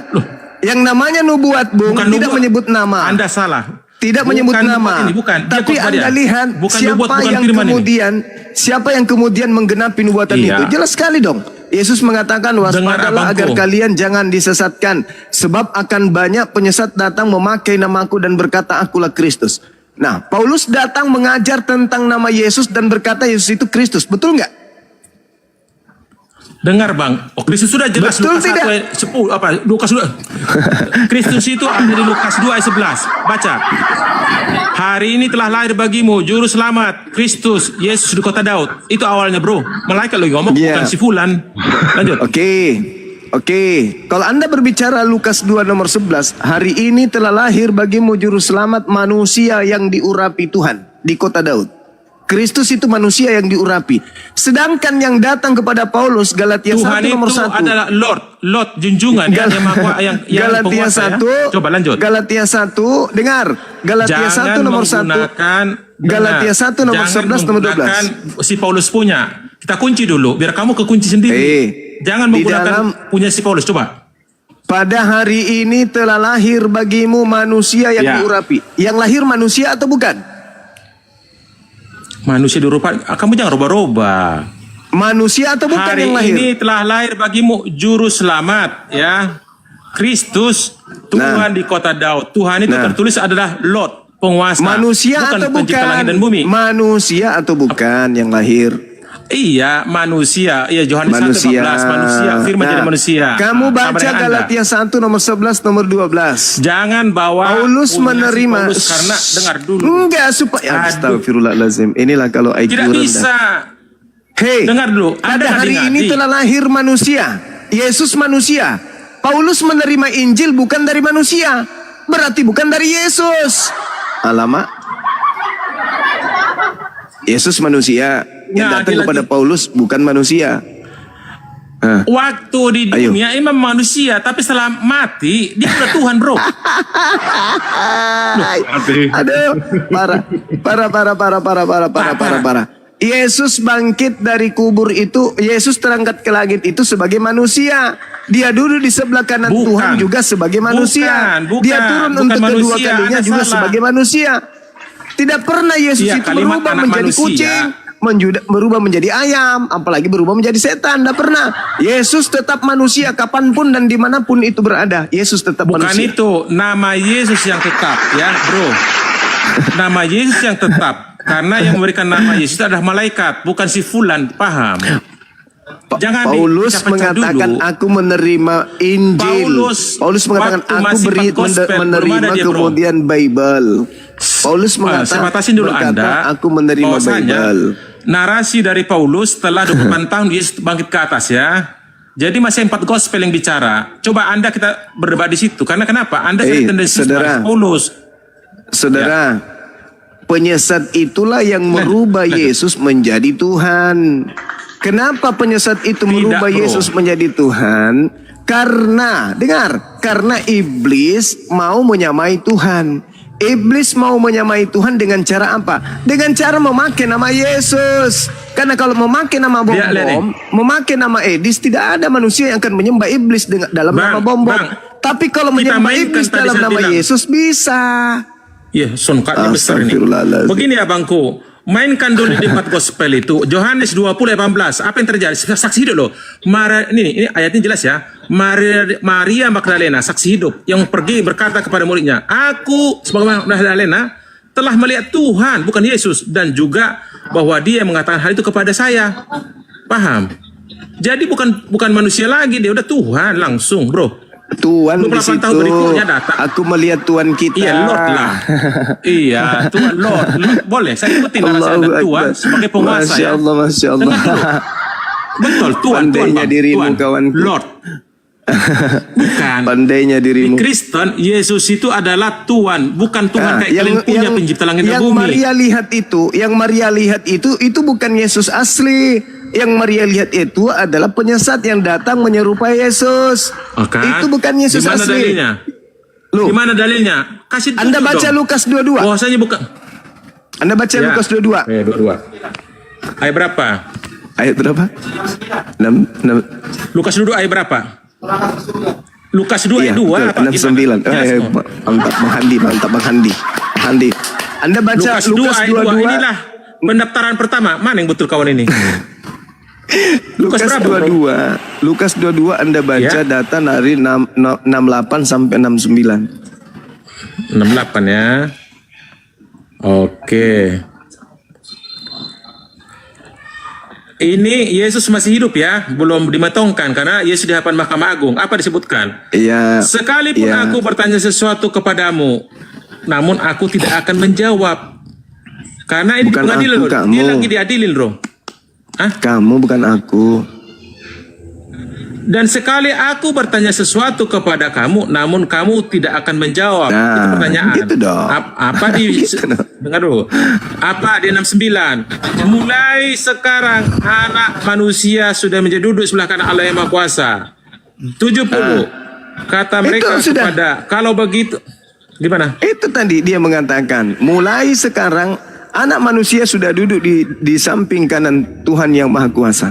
Siapa itu yang duduk di atas di langit di samping kanan Tuhan? Siapa?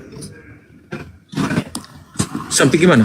Dia kan bernarasi bang di depan mahkamah.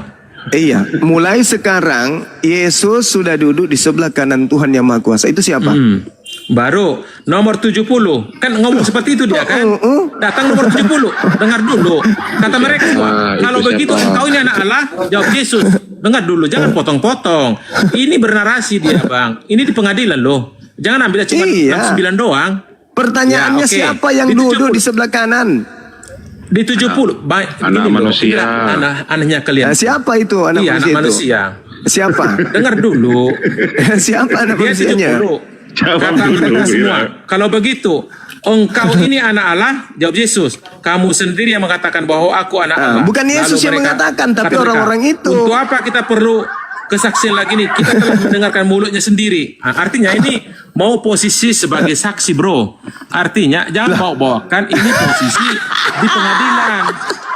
Masih hidup, bro. Yang berbicara di situ katanya Yesus. Aduh. Iya. Ini manusia ya. Terus yang di atas yang duduk di sebelah kanan Tuhan siapa? Ada narasi seperti itu kok jadi lucu. Orang lagi belum metong. Gimana nih? Lalu yang duduk di sebelah kanan siapa? Setelah metong. Setelah bangkitkan Bapa. Mulai sekarang dalam bahasa Yunani itu nun. Nun itu detik sekarang, saat sekarang. Sekarang juga Yesus sudah duduk di sebelah kanan Tuhan yang Maha Kuasa. Ayat ini, bro. Mana yang benar ini? Anda atau yang disalib ini? Yang disangka Yesus ini di sidang. Hei, kamukah anak Tuhan Mesias? Kamu yang mengatakannya. Kamu yang mengatakannya. Apalagi gunanya aku bertanya kepadamu. Kau yang mengatakan, bukan aku yang mengatakan. Kamu. Apa jawaban orang tersebut?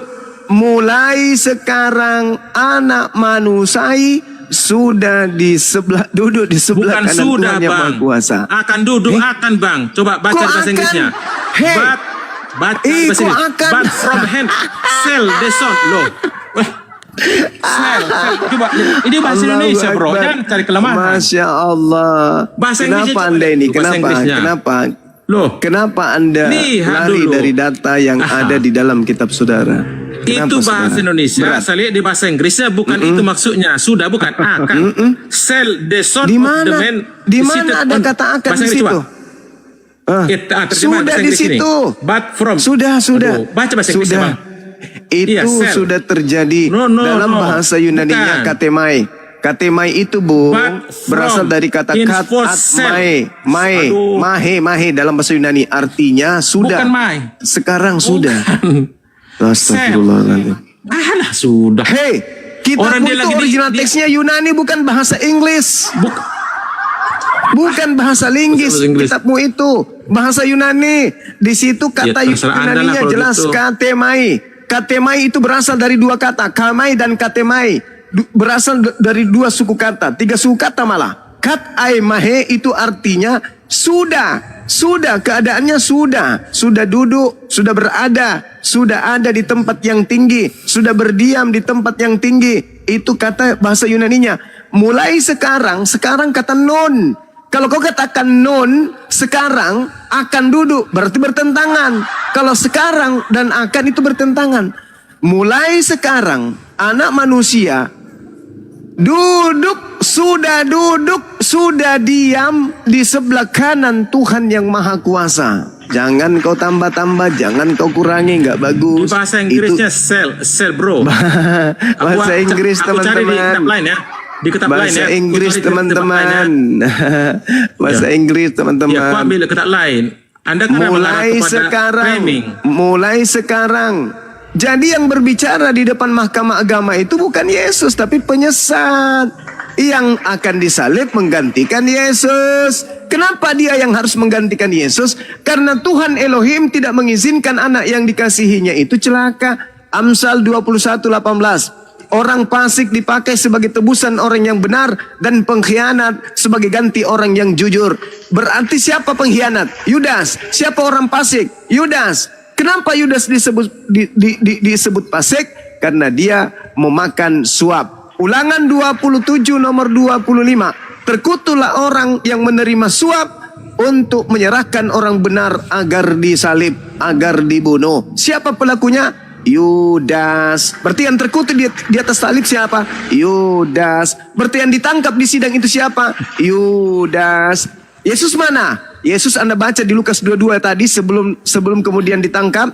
Anda baca Lukas 22 nomor 43-44. Yesus berkata kepada Tuhan, Tuhan, sekiranya mungkin cawan ini biarlah berlalu, tapi bukan atas kehendakku, tetapi atas kehendakmu. Maka seorang malaikat datang dari langit mendatangi Yesus, memberikan kekuatan kepada Yesus sehingga dia bersungguh-sungguh berdoa dan peluhnya seperti darah yang menetes ke tanah. Artinya ketika malaikat turun ke bumi menjemput Yesus untuk terangkat ke langit, maka setelahnya yang disangka Yesus adalah Yudas sang pengkhianat. Maka Yudas yang ditangkap, Yudas yang disalib, Yudas yang dikubur, Yudas juga yang keluar dari tanah, dan Yudas juga yang Kristen sembah hari ini dalam nama Yesus Kristus. Halilintar. Itu fakta. sorry. Jadi sorry. aku tetap menyampaikan Aku berada di ini, duniaku. Bang. Oh, nggak apa-apa. Itu kan masalah. Mau halilintar mau jadi apa nggak apa ya. Ya, artinya gini abangku. Anda Iya, silakan. dengar dulu. Kita kalau bernarasi kan saya juga mengambil juga dalil bahwasanya bahasa Indonesia itu kan Anda bilang lemah karena banyak terjemahan Quranmu juga lemah. Aku ngomong di situ Anda bilang sudah, nyatanya di bahasa Inggrisnya sell. Nggak paham saya arti sel itu ya. Bahasa Yunaninya nun. Bukan bahasa Inggris. Terjemahanmu itu harusnya kau nisbahkan kepada dalil awal. Bahasa Yunaninya nun, bukan bahasa Inggris. Kedudukan bahasa Inggris dan bahasa Indonesia sama, yaitu hanya terjemah. Ori teksnya adalah Yunani. Yunaninya mengatakan nun. Nun itu artinya sekarang. Artinya apa? Ketika dia disidang, apakah engkau adalah Mesias? Kamu yang mengatakan. Apakah engkau Yesus anak Maria? Kamu yang mengatakan. Apakah engkau Yesus anak Yusuf, tukang kayu? Kamu yang mengatakan. Apakah kamu Yesus Kristus? Kamu yang mengatakan. Coba Anda lihat original teksnya. Dia tidak mengatakan, aku yang mengatakan, tapi kamu yang mengatakannya. Oke. Berarti itu tuduhan. Sekarang itu saya tuduhan bantah. imam Dengar dulu. kepala. Silakan. Oke. Sekarang saya bantah pengomonganmu itu kalau di dalil Markus 14 ayat 2. Baca. Markus 14 apalagi? Markus 14 itu Bukan. Kamu kan ambil di Lukas. Ini jawaban huruf merah. Yesus menjawab, akulah dia dan kamu akan melihat anak manusia duduk di sebelah kanan. Akan loh. Paham? Kamu lihat data itu. Kamu lihat data itu di Markus 14 yang Markus 14 kan maksud lo? Dengar dulu, kamu ambil di Lukas yang tendensius, kamu menangnya dibilang sudah. Saya buktikan di Markus, sama-sama Yesus di hadapan Mahkamah Agung. Coba baca, di Markus 14 ayat 62, baca dulu. Semua muslim ada 3.400. Ayo, lagi kumpul semua nih, lagi hari Minggu nih. Baik. Kamu membawa Markus 14, camkan Sama dalilnya, sama. Ayat 62, Renung. 62. Baca dulu, jangan Ya, camkan. 62. Oke. Baca dulu, baca dulu. Saya tahu, Markus 14 ayat saudaraku. 62. Tenangkan pikiranmu. Dengarkan perkataan saya. Saya kasih data di dalam Lukas 21 nomor 8. Waspadalah kepada penyesat yang datang kepadamu dengan memakai namaku dan berkata, akulah dia. Akulah dia. Kamu membawa Markus 14 nomor 62. Akulah dia. Penyesat itu berkata, akulah dia. Berarti Yudas berkata, akulah dia. Bukan Yesus. Akulah dia itu adalah simbol untuk murid-muridnya. Ketika dinasihati di dalam Lukas 21. Apa kata Yesus? Wahai murid-muridku, iya paman, waspadalah kepada penyesat yang datang kepadamu dengan memakai namaku dan berkata, aku sabar dulu. Penyesat itu berkata, akulah dia. Sekarang Anda membawa data Markus 14 nomor 60-an, 62. Anda berdalih itu Yesus karena dia telah berkata, akulah dia. Tunggu dulu. Ucapan-ucapan akulah dia itu adalah ucapan-ucapan penyesat yang datang memakai nama Yesus. Jangan terlalu jauh ke Markus 14. Yohanes 18 nomor 5. Ketika Yesus ingin ditangkap, ada orang di sana mengaku Yesus Kristus. Lihat cerita itu. Ketika Yudas dan tentara Romawi datang ke tempat persembunyian Yesus dan murid-muridnya, mereka bertanya kepada mereka yang datang. Oknum itu bertanya kepada mereka, siapa yang engkau cari? Mereka menjawab, Yesus dari Nazaret. Apa kata oknum yang akan ditangkap ini? Akulah dia. Ketepak. Seketika ditangkap. Siapa yang berkata akulah dia? Dialah penyesat. Orang pertama yang mengaku, sabar Anda dulu. salah. Justru Yudas yang mencium, bro. Ketika itu, dengar. Ketika kemudian dia mengatakan, akulah dia yang kau cari. Mereka kemudian mundur dan berjatuhan ke tanah. Ada apa? Karena di situ ada mujizat besar yang terjadi. Ketika Yudas datang, seketika kemudian berubah. Apa yang telah dicanangkan kemudian keadaan di mana Yesus diselamatkan oleh Tuhan. Seperti itu skenarionya, bro. Anda tidak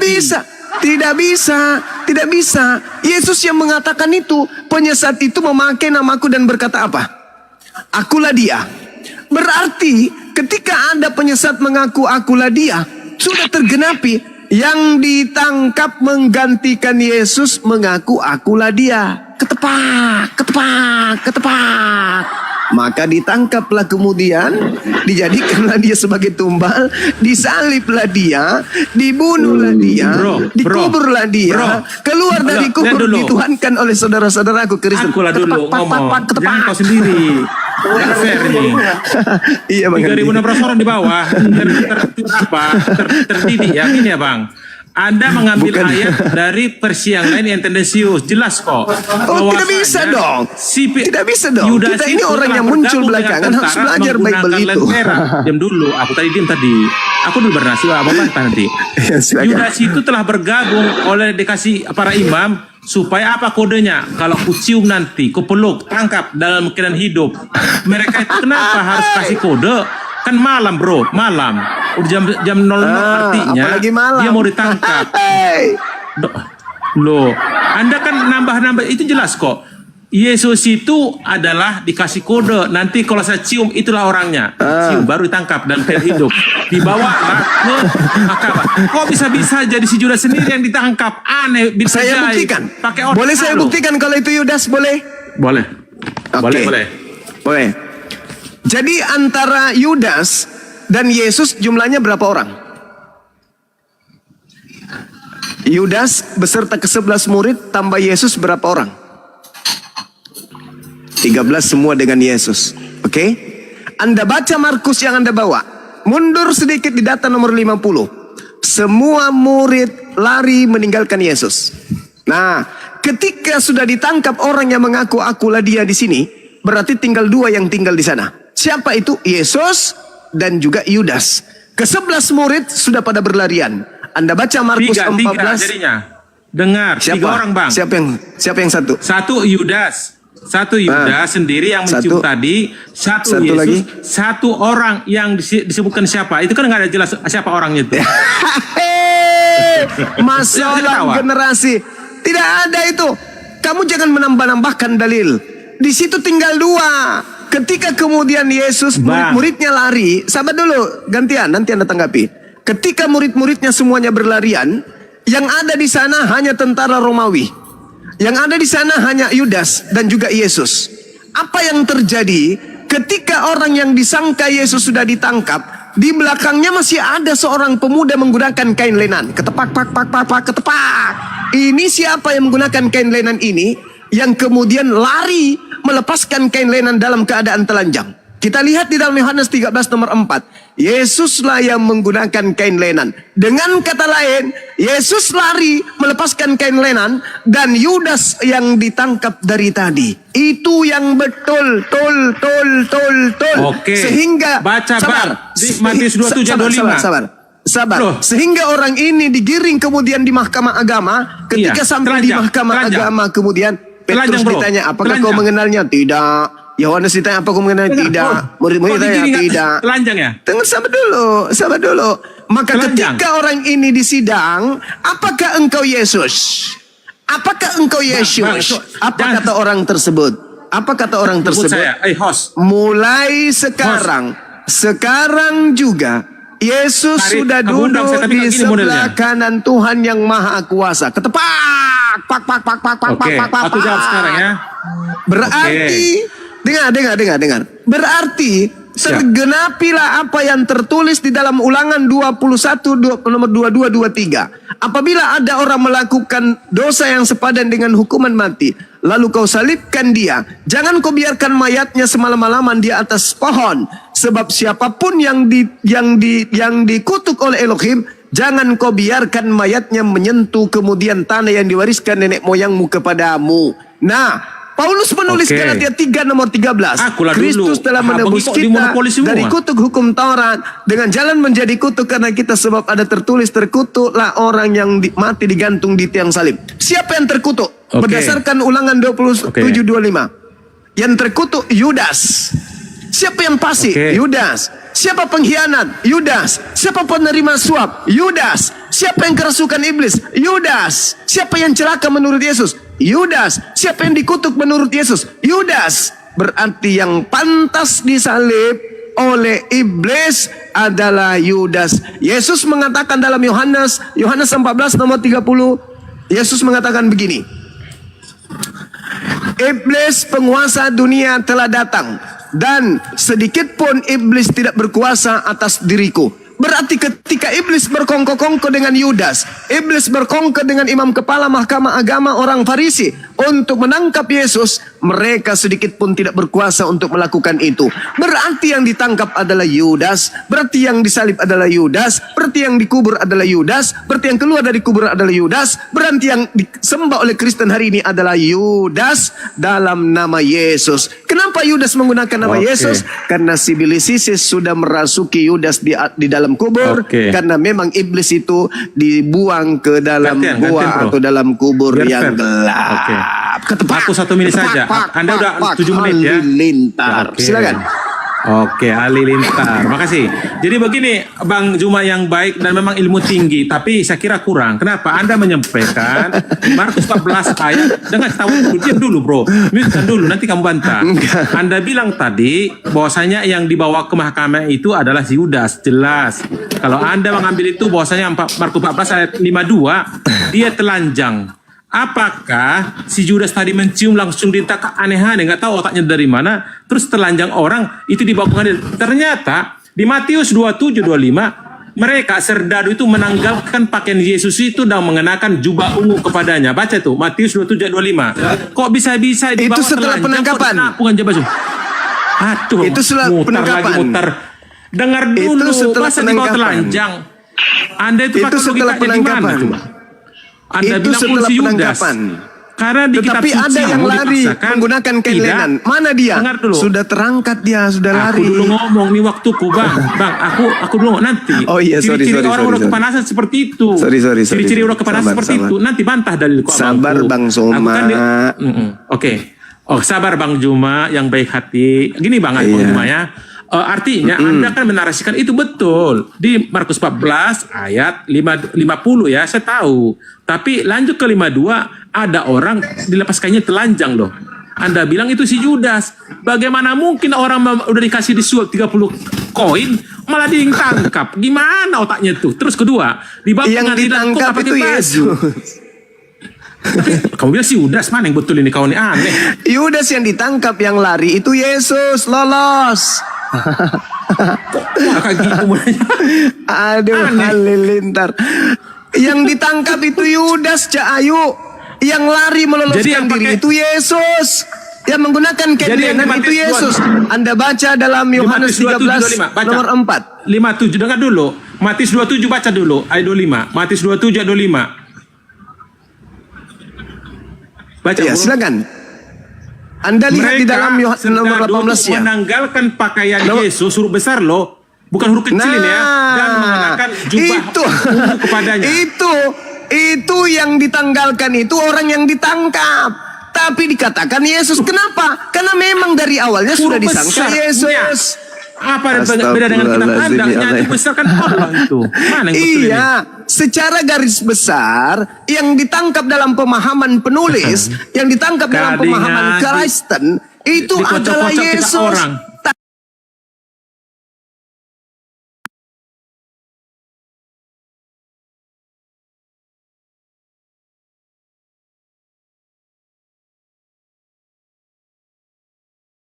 Orang begini jadinya otak kemana nih? Masa nangkap orang telanjang? Dengarkan.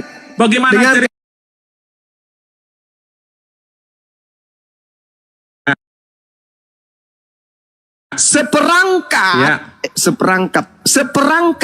Seperangkat alat untuk menyesatkan manusia itu termasuk Bibelmu. Tragedi penyaliban terjadi di tahun 33. Pengarang bukumu itu mengumpulkan ceritanya itu tahun 40, tahun 52, 65, 74, 81, 90, dan 100. Ada yang mengatakan sampai 110.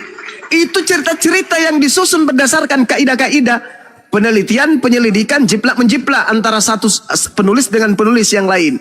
Bukan keadaan di mana mereka menulis di saat itu juga dia melihat. Bukan. Tetapi iblis menggunakan tangan-tangan mereka untuk menyampaikan sebuah alur cerita sehingga orang-orang yang tidak menggunakan akal itu bisa percaya kepada catatan-catatan pengarang kitab saudara. Tapi bagi saya, orang yang menggunakan akal menelaah isi Bible karena hanya landasan pijakan tulisan manusia, keterangan yang muncul di dalamnya menghantarkan saya paham bahwa yang ditangkap, yang disalib, yang disembah oleh orang Kristen hari ini adalah sang pengkhianat Yudas. Iblis yang dikatakan oleh Yesus dalam Yohanes 6 nomor 70. Bukankah aku yang memilih engkau yang 12 orang? Tetapi satu di antaramu adalah Sibilis. Itulah yang kamu sembah, yang kemudian dimanfaatkan oleh iblis nama Yesus untuk ditempelkan kepada yang disembah itu, untuk disembah oleh banyak orang. Mana indikasi kuatnya? Nih, tak kasih data. Di dalam kitabmu Yohanes 12 nomor 38 sampai nomor 40. Apa kata Yesus? Angkatan setan ini, angkatan jahat ini minta tanda dan tidak akan diberikan tanda apapun kepada angkatan setan, angkatan jahat maksudnya, kecuali tanda Yunus. Sebab Yunus 3 hari 3 malam dalam perut ikan, demikian juga anak manusia Yudas akan berada dalam perut bumi 3 hari 3 malam. Setelah keluar, menjadi Tuhan bagi angkatan jahat. Mana buktinya? Khotbah Petrus di Kisah Para Rasul 2 nomor 36, orang Yahudi semua harus tahu bahwa Kristus yang kau salibkan itu telah dijadikan menjadi Tuhan dan Kristus. Bagi siapa? Bagi angkatan jahat. Sedangkan anak Maria sudah Kristus dari sejak lahir. Lukas 2 nomor 11, pada hari ini telah lahir bagimu Juru Selamat, yaitu Kristusnya Tuhan, orang yang diurapi Tuhan di kota Daud. Yesus dari sejak lahir sudah Kristus. Sedangkan yang disalib baru dijadikan menjadi Kristus bagi angkatan jahat. Berarti kalian yang percaya kepada kebangkitan hari ketiga adalah pengikut atau keturunan atau manusia yang kerasukan sibilisisis karena percaya kepada kebangkitan pada hari ketiga. Sedangkan murid yang asli itu tidak percaya kepada kebangkitan. Mana buktinya? Murid Yesus tidak percaya kepada kebangkitan. Anda baca Lukas 24 nomor 36, 37 sampai nomor 40. Anda baca kemudian Lukas 24 nomor 9, 10, 11, 12 sampai nomor 12. Murid-murid Yesus tidak percaya akan kebangkitan gurunya. Baca Lukas 24 nomor 9, 10, 11 sampai nomor 12. Murid-murid Yesus tidak percaya akan kebangkitan gurunya. Baca Lukas 24 nomor 37. Mereka mengira melihat hantu, bukan mengira melihat gurunya. Anda baca Matius 28 nomor 18. Mereka ragu akan orang yang keluar dari kubur. Itulah bukti angkatan benar tidak menerima tanda-tanda kebangkitan dari hari ketiga. Yang menerima tanda kebangkitan hari ketiga hanyalah angkatan jahat alias sibilisisis, pekok, ketepak. Nanti Anda bantah ya. Silakan. Jadi gini abangku, itu cukup banyak tapi agak lama saya menjawabnya. Ini ya. Pertama, abang bilang tadi yang ditangkap itu adalah Yudas. Dalilnya ada bro. Di Markus 14 ayat mulai 43. Pada waktu Yesus masih berbicara, muncullah Yudas, salah seorang dari ke-12 murid itu, bersama-sama segerombolan orang yang bawa pedang pentung disuruh oleh imam kepala dan ahli Taurat ya. Orang yang menyerahkan dia telah memberitahukan tanda kepada mereka. Orang yang akan kucium, dengar. Orang yang akan kucium kata si Yudas. Itulah dia, tangkaplah dia, bawa dia dengan selamat. Paham? Itu dalilnya ada. Dan ketika sampai situ segera menempel Yesus kata, Rabi, lalu mencium. Baru mereka nangkap, memegang Yesus, dibawa. Bukan telanjang. Anda gimana nih? Jadi yang katanya di bawah itu, jangan dipremingkan ke sana. Kenapa? Saya paham. Islam kan tidak mengakui Yesus disalibkan, tapi diserupakan tapi dipaksakan. Padahal di surah Maryam jelas dia ketika hari lahirku dibangkitkan, itu jelas ada, diwafatkan ada jelas di situ. Anda tidak bisa menarasikan. Oke lah, kalau saya framing ke sana. Aku dulu bang, aku tadi ngomong bang Juma yang baik, diam dulu. Aku baru 12 menit, 12 detik udah. Jadi gini abangku, abang mau narasi tadi jelas ya. Tapi kenapa abang bilang diganti dengan si Paulus? Dalilnya mana? Oh si Judas. Di mana dalil surah berapa? Bahwasanya yang disalib itu adalah Yudas. Jangan kabur, jangan abu-abu. Biar ku catat. Itu jadi poin bagi saya. Di mana yang menyatakan Pontius Pilatus mengadili si Yudas sampai istrinya ngomong, jangan apakan anak itu. Tak ada saya lihat pun ada kesalahannya. Coba lanjutkan. Yesus sendiri yang mengatakan bahwasanya aku tidak akan mati. Begitu juga Daud mengatakan Yesus tidak akan mati. Yesusnya mengatakan apa? Anda lihat di dalam pengajarannya yang terekam di dalam Lukas 24 nomor 44. Harus digenapi semua yang tertulis tentang aku di dalam kitab Taurat. Berapa ayat 7 bang? Baca ayat 7-nya. Berapa ayat 7? Anda baca dulu di situ. Matius 26 nomor 24. Yesus sendiri mengatakan harus digenapi tentang aku semua yang tertulis tentang aku di dalam kitab Taurat, di dalam kitab Mazmur, di dalam kitab nabi-nabi. Lukas 22 nomor 22. Memang akan terjadi sesuai dengan apa yang tertulis tentang aku di dalam kitab-kitab sebelumnya. Nah, di dalam kitab-kitab sebelumnya Yesus mengatakan aku tidak akan mati. Petrus menjelaskan lagi dalam khotbahnya dalam Kisah Para Rasul 2. Daud menubuatkan tentang Yesus. Apa nubuatan Daud tentang Yesus menurut Petrus? Yesus jasadnya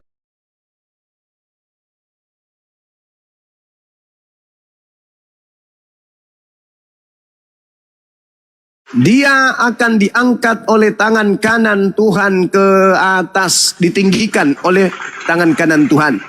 Kemudian, ketika Yesus mengatakan harus digenapi semua yang tertulis tentang aku di dalam kitab Mazmur, di dalam Kisah Para Rasul 4, nomor 11, nomor 4, 11, di situ dikatakan Yesus adalah batu penjuru yang dibuang oleh tukang-tukang bangunan. Di dalam Mazmur 118 terang tertulis di sana bahwa di situ anak manusia yang adalah Mesias merupa batu penjuru yang dibuang oleh tukang bangunan. Nah, dia di situ berkata, "Aku tidak akan mati." Berarti sang batu penjuru tidak akan mati, melainkan dia tetap hidup. Itu harus digenapi. Harus tergenapi semua yang tertulis tentang aku dalam kitab Taurat. Di dalam kitab Mazmur, bukan di dalam kitab Perjanjian Baru, tetapi Yesus merujuk kepada Perjanjian Lama. Nah, sekarang Anda buka Matius 27 nomor 5, Alkitab Sabda. Tak laku Matius bro, 27 Sabda di nomor sini. 5. Aku kan udah bilang dari tadi, aku diskusi dengan Anda menggunakan TB, kapar hitam. Jangan ngadi-ngadi. Lihat berapa? Catatan kaki Alkitab Sabda menerangkan tak ada, bro. Yudas Itu tak laku. mati dengan Buang itu. cara disalibkan. Ya, itu dari Anda, itu tertulis di catatan Alkitab Sabda. Nggak ada. Coba di Bible ada. Cari. Ayat berapa? Ada yang bisa buka kamera di sini? Ya. Minta tolong dong. Bang Baal, silakan bukakan, Bang Baal. Ya silakan Bang Baal, kan ada datanya tuh.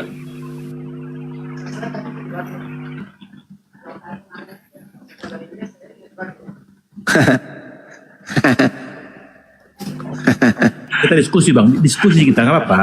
Santai aja. Itu yang semampuku menjawab abang memang pinter, saya tahu hafal semua, cuman saya menjawab semampuku. Cuman abang agak lari. Contoh Alkitab disebutkan Yesus diangkat dengan tangan kanan. Dia berapa? Tunjukkan dulu, jangan hanya Kisah Para Rasul 2:33. Mazmur 118. Nggak ada hubungan dengan Mazmur itu. Nggak ada hubungan dengan Mazmur itu. Kok nggak ada hubungannya? Tidak. Yesus mengatakan, Tidak ada. aku memang harus meninggalkan dunia ini. Mazmur itu Aku adalah harus kidung, meninggalkan nyanyian, dunia ini. petua. Paham? Kidung itu Aku puisi. meninggalkan dunia ini. Aku meninggalkan dunia ini sesuai dengan apa yang telah dituliskan tentang aku di dalam Mazmur. Yesus sendiri yang mengatakan itu. Disebut kitabnya Mazmur. Lukas 24:44. Ketepak. Bukan. Hai. Begitu saudaraku, begitu yang tertulis. Bukan, dengar dulu. Mana tadi? Alkitab Sabda Paralel. Dalilnya tadi mana? Jangan anu. Ya silakan Bang Baal. Jadi kalau yang Bapak bilang itu tadi Allah dengan di Bang, Anda menggunakan KPR 2 itu sebagai merupakan khotbah Petrus. Yang saya bilang semua narasi tentang Paulus itu ada setelah Yesus 28 tahun naik ke sorga. Baru bernarasi. Iya. Ya, makanya bilang Penyesatnya Anda memang kalau muncul setelah berdiskusi itu. dengan saya, tak kunci Anda cuma 4 gospel, kita mainkan. Aku datangkan di gospel 4 itu. Penyesat muncul setelah Yesus tak ada di bumi. Nah, Alkitab Sebagai Sabda contoh. Paralel. Sebagai contoh ya, Anda bilang tadi Alkitab mengatakan dia berapa Yesus diangkat dengan tangan kanan. Kan menggunakan KPR 12 itu. Padahal itu bukan di situ maksudnya. Itu kan berdakwah dia. Lanjut. Mana tadi Yudas itu? Yudas tadi mana? Iya, Yudas tadi. saya bacakan boleh? Boleh. Oke, sini. Di sini ada penjelasan. Dia membahas tentang Matius 27:25 dan Kisah Para Rasul 1 nomor 18. Nah, di kisah para Matius 27-25, Yudas diceritakan, Matius mengatakan bahwa Yudas menggantung diri. Oke, nah di kisah para Rasul 1:18 mencatat bahwa Yudas tewas karena jatuh. Ini kontradiksinya mereka. Nah, kesimpulannya di sini bahwa menjatuhkan diri atau jatuh di sini dikatakan dengan menggantung pada masa itu, hanya dilakukan dengan cara disalibkan.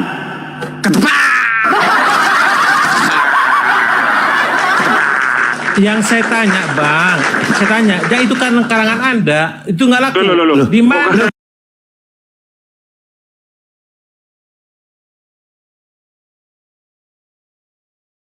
Di Bible TB disebutkan Yudas itu disalib, itu yang kutanya. Jangan ngadi-ngadi pakai tulisan orang. Alkitab sabda loh itu. Kitab sabda itu. Tak laku itu, bro. Buang Alkitab saja itu, sabda bakar loh. saja kalau ada sabda. Oh, Kabar hitam sekarang. Itu punya Kristen itu. Iya. Link resmi Kristen. Begini loh. Sebentar dulu, Kenapa Kang. saya bilang Ini sebenarnya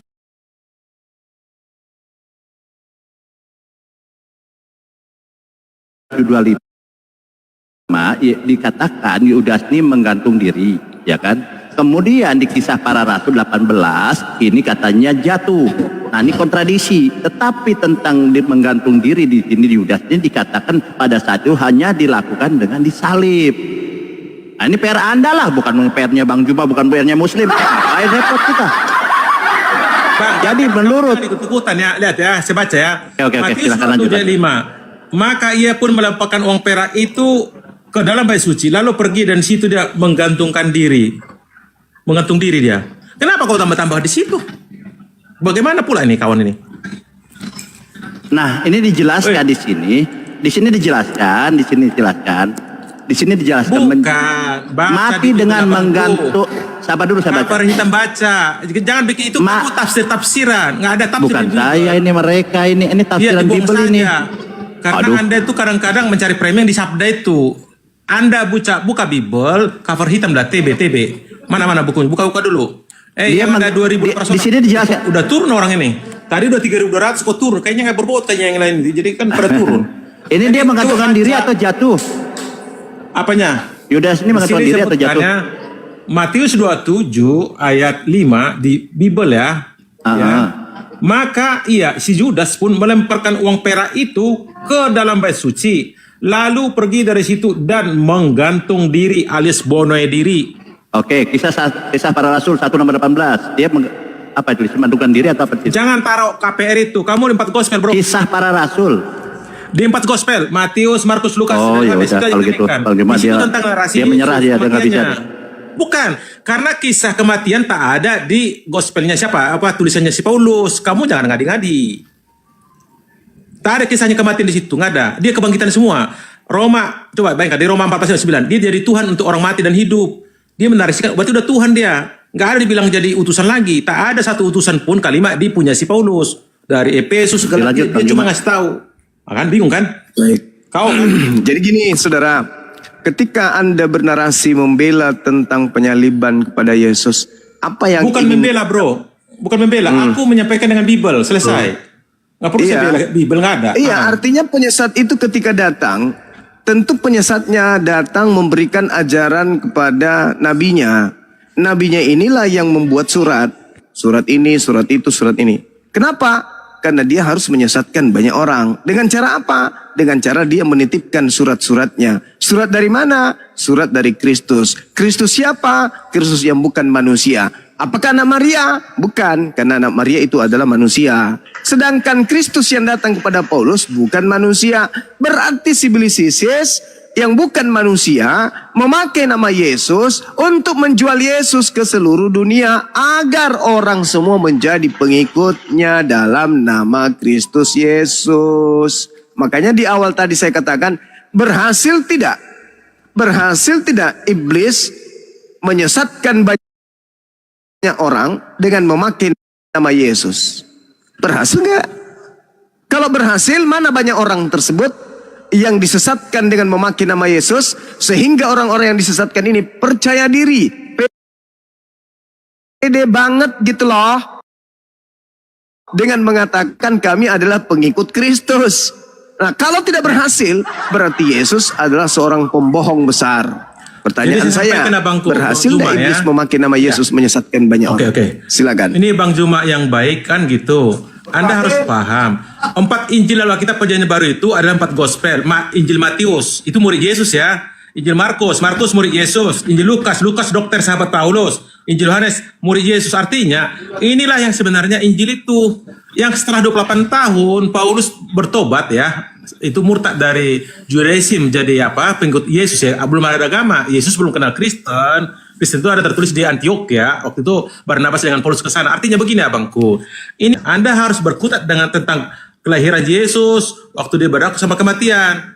Kalau udah di Injilnya siapa? Gospelnya apa?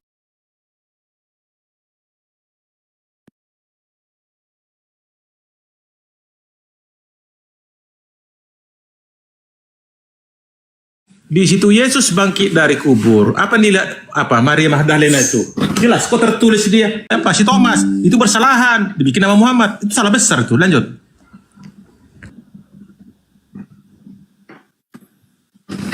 Oke, sekali lagi pertanyaan saya tidak tersentuh. Berhasilkah iblis menyesatkan manusia dengan memakai nama Kristus? Kalau berhasil, mana orang banyak tersebut yang menjadi pengikut Kristus sang penyesat? Dan kalau tidak berhasil, berarti Yesus adalah pembohong besar. Terlepas Anda mau bernarasi, Yesus Paulus itu begini-begini. Saya dari awal sebenarnya nggak mau menyentuh Paulus. Saya cuma bertanya, berhasil tidak? Penyesat alias iblis menyesatkan banyak orang dengan memakai nama Yesus Kristus. Berhasil kagak? Kalau berhasil, siapa itu orang banyak tersebut? Oke, saya jelaskan abangku kan, bahwasanya namanya Kristen itu bukan agama, ada pengikut ajaran Yesus. Kebetulan setelah 4 gospel ini ada yang murtad jadi pengajar Yesus, pengajar loh, bukan nabi dia, bukan. Kami bilang dia sebagai rasul karena mengajarin ya semuanya. Artinya dia menyampaikan seperti itu sesuai dengan visi jelas kan gitu. Last minute dia sebagai Tuhan, jelas diangkat Bapak sendiri, bukan nasi karya dia sendiri. Dia dibagikan oleh Allah Bapa. Dan memang ada nasi terakhir. Kan di Matius 28 jelas ayat 19. Kan disampaikan kepada murid-muridnya, kan gitu Bang. Artinya di Matius 28 itu ya, dijelas sebentar saya buka. Matius 28. Bang, pertanyaannya Bang, saya udah 4 jam loh nunggu ini jawabannya. Pertanyaan Bang Juma Ya, fokus Bang. kan? Ya fokus gimana orang? Kalau saya menjawab, itu nubuatan Yesus Bang itu, Juma pun nggak terdapat poin. Kenapa? Terkunci dengan dalil Bible itu sendiri. Kalau mau gentle, saya dengan Bang Juma jangan coba-coba sekali menggunakan dalilnya Paulus karena kalian nggak percayain. Ayo kita yang Injil yang sebenarnya 4 gospel. Enggak, itu dalil dari Yesus loh. Dalil dari Yesus bukan dari Paulus, korobah lagi. Dalil Yesus apa tuh? Coba ulang. Astagfirullah. Mohon izin, Ulang Bang Juma. ulang. Matius 24 nomor 4, nomor 5, nomor 24, nomor 23, 24, 25, 26. Satu-satu Bang. Abang ini emang saya hafal semua. Enggak. Saya menyebut itu untuk saya rangkumkan kepada saudara. Yesus berkata kepada muridnya Yahudi, waspadalah kepada sibilisis yang datang kepada kalian dengan memakai namaku dan berkata akulah Kristus, mereka akan menyesatkan banyak orang. Pertanyaan saya, berhasil nggak iblis memakai nama Yesus menyesatkan banyak orang? Ada nggak di muka bumi? Tidak berhasil. Berarti Yesus pembohong. Kok pembohong? Kenapa? Dibilang pembohong kenapa? Karena Yesus mengatakan mereka akan menyesatkan banyak orang. Berarti ada banyak orang yang disesatkan oleh iblis dengan memakai nama Yesus Kristus. Kalau Anda mengatakan tidak berhasil, berarti Yesus pembohong. Dia akan memberikan wanti-wanti Bang. Tapi ada nabi palsu. Paham yang nabi palsu itu? Menjelaskan tentang kisah Yesus dengan mama yang sama diganti namanya si Isa. Masa di bawah Inilah kalau penyesat berbicara. 619 tahun berikutnya bro. Penyesat itu memakai namaku dan berkata akulah Kristus. Nabi Muhammad tidak memakai nama Yesus. Nabi Muhammad tidak memakai nama Kristus. Nabi Muhammad tidak datang kepada murid Yesus abad pertama. sedangkan penyesat itu datang kepada murid-murid Yesus abad pertama. Siapa yang datang kepada murid Yesus abad pertama? Oke lah, Paulus. Nah, itu dia. Di mana Paulus, dengar dong, di mana Abang Juma yang baik, Paulus itu ngomong akulah Kristus, di mana tertulis? Bukan. Anda baca di dalam Kisah Para Rasul. Sama dulu. Kisah Para Rasul 9 Kisah Para Rasul 22 nomor 9. Coba Anda baca di situ. Jangan mainkan, kita main Pak Gospel, Bang. Kamu jangan mainkan di dia dulu, karena Anda gak percaya sama dia. Kan akan datang penyesat. Oke lah. Iya. Jadi tanda-tanda penyesat itu kemudian memakai nama Kristus. Jadi penyesat ini datang memakai nama Kristus. Kita lihat, yang datang menemui Paulus memakai nama siapa? Gimana? Yang datang kepada Paulus di Damsik itu memakai nama siapa? Enggak ada mengangkat nama, enggak ada. Akulah Yesus yang kau Yang ngomong aniaya. itu adalah Yesus. Nah, kenapa Anda mengatakan yang ngomong itu adalah Yesus? Karena penyesatnya memang sudah mengaku Yesus. Itulah nubuat. Salah. Oke. Salah mencerna itu. Oke. Anda baca di dalam Yohanes 16 nomor 7 nomor 8. Aku memang harus pergi. Sebab kalau aku tidak pergi, maka penghibur itu tidak akan datang. Penolong itu tidak akan datang. Nah, sekarang pertanyaannya adalah, yang datang setelah Yesus terangkat itu siapa? Yesus atau seorang penolong lain? Penolong itu, baca, setelah 40 hari dia naik ke sorga, ada namanya Pentakosta, Roh Kudus yang datang, bro. Yuda si Paulus itu 28 tahun, bro. Ini selisih. Yang datang siapa? Yang datang Roh siapa Kudus. setelah Yesus terangkat? Hah? Roh Kudus. Oke. Hari Pentakosta. Yang datang kepada Paulus siapa? Itu 28 tahun berikutnya tuh, bro. Waktu dia membentukkan orang. Beda jedahnya. Solang generasi. Kata Yesus, setelah aku pergi, yang datang adalah penghibur lain. Iya, yaitu Roh Kudus atau Roh kebenaran.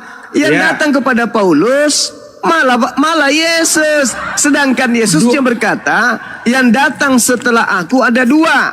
Yang pertama adalah Roh Kudus, yang kedua adalah iblis.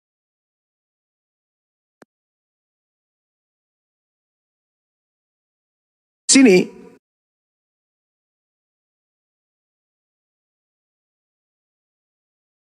pertama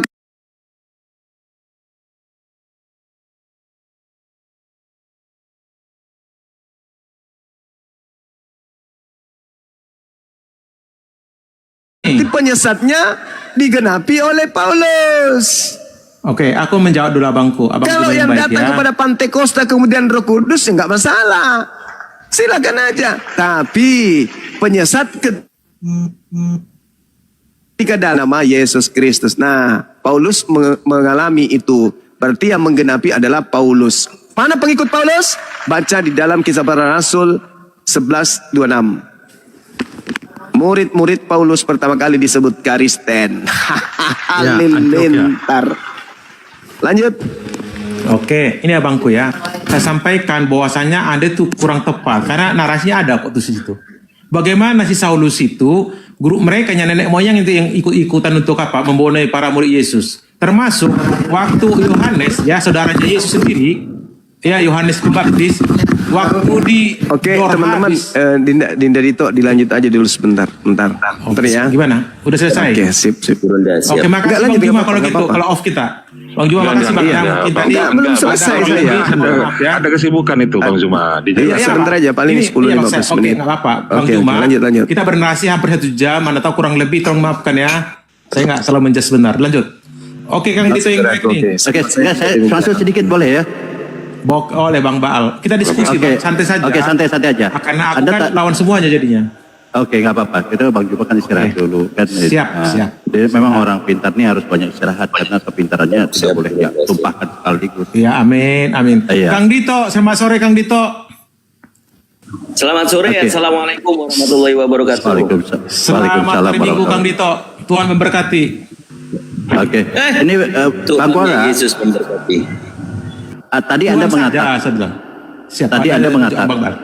yang dibahas tentang ini itu Bang Juma tadi kan ini adalah nubuatan Yesus. Nah, Anda lari lagi tentang bahwa menemui Bunda Maria, kan gitu ya. Tadi saya ketika menemui Bunda Maria. Nah, Bukan. tolong jelas. Maria Tadi Magdalena, Iya, Maria Magdalena ya maksudnya kan gitu. Nah, bukan Bunda Maria. ya Maria Magdalena. Oke, Bunda Maria Magdalena lah ya. Nah, ketika menemui Bunda Maria Magdalena, dia kan Anda bilang itu adalah bukti kebangkitannya Yesus kan gitu. Maka dia menemui Bunda Maria Magdalena. Nah, ketika menemui Bunda Maria Magdalena, dia tidak menggunakan kain kafan. Paham ya? Tidak kayak pocong gitu kan, paham ya? Nah, pertanyaannya gini. Dari mana Yesus mendapatkan pakaian atau jubah yang dikenakannya pada saat menampakkan diri ke Maria pada hari yang Anda klaim itu adalah hari kebangkitannya? Silakan. Oke, makasih Bang Baal, pertanyaan yang cukup bagus. Perlu saya sampaikan yang saya bilang dengan Bang Juma tadi, bahwasanya Maria Magdalena salah satu saksi hidup melihat persis bagaimana Yesus disalib dan ditombak. Habis itu diikutin dia terus sampai dikuburkan di gua batu ya, sampai diletakkan dia menggunakan kain kafan, diletakkan dibaringkan dalam lalu ditutup. Mereka masih sempat duduk. Habis itu dia menggunakan dalil Lukas 24 ayat 7 bahwasanya anak manusia akan disalibkan, mati dan kuburkan dan bangkit hari ketiga. Itu salibkan, mati, kuburkan, udah masuk poin. Tinggal Fokus, yang dibangkitkan hari ketiga. Dengar dulu, aku akan jelaskan dulu. Diam aja dulu. Hari ketiga datang dia, dibuka, dilihat ke kuburan udah terbuka, nggak ada lagi baju di situ, nggak ada, tinggal gulungan lena bekas kapan, ada malaikat. Dia bilang, kok siapa yang curi Tuhanku? Karena dia udah langsung ngomong bosnya jadi Tuhan. Ternyata di belakangnya ketemu Yesus. Saking senangnya dia mau jamah Yesus. Apa dia bilang Yesus? Tuhan Yesus, jangan jamah aku karena aku belum pergi ke Bapakku. Pergilah ke saudaraku dan muridku. Apa yang terjadi? Dia ngomong ke muridnya, langsung kumpul semua itu kan. Aku telah melihat Tuhan bangkit, bukan Yesus. Ternyata datang dia kan membuktikan secepat kilat itu langsung masuk, padahal pintu terkunci. Bisa nongol, ketakutan orang semua, dikirain hantu aja. Mendadak, kan udah ketakutan. Siapa lagi mau dipotong ini? Kenapa? Tuhan kita udah habis. Yesus sudah dibonoe. Apa dia bilang? Jangan fokus takut. Fokus dengar pertanyaan dulu. saya. Karena itu udah sampaikan bahwasanya Maria Magdalena lah sebagai saksi kunci. Lanjut. Oke, kita buktikan dari mana jubah atau pakaian digunakan Yesus ini, silahkan. Kalau perkara jubah, bro, sekelas Tuhan udah jadi Tuhan, masa nanya itu aja? Tidak ada tertulis. Oke, kan baik. Ada tertulis. Baik. Oke. Itulah membuktikan bahwa Yesus ini tidak mati. Itu bisa dibuktikan ya, bahwa pertama, di mana? Anda Surah berapa? Sabar dulu. Anda kan tadi mengatakan bahwa Maria Magdalena pada saat itu melihat kuburan. Bukan saksi, kalau saksi itu melihat Yesus bangkit. Melihat dia langsung, karena yang sabar dulu, sahabat, ini kan giliran saya kan. Anda tadi kan mengatakan siapa yang mencuri mayat Tuhan, kan begitu. Artinya dia tidak melihat. Dia bertanya, artinya dia tidak melihat. Saat kebangkitan, taunya Yesus sudah tidak ada di situ. Kan begitu. Berarti Bunda Maria tidak melihat kebangkitan, cuman melihat kubur kosong. Kan begitu poinnya. Nah, oke, berarti tidak melihat, ya, clear. Nah, kemudian ada pertanyaan yang bagus ini. Dari mana Yesus menggunakan pakaian yang dikenakan? Anda bilang Anda tidak tahu. Nah, inilah kendalanya Anda.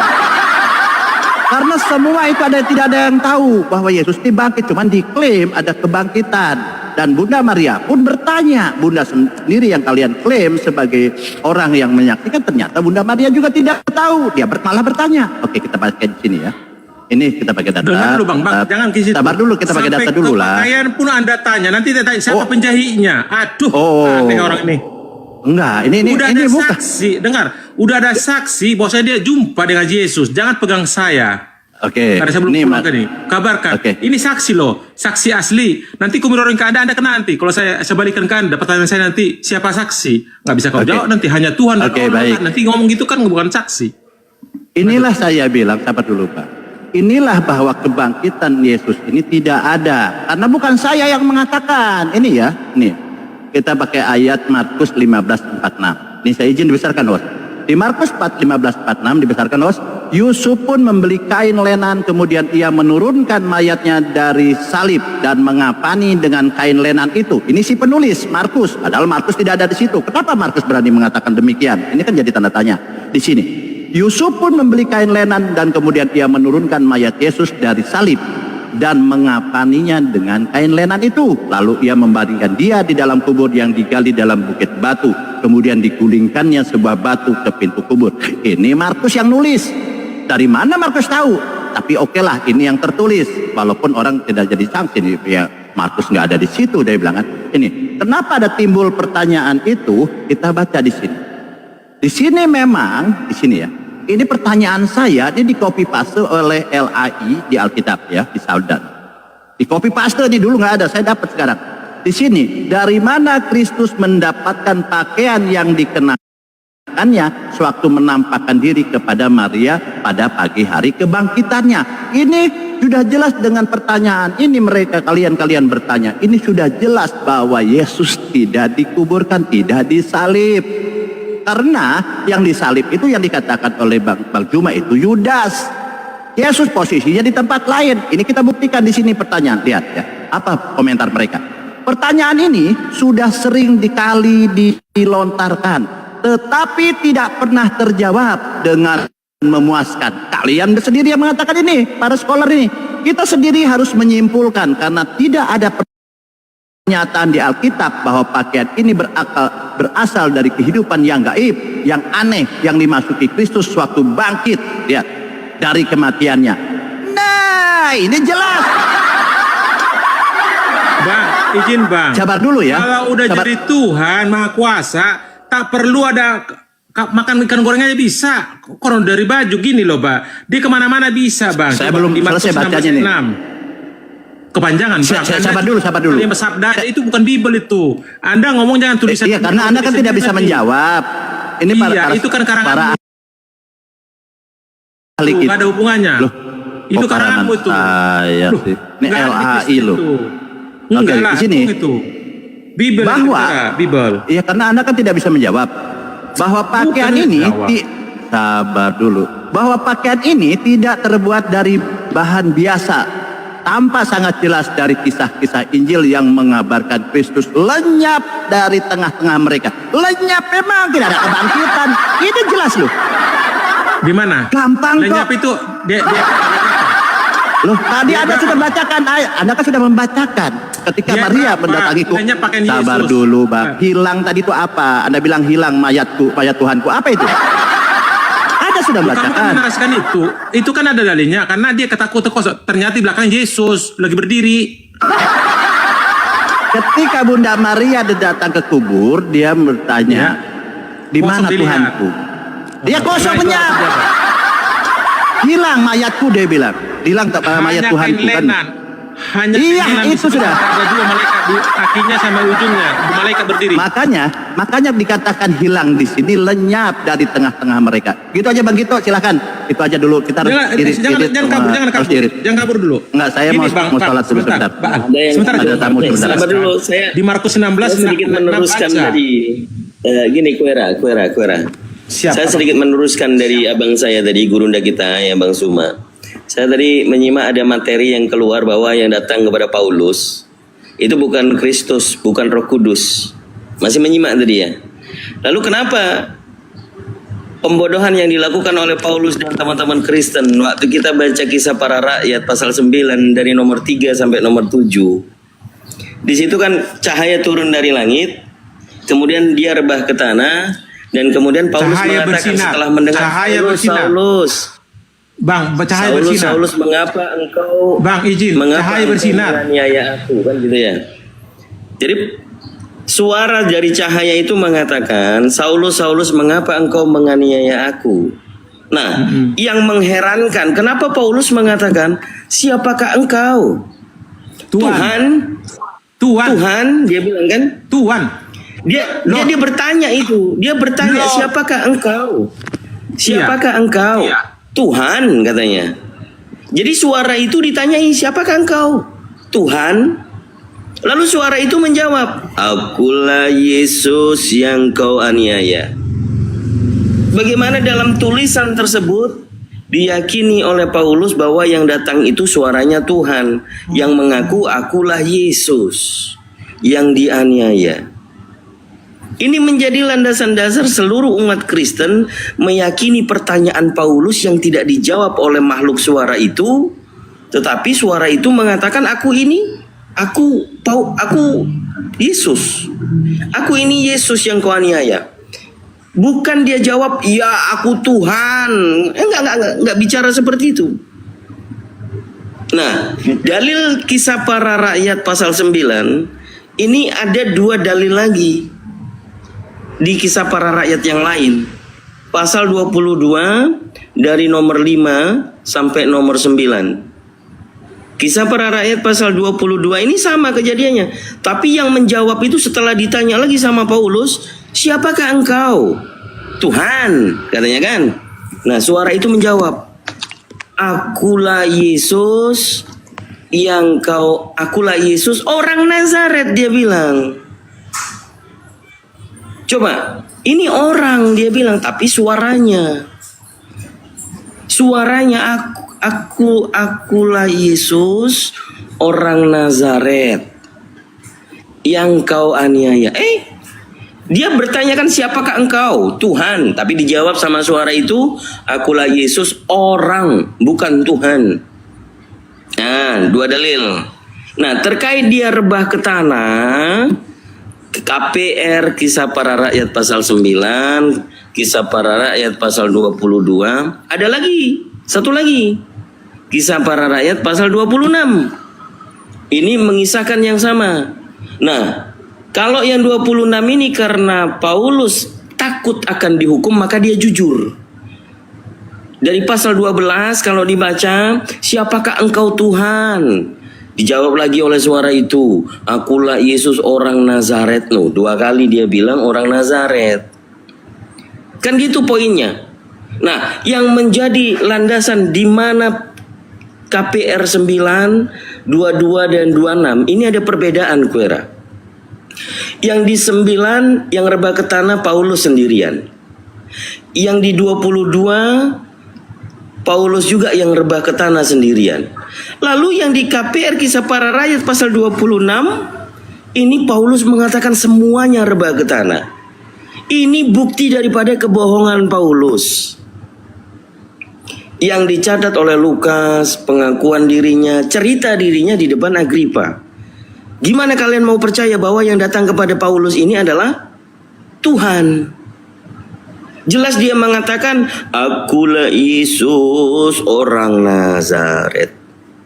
Nah, sama Gurunda tadi diberikan dalil kenapa dalam nubuat perkataan Yesus, Yohanes 16 nomor 14, setelah aku pergi, aku meminta kepada Bapa seorang penolong yang lain, roh kebenaran atau roh kudus. Nah, lalu yang datang ke Paulus ini siapa? Roh kudus kah? Penolong yang lain kah? Atau Kristus? Ternyata hanya suara. Nah, sedikit ini nih, pengulasan. Daripada kita membaca Bible tanpa dogmatis, apa yang disampaikan oleh gurunda kita, Bang Zuma, maka saudara-saudara Kristen yang terkasih, lebih giatlah membaca Bible. Temukan kebenaran tanpa dogmatis. Menjawab. Jangan berkhotbah. Kemarin kamu berkhotbah. Bukan berkhotbah. Tapi saya mengulas, saya menganalisa yang jadi pertanyaan, manakah yang betul dari 3 Kisah Para Rakyat ini? 26, 22 atau 9? Silakan. Tadi saya udah bilangkan tadi Bang Juma, jangan mainkan di Paulus tendensius. Kita main 4 gospel. Anda masih menganas sekali lagi. Oke. Di Kisah Para Rasul 9 ayat 5 itu Anda bertanya, jelas kok di bahasa Inggris. And he said, who art the Lord, ya, bukan Tuhan ya, penguasa. and he said, I am Jesus whom to persecute. Ya, artinya itu bukan Tuhan yang kalian punya. Coba saya jelaskan. Di situ kan saya kasih garis bawah tadi. Sebelum Anda naik, saya udah bicara dengan Bang Zuma, ya. Bahwasanya kita bicara di sini, kata Tuhan di Kristen jauh beda bro dengan Islam. Kalau Tuhan di Kristen ada Tuhan penguasa yang dikasih Allah Bapa kekuasaan kepada Yesus, nama Yesus yang tidak berubah. Tapi dia bukan pencipta. Yang mencipta itu ada di Kristen adalah Bapa sendiri, itu Allah Bapa. Lihat di kejadian semua, Allah semua, bukan Tuhan atau Yesus sebaliknya. Anda itu terbalik. Yang justru Tuhan kalian menciptakan, Allah tidak. Allah itu adalah sebuah nama. Wujudnya dah zat. Jadi bingung kita lihatnya. Yang kalian sembah mana, yang pencipta yang mana. Karena Allah dengan Tuhan di kalian berbeda. Jauh bro. Kenapa? Saya bisa dalilkan. Anda menyembah, kalian bilang Allah, nyatanya di surah 106 ayat 3 dan 27 ayat 11. Bukan Allah yang disembah. Gitu nama Tuhan, Tuhan umat Islam. Ya Allah. Dengar dulu. Makanya. Bang Arif, Anda nggak fair. Kalau ngambil, Dia kan lari-lari kemana-mana. Kalau ngambil bahasa Al-Quran, makanya jangan dikasih, jangan diposisikan sebagai gelar. Waduh. Aku menjawab. Jangan panjang terus lah. Nah ini satu ini. Tanya Bibel, udah kepanasan semua. Santo sudah bingung ini Santo ini. Mau setor KTP Santo? Dengar. Kepalaku sudah sakit ini. Diam dulu, saya bicara dulu. Kang Dito, gantian dulu. Baca dulu. Santo ini dari tadi kesempatan bicara dulu. Santo sudah bingung mau setor KTP ini Santo ini. Jadi gini ya. Pertanyaan saya dari 4 dalil kisah para rakyat itu mana yang betul? Kasih kesempatan Santo dulu Kang Dito. Jadi dari tadi saya menyimak ya, saya mendengar dan menyimak ya. Saya menyatukan ayat demi ayat. Memang di dalamnya itu kontradiksi. Saya menyimpulkan ini, saya bersabar ini. Saya bersabar sampai berjam-jam dan menyimak dan mendengar ya. Dari ajaran Yesus, Rasul Paulus. Izin Bang, kamu Kristen kan atau ya, Muslim? Izin Bang. Kristen, Santo ini Kristen tiap malam ada di Komal ini. Wira sudah ya Kristen Santo ini. Protestan atau Kristen. Katolik? Katolik. Saya Kristen Bang. Katolik Protestan. Saya Katolik. Oke, itu kawan itu Kang Dito tuh. Kang Dito tuh bekas Katolik itu, lanjut. Oke. Silakan Santo. Apa kesimpulanmu Santo? Kesimpulan saya menyampaikan ini dari isi hati saya dan iman saya. Ketika saya mengatakan bahwa saya mengikuti ajaran Yesus, misalkan salah satu saya sudah sunat dan mengikuti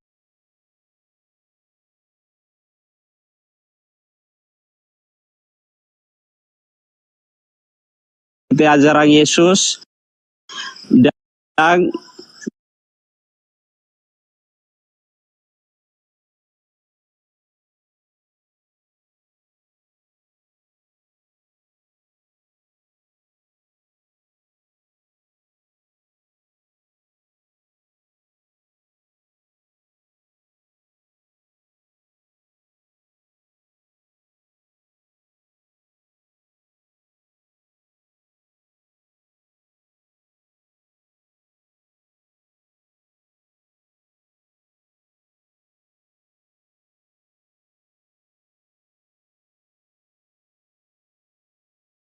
tentang doktrin, tentang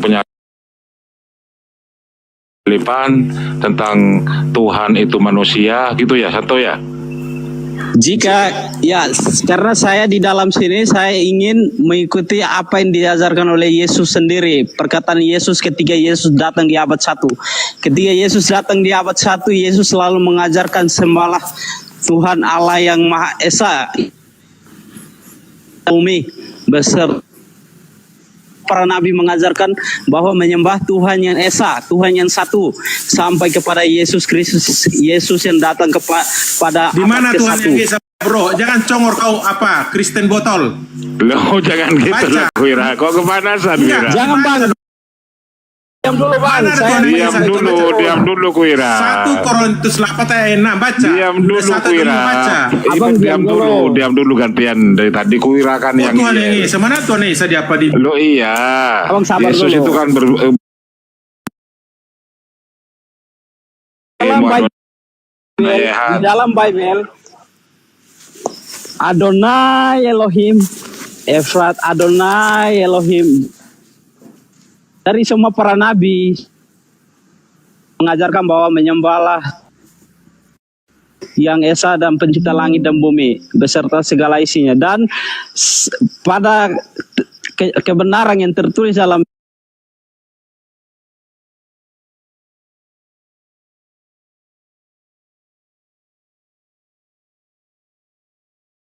dan berdoa dalam sakratul maut dalam ketakutan, dan sampai malaikat sendiri datang menguatkan Yesus di muka bumi. Dan sebelum Yesus datang, semua para nabi telah mengajarkan menyembah kepada Allah yang Esa akan diselamatkan masuk dalam kerajaan surga.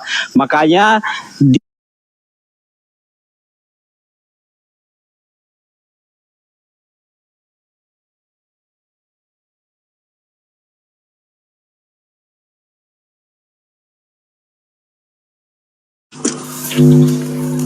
Santo. ya Aku lah nih. Kita sharing Bang Malaikat ya. Ya. Bang Malaikat ya. Jadi narasi Anda betul Ya, Bang. adanya abangku. Cuman Anda masih mentok seperti Muslim. Bahwasanya Yesus tidak jadi Tuhan ya. Kenapa? Anda harus mengetahui Tuhan itu bukan pencipta langit dan bumi. Yang menciptakan itu Allah. Lihat di Kejadian semua. Di Kejadian 1 semua penciptaan langit 6 hari tak pernah tertulis Tuhan menciptakan. Jangan ditanggapi Allah. Kupingmu tuli Kak Kuira. Di sini rumus Muslim, Kuira. Kupingmu Jangan kau diskusi saudara Kristen. Dong dia sudah mengatakan ingin menyembah Kalian yang Bapaknya Yesus. karena di dalam rumus Bukan, Bang, gini loh Bang. saya harus Saya berkata tahu apa aliran.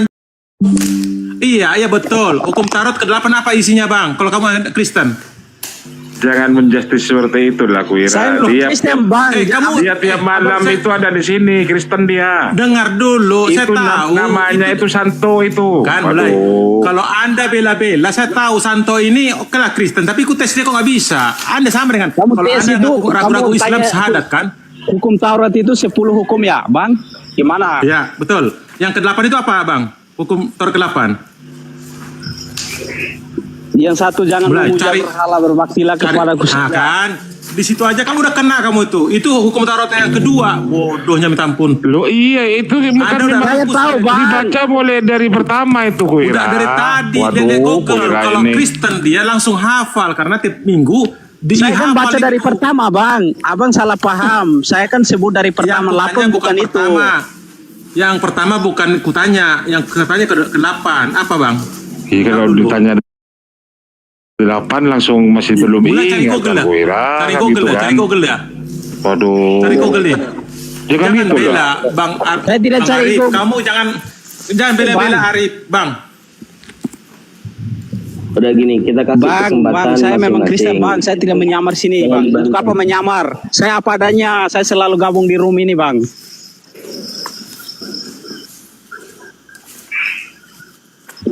Jadi nggak apa-apa. Saya tidak Hak menyamar prerogatif apapun. masing-masing. Untuk apa Tidak menyamar? boleh- Untuk apa Tidak boleh berbohong ada mbak? tendensi. Ya, Kuera nggak boleh panas, bakso nggak boleh panas. Biarkan free will kebebasan malaikat hati Santo ini. Kalau memang mau mengikuti saya sebagai mantan Katolik, biar ikut saya. Tetapi saya juga tidak memaksakan. Kami di sini tidak pernah memaksakan kalian semuanya masuk Islam. Bang Santo, Ya, benar bang, benar bang Malaikat, Dito. kita 2 kali jumpa loh. Semua kebenaran itu saya Bang ingin Malaikat, menerima kita itu udah 2 dalam, kali loh dalam ini. hati. Dengar dulu Bang Bahwa- Malaikat. Kamu udah 2 kali jumpa dengan saya loh, saya tahu. Kemarin itu kamu langsung keluar sendiri karena ketahuan. Sekarang kok nongol lagi, saya tahu. Ketahuan Ikut apa, sama bang? siapa? Saya Mereka memang gitu Kristen juga bang. tuh. Saya memang Kristen bang. Iya, silakan Kristen. Tapi saya lucu, arti lucunya baca dulu 1 Korintus 8 ayat 6 sama Yudas 1 ayat 25. Baca Jadi dulu di sini Dengar abang baik-baik. ragu Tanya kan? Kuera kepanasan, wih. Kang Dito, aku bukan kepanasan. Kemarin dia ketemu langsung kabur. Sekarang saya suruh dia baca Kau dulu. diam aja, kalau nggak kepanasan kau diam. Biarkan Bukannya saudara tentang kita kamu, dengan santai tentang bertanya, Bang. Saya Bacalah. memang Kristen, saya memang Bacalah 1 Korintus 8. Anda ngikutin saya nggak dari Bang Juma? Udah 42 kita loh, aku bacain terus semua. Sebagai aku orang Kristen, kamu satu aja masih bingung. Yang apa hukum taruh ke-8 aja bingung. Mana yang Aku betul tidak ini pernah kau ini? bingung. Saya kan mengikut tulisan Oke. para Tadi nabi ku mengajarkan tanya- bahwa cuma Yesus dua pertanyaan saya mengajarkan tadi. itu, ya saya ikuti itu.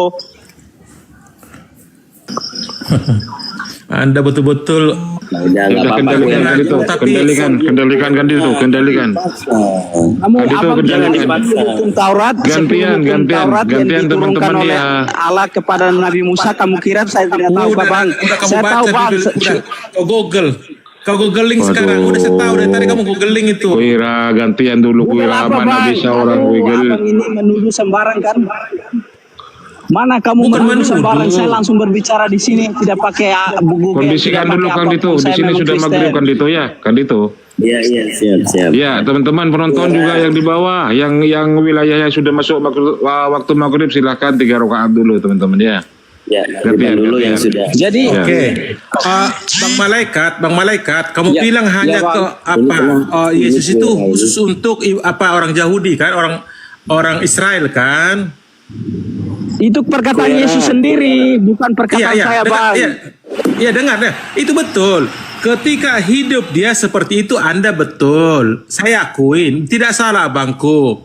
Tapi kenapa Anda mentok di situ sementara di Matius 28 di situ Yesus mau kebangkit ke sorga, dia ngomong di Matius 28 ayat 19 itu apa dibilang? Coba baca dulu. Udah, jangan. Nanti kalau kamu mau diskusi Oten sama Oten, kau buka komal sendiri aja, Kuera. Jangan di sini. Bukan. Jangan Aku jadikan mau kami- mengetahui Dino. Sabar dulu. Jangan jadikan kami, ini room kami, room umat Islam, kau bantah-bantahan dengan orang Kristen sendiri. Bukan. Jangan. Anda bawa bonceng si malaikat itu saya tahu untuk apa saya, Ya kerja sudah, saya. kau diamkan saja, biarkan free will. Jangan merusak kebebasan orang. Bukan berbicara. free will. Saya Jadi Kristen, dia tahu Bang. dia Saya mau bukan kemana menyamar, saya bukan menyamar untuk apa? Mau dapat Oke. apa? Mau dapat apa? Baca Matius 28 ayat 19.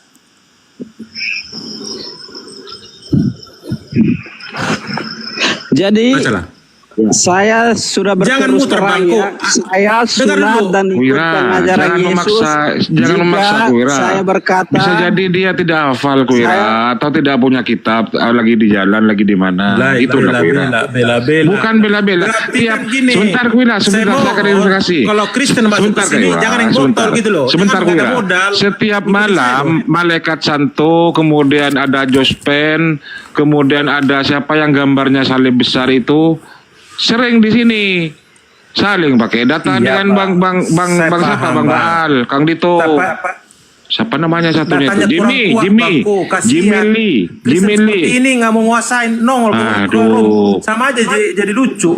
Belum lagi arah dia ke kalian. Ya sudah. Masa dibilang Yesus? Ya sudah lah, walaupun yang jelas dia Makanya saya Kristen, tunjukkan sama walaupun dia, Kristennya itu tunjukkan sama Kristen yang memang Kristen yang belum memahami apa kitabnya secara keseluruhan. Yang jelas dia begitu. ngakunya Kalau Kristen gitu- gitu aja lah. Oke, siap. Anda paham Aku terima. nggak? Semua mulai di Ya, aku perjanjian terima. lama sampai perjanjian baru hafal kan? halo. Kuira. Saya hafal semua. Maksudnya saya jelaskan ke Abang Kuira. Abang Kuira ini ragukan sama saya, dia mau uji saya, Kak. Saya memang Kristen. Iya, saya akui Kristen kamu. Saya memang Yang Kristen. masalah perbedaan Anda dengan saya, kamu ngomong cuman ke Israel dia, tapi Anda tidak tahu itu ngomongan Yesus waktu masih hidup. Memang benar. Mau Maksud berangkat dia apa apapun yang saya katakan yang dikatakan oleh Yesus, Bang. Bukan saya ngarang, bukan saya perkataan saya sendiri, Iya, Bang. betul. Tapi Ya Anda betul ya harus sudah, baca. Bang. Kenapa Abang ragu? Dengar dulu. Kenapa Abang masih bertanya Matius kamu 28 Kristen kah, itu. menyamar kah, apa kah? Dibantahkan, dengar dong. Saya dibantahkan Bibel sendiri, kamu di Matius 28 ayat 19. Itu baca Bangku. Kuera. itu kan masih ngomong waktu hidupnya. Lihat Kuera. Ya jangan tepuk tangan. Saya tahu. Bang, kamu semua yang kamu. saya katakan abang, saya katakan sesuai dengan apa yang Yesus katakan ketika Yesus datang di abad 1. Ya, saya tidak berkata menurut diri saya sendiri ya. Oh, santo malaikat, kamu yang berkata gini-gini gitu dan kamu menyamar. Saya memang Kristen, Bang. Saya tidak menyamar di sini, Bang. Kuera, kau nggak malu kau gini kan? Jadi ini kebenaran bahwa ada Kang orang. Dito nggak berani dia bro baca itu. Nggak berani apa, Bang? Sini kamu diam dan dengar ya, Abang Kuira. Oke, kamu siap, menguji saya tentang kitab suci antara dari Kejadian sampai Saya Wahyu. tidak itu. Matius Kamu, 8. Sudah, saya baca. lebih kuasai dari kamu dan saya membawa narasi yang pendek saja. Kamu bertanya saya, kamu apakah menyamar? Saya membawa narasi perkataan Yesus saja. Kamu tidak percaya bahwa Yesus berkata, aku datang hanya untuk Bani Israel. Yesus berkata, Waktu sembahlah hidup, Tuhan betul. Allahmu yang esa. Ya. Tuhan Allahmu yang esa. Dan Last semua minute. para nabi mengajarkan Ya. satu jalur, satu kata. Betul. Dan Anda itu betul. adalah tertulis dan kebenaran. Pas. Ya, Apa tapi abang bantah? itu di masa Kenapa hidupnya abang bro. Sama dengan muslim seperti itu. Anda harus menjawab di Matius 28 ayat 19. Itu fakta. Setelah dia mau berangkat ke sorga, apa di situ? Untuk Israel kah? Coba baca. Makanya kamu baca itu. Saya kasih dalilnya Matius 28 ayat 19. Bacalah bangku yang baik. Bang malaikat. Bukalah Google itu. Oke, saya bukan mau ajar lagi Bang ya, saya berkata lagi ya Bang. Ketika Yesus datang di abad 1 dan Yesus berdoa juga kepada Allah. Dan Yesus bersujud Kenapa juga berat kamu tuh baca Matius 28 ayat 19 bro? Berat sekali. Tidak ketahui lagi karena apapun sesuai dengan apa yang Yesus ajarkan. Jadi di Matius saya 28, menyampaikan di 19 sini lah, sunat Muslim sudah tidak percaya, dan mengikuti bro. ajaran Yesus belum cukup. Ketika saya sunat dan mengikuti ajaran Yesus, saya harus di bukit Yesus tidak ada di mengajarkan sunat. Di surah berapa? Harus di bait Allah, tapi Bang malaikat, tunjukkan ke saya di Alkitab di surah berapa, di ayat berapa tertulis Yesus mengajarkan kita sunat. Tidak makan B2 di mana tertulis? Jangan congol. Sekarang saya tanya Bang, Abang baca nggak ketika Yesus lahir 8 hari Yesus disunat? Yang saya tanya Abang ajarannya percaya itu nggak? kan Yahudi. Ada nggak? Percaya itu. Tidak ada nggak Bang? Yahudi wajib. Ada nggak Bang? Ya, Saya percaya. tanya ada nggak Bang? Saya Ada. kan bilang mengikuti ajaran Yesus. Kenapa Abang bantah ketika Yesus lahir 8 hari Yesus disunat? Betul. Jadi saya mengikuti ajarannya, saya sunat. Dengar, itu ajaran Yahudi bro. Yang disunat orang Yahudi. Yesus kan orang Yahudi, kamu bukan orang Yahudi bro. Paham? Oke, sekarang Abang mengatakan yang disunat itu orang Yahudi, saya bukan orang. Ya. Kalau begitu apa yang Yesus katakan benar? Aku datang hanya untuk Ya. bangsa Israel. Ya, Bani Israel. bacalah. Berarti benar, kelar. Iya, betul. Ayat itu betul. Tapi baca di situ dia mau terbang ke sorga. Baca Matius 8 ayat 19. Itu terakhir dikasih tahu, last minute. Sebelum dia udah mau dikawal loh ini, udah ada pengawal mau ke atas ini. Bacakan dulu. Matius 28 ayat 19. Apakah hanya umat Israel? Coba baca. Cari Google.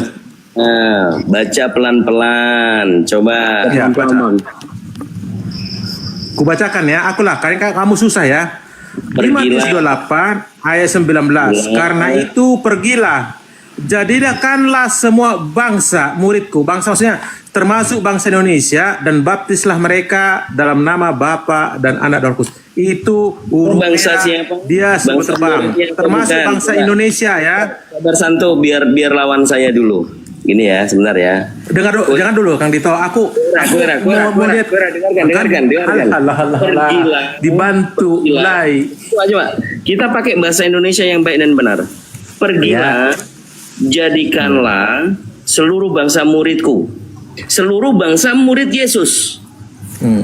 Atau seluruh dunia menjadi muridku. Yang mana yang betul? Nah, lihat ya. Di bahasa Inggris, go ye therefore, they make description of all the nation. Bahasa Artinya apa Indonesia tuh, bro? dulu. Bahasa Indonesia dulu. Bahasa Indonesia. Anda Bahasa itu kan di Indonesia. Bali. Kalau nggak bisa bahasa Inggris, kamu nggak usah bawa mobil ke situ. Oke, All kita dua nation. tidak bahasa Inggris.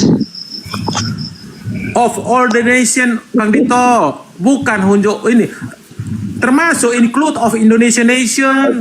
Abang kira saja salah bahasa Indonesia yang benar. Jadi hanya semua bangsa murid itu Yesus tertuju kepada Israel, bangsa Israel saja.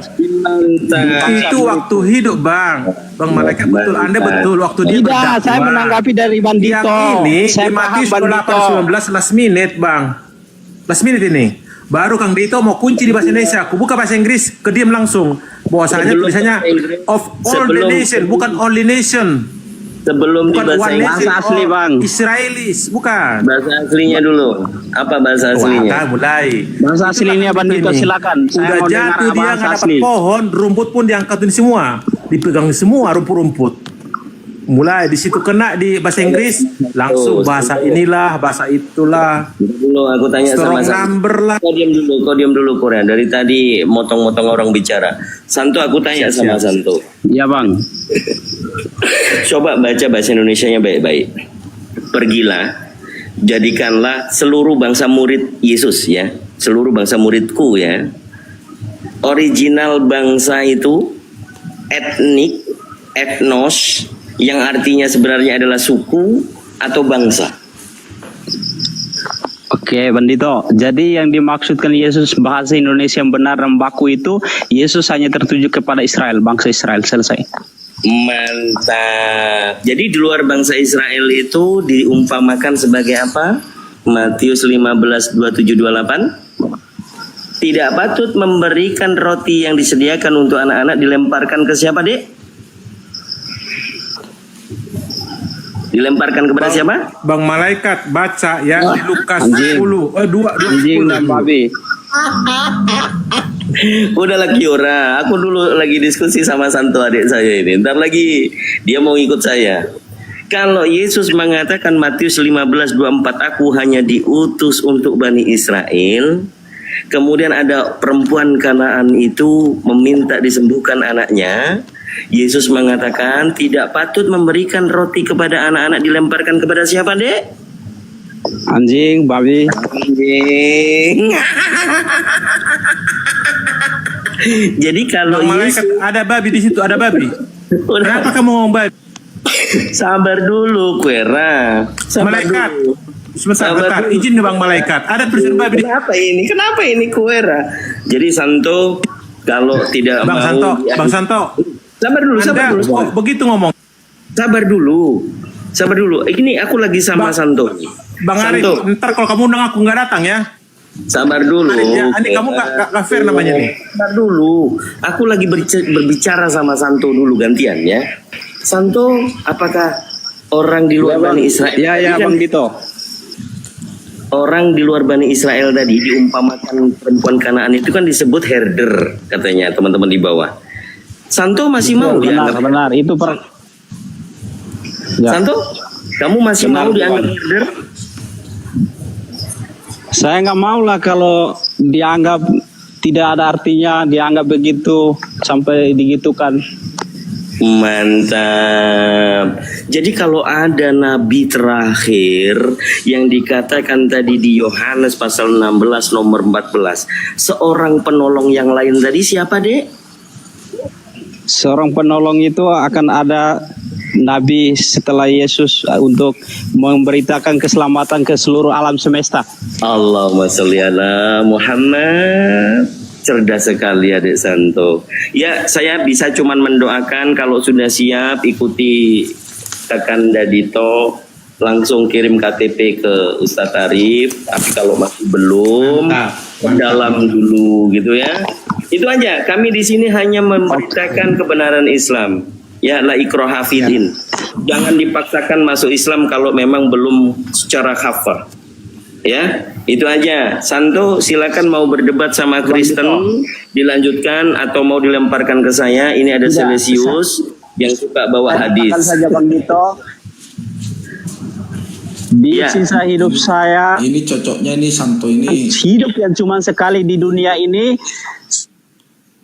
keselamatan yang benar datang dari Allah di sisa hidupku, di sisa umur yang singkat ini. Santo mati aja. Kenapa dia bilang kok mati aja? Ini apa yang kalian? Ini cocok ayat ini sama si Santo ini. Kalau kamu menghakimi saya, kamu bukan Allah. Hanya Allah yang berhak mencabut nyawa saya. Dan kamu juga bukan malaikat maut kok. Sama Santo, ini loh ya. Kalau dalam Kristen itu, tahu nggak perumpamaan tentang pohon anggur? Saya berkata jelas, hanya malaikat maut saja mencabut nyawa manusia dan Allah sendiri yang berhak. Tidak ada satu manusia pun yang berhak mencabut nyawa manusia. Saya hanya mengatakan isi hati saya. Saya mengungkapkan isi hati saya, apa yang saya rasakan, apa yang saya melihat, apa yang saya dengar, dan apa yang saya katakan sesuai dengan isi kitab suci kebenaran, apa yang diajarkan oleh para nabi. Dan para nabi sebelumnya selalu mengajarkan sujud dan menyembah kepada Allah yang Maha Esa, dan sampai kepada Yesus mengajarkan berdoa dan sujud dan berdoa kepada Allah yang Maha Esa itu sendiri. Oke, Bang Santo, boleh dengar saya? Ayat Matius 7:6 itu cocok. Boleh dengar saya, Bang Santo? Ya? Bang Santo, dalam perumpamaan pohon anggur Yesus itu adalah pokok anggur, ya, pokok anggur, dan kita pengikutnya ini adalah ranting-rantingnya. Pokok anggur mengharapkan semua rantingnya itu berbuah baik, ya, berbuah baik atau menghasilkan buah. Itu. Nah, pokok anggur juga mengatakan jika ada ranting yang tidak berbuah, maka dia akan potong, dikeringkan dan dicampakkan ke api. Iya, betul. Itu ajaran Yesus loh ya. Jadi kita sebagai pengikutnya itu adalah ranting-rantingnya, harus menghasilkan buah yang baik. Oke, udah cukup. Jangan baik. Ini bukan gereja. Jadi, kalau Bang Santo bukan pastor, kau cuma jemaat biasa di Katolik juga. Jangan berpura-pura jadi pastor. Udah, jangan kepanjangan. Kalau mau tanya. Oke, Bang Santo. Kalau mau tanya saja, silakan. Jangan khotbah di sini, bukan gereja. Lanjut, silakan deh, Santo. Ya Bang, jadi dari apa yang sebenarnya dan kebenaran, dan saya harus ungkapkan di sini. Ketika tadi Abang Kuira mengatakan tentang kitab suci, saya saja lebih dari dia. Saya dari Kejadian sampai Wahyu, saya tahu kitab suci dan hukum Taurat saya tahu. Tetapi saya ambil poinnya saja. Poinnya itu yang saya mengambil, bahwa semua para nabi mengajarkan sujud dan menyembah kepada Allah yang Maha Esa, dan sampai kepada. Iya. Jadi saya harus mengikuti pengajaran narang sejati, tidak bisa kita semua nih menyembah Allah yang Esa tuh. Tidak ada. Jadi gini ya Bang Dito, saya tidak mau berdebat sama Bang Santo. Saya mau mengikuti jejaknya Bang Dito. Boleh bertanya apa enggak? Boleh, silakan. Bang Dito. Kata juga kalau mau bertanya. Syarat masuk Islam itu apa Bang Dito? Syarat masuk Islam sesuai dengan petunjuk di dalam hadis riwayat Sahih Muslim nomor 9. Ya. Pada saat itu dikisahkan Nabi Muhammad SAW dikunjungi oleh malaikat Jibril seperti seorang yang baru perjalanan jauh, tetapi tidak seperti perjalanan jauh. Ditanyakan oleh malaikat Jibril, "Ya Muhammad, apa itu Islam?"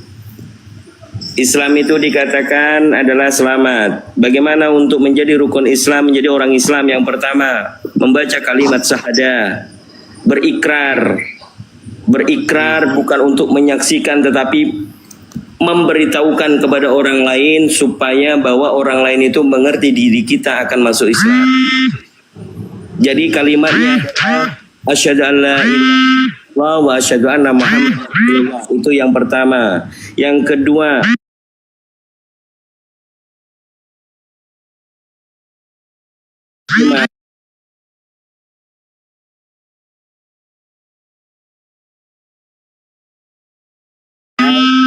mampu. Bunyi apa itu Bang Dito? Santu itu. Sabar dulu. Kemudian apa itu? Apa itu rukun iman? Yang pertama beriman kepada Allah, yang kedua beriman kepada malaikat Allah, Yang ketiga, beriman kepada kitab-kitab Allah. Yang keempat, beriman kepada Nabi dan Rasul. Yang kelima, beriman kepada qada dan qadar. Yang terakhir adalah percaya kepada hari kiamat. Kemudian apa itu ihsan? Ihsan adalah meyakini bahwa Allah melihat kita, kita tidak akan mampu melihat Allah. Jadi itu rukun iman dan rukun Islam. Bagaimana menjadi orang Islam? Pegangannya adalah rukun Islam dan rukun iman. Tersebut juga ihsan. Udah komplit. Silakan dibaca hadis riwayat Sahih Muslim nomor 9. Itu sudah selesai. Oke, itu. Apalagi? Oke, Bang Dito ya. Terima kasih penjelasannya. Jadi saya baca di syahadat Islam ya. Syahadat Islam itu mengatakan begini. Saya bersaksi bahwa tidak ada Tuhan. Ya kan? Tidak ada Tuhan, hanya Allah kan yang ada. Artinya, Bang Dito sudah tidak mengakui adanya Tuhan kan? Ini pertanyaan menyimpulkan. Iya, artinya kan dalam kalimat syahadat itu kan, saya bersaksi bahwa tidak ada Tuhan selain Allah. Artinya, Bang Dito tidak mengakui adanya Tuhan kan? Oke. Terdapat di dalam suratul Fatihah ayat yang kedua. Alhamdulillahirrabbilalamin. Puji syukur kepada Allah Tuhan seluruh alam. Pertanyaannya udah gambrul. Ini banyak kejebak teman-teman. Kalau mempolemikan kalimat syahadat, orang-orang itu akan mengatakan seperti itu. Tetapi merefresh kalimat tauhid itu la ilaha illallah, merefresh. Sebelum orang itu meyakini Allah itu Tuhan, maka seluruhnya tidak ada Tuhan. Tidak ada Tuhan-Tuhan yang lain. Yang ada hanya Allah. Contoh analogi. Analogi nih. Tidak ada makanan kecuali singkong. Jadi makanan singkong ini juga makanan. Kayak gini aja kok bingung. Aduh. Dan itu satu-satunya. Ya, Esa, itulah. Iya, dalam kalimat syahadat yang Pak Gakang itu ajarkan tadi. Saya udah jawab tadi. Sangat jelas mengatakan. Aku tadi udah jawab, kok nggak denger. Terserah. Silakan pertanyaan lain. Enggak, saya kan mau.